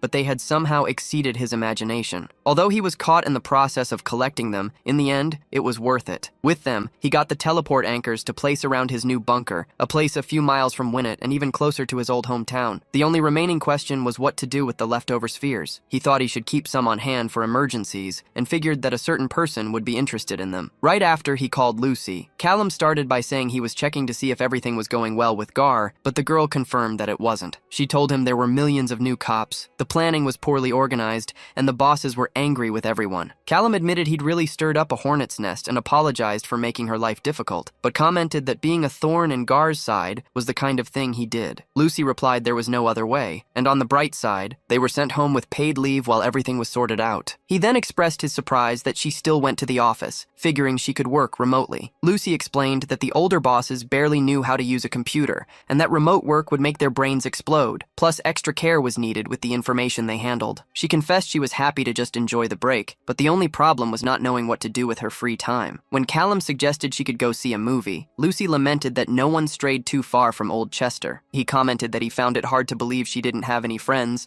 but Lucy explained she didn't have many, as the mages considered her a failure, and any mundane she spoke to risked being exposed to Gar. Because of that, talking to Callum was the most social interaction she'd had in the last few days. Changing the subject, she asked how he was doing, and Callum took the opportunity to say he was wondering if Chester would be interested in another teleportation platform. Lucy got excited, stating that he would be very happy with the news, as he couldn't stop talking about how useful the platform had been during the mess in Winnet. Callum confirmed he had enough resources to create another one, and asked if she could arrange the meeting, to which Lucy replied she would call Chester right that instant. Soon after, she had them greet each other. Callum started the conversation, saying he heard Chester was interested in another platform, and the man confirmed, adding that if possible, he'd like a larger one than the last. He stated he would be able to do the job, and Chester replied that 2 platforms would be sufficient for his purposes. With that settled, Callum asked Lucy to arrange a new landing point, and she promptly agreed to take care of the details. The 3 of them continued to sort out their work matters until Lucy broke the professional mood by asking if Callum had played anything recently. Meanwhile, elsewhere, a Minotaur rose up,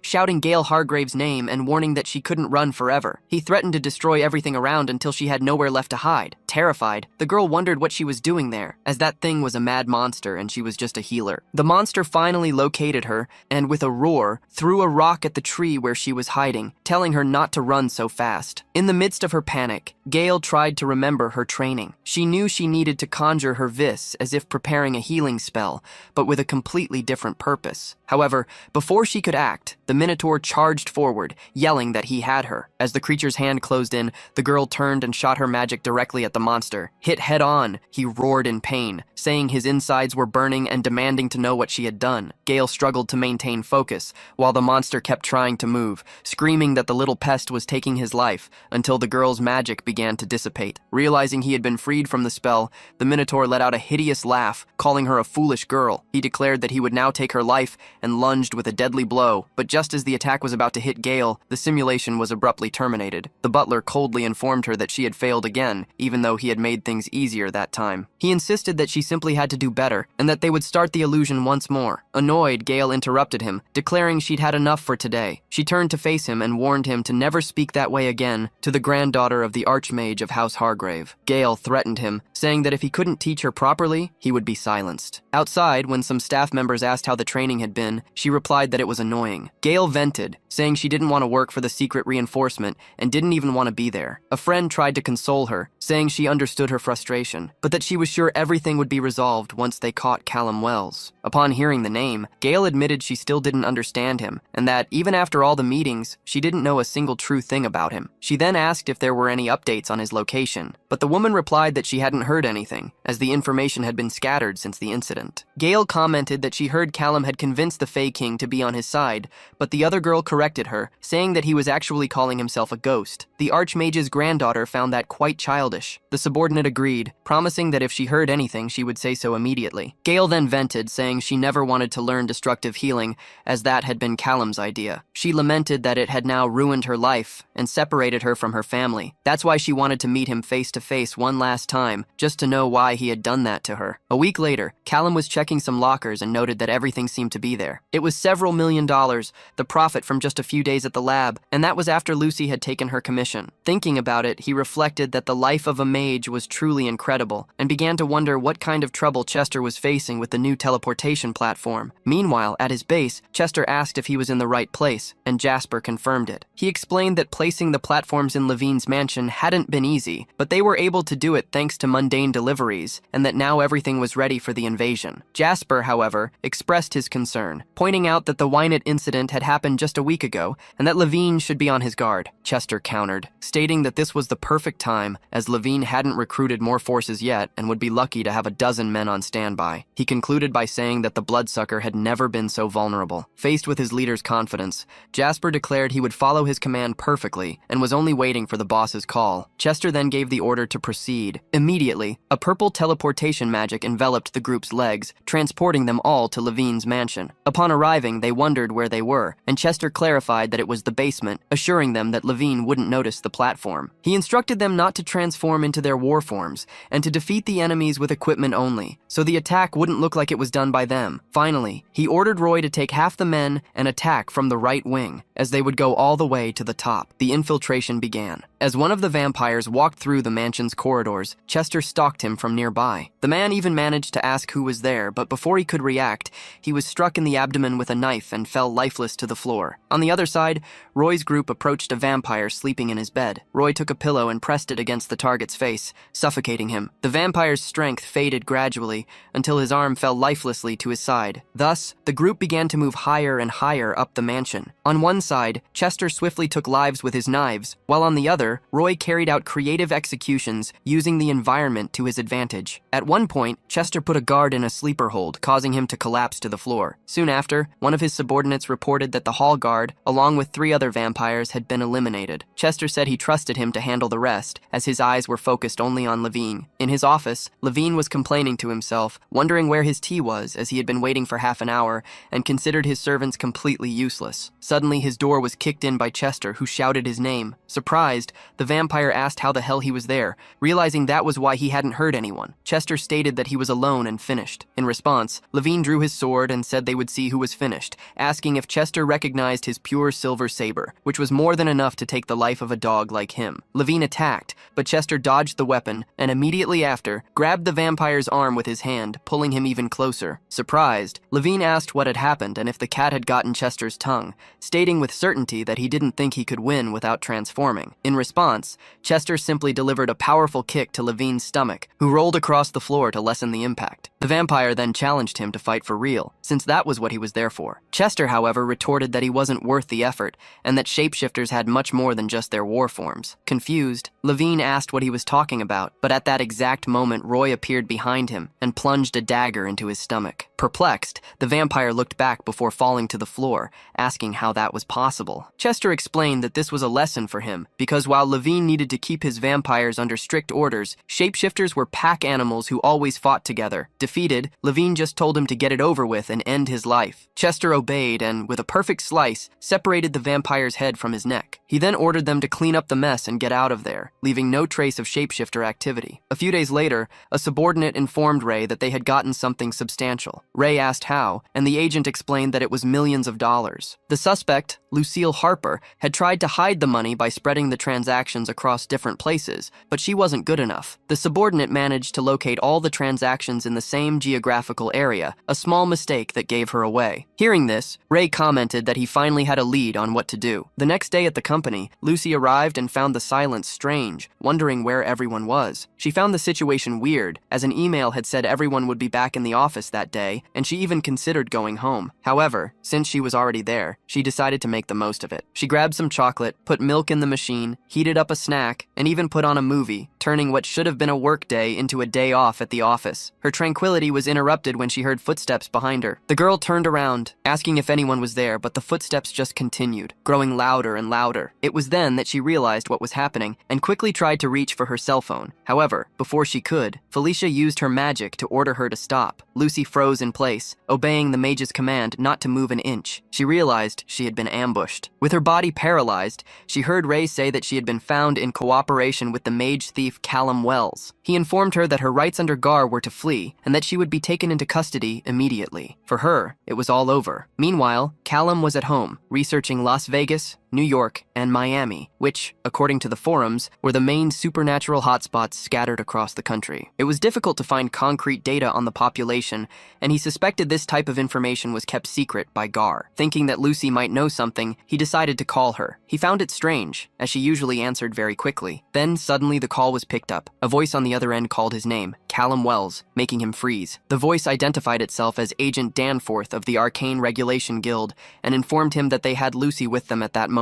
The agent said they were going to have a talk, but in response, he just gripped his phone tightly, emanating his vis. As soon as the call was disconnected, Ray commented that Callum was fast. He asked his bald colleague if he had managed to locate him, but the man, sitting in a chair, denied it, explaining that the line was lost before he could get any trace. Felicia then questioned if they should try calling again, suggesting he might answer if he thought they had demands. However, Ray dismissed the idea, stating that the target was too careful and that tracing the call had already been difficult. For now, they would focus on their primary objective. The trap had been set for Callum Wells, and the expectation was that he would come to save his girl. Far away, Callum wondered how he could have let that happen. After Lucy faced the first interrogation, he thought she would be basically immune. He tried to understand how the Gar had managed to catch her, considering the possibility of a spy, but he quickly dismissed the idea, as Lucy was too smart to fall for that. Now that they had her, the question was how much they knew. Callum had to assume that his entire operation was at risk. Immediately, he decided he would destroy all his phones, get rid of all the laptops,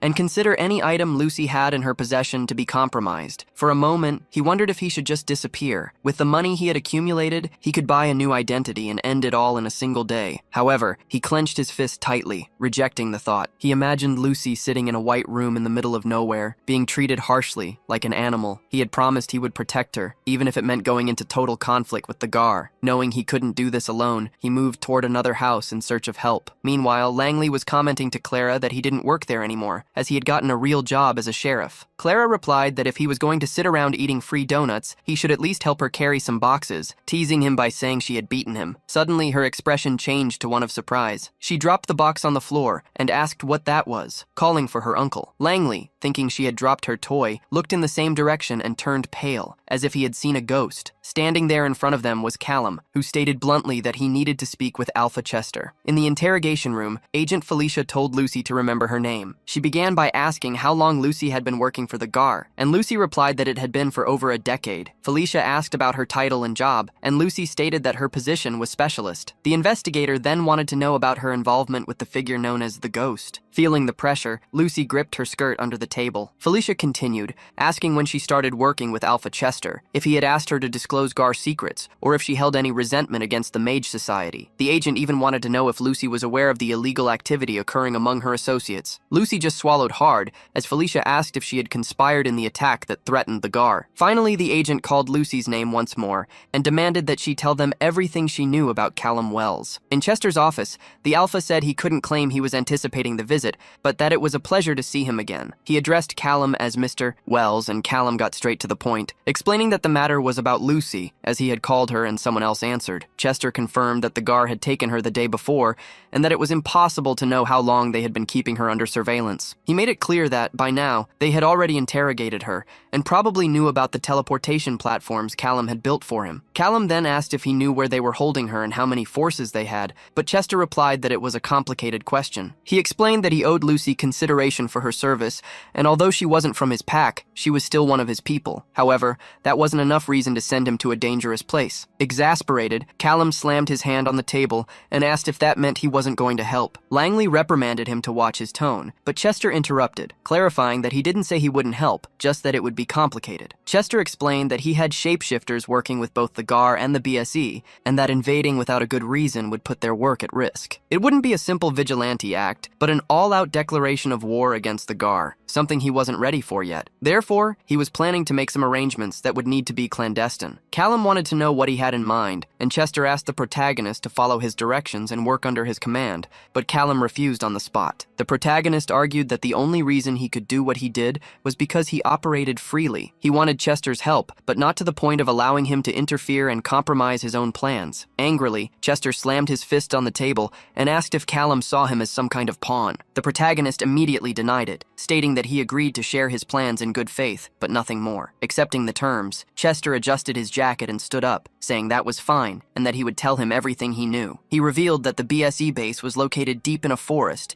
and the only way in was by teleportation, but getting close now was next to impossible. Although he didn't know their exact plans, he was sure there were many sentinels and guards ready for any situation. Chester said that, even if it was late, he would provide the building's blueprints, and Callum replied that would be useful. The protagonist then asked if he had any shapeshifters inside the base who could carry a teleportation anchor, as he needed it placed somewhere that wouldn't arouse suspicion. Chester confirmed he could do that, but wanted to know what Callum's intention was with all of this. Crumpling a piece of paper in his hand, the protagonist declared it was to save Lucy, and that he would do whatever it took to succeed. Later that night, Lucy was sitting in her cell, unconsciously repeating her name, Lucille Harper, and that she was a Gar specialist. Gradually, her reasoning began to fragment. Watching her, Gail wondered what they had done to her. Determined to help, even if it was beyond her capabilities, she touched Lucy's head and used healing magic. Slowly, the girl began to regenerate, her eyes returning to their normal blue color, until finally, her consciousness returned. Confused, Lucy asked what had happened. Gail asked if she was Lucy, and the girl confirmed, wanting to know who the woman in front of her was. Gail introduced herself as Hargrave and assured her she wasn't there to hurt her. She then asked if Lucy knew Callum Wells. Instantly, Lucy stood up, on the defensive,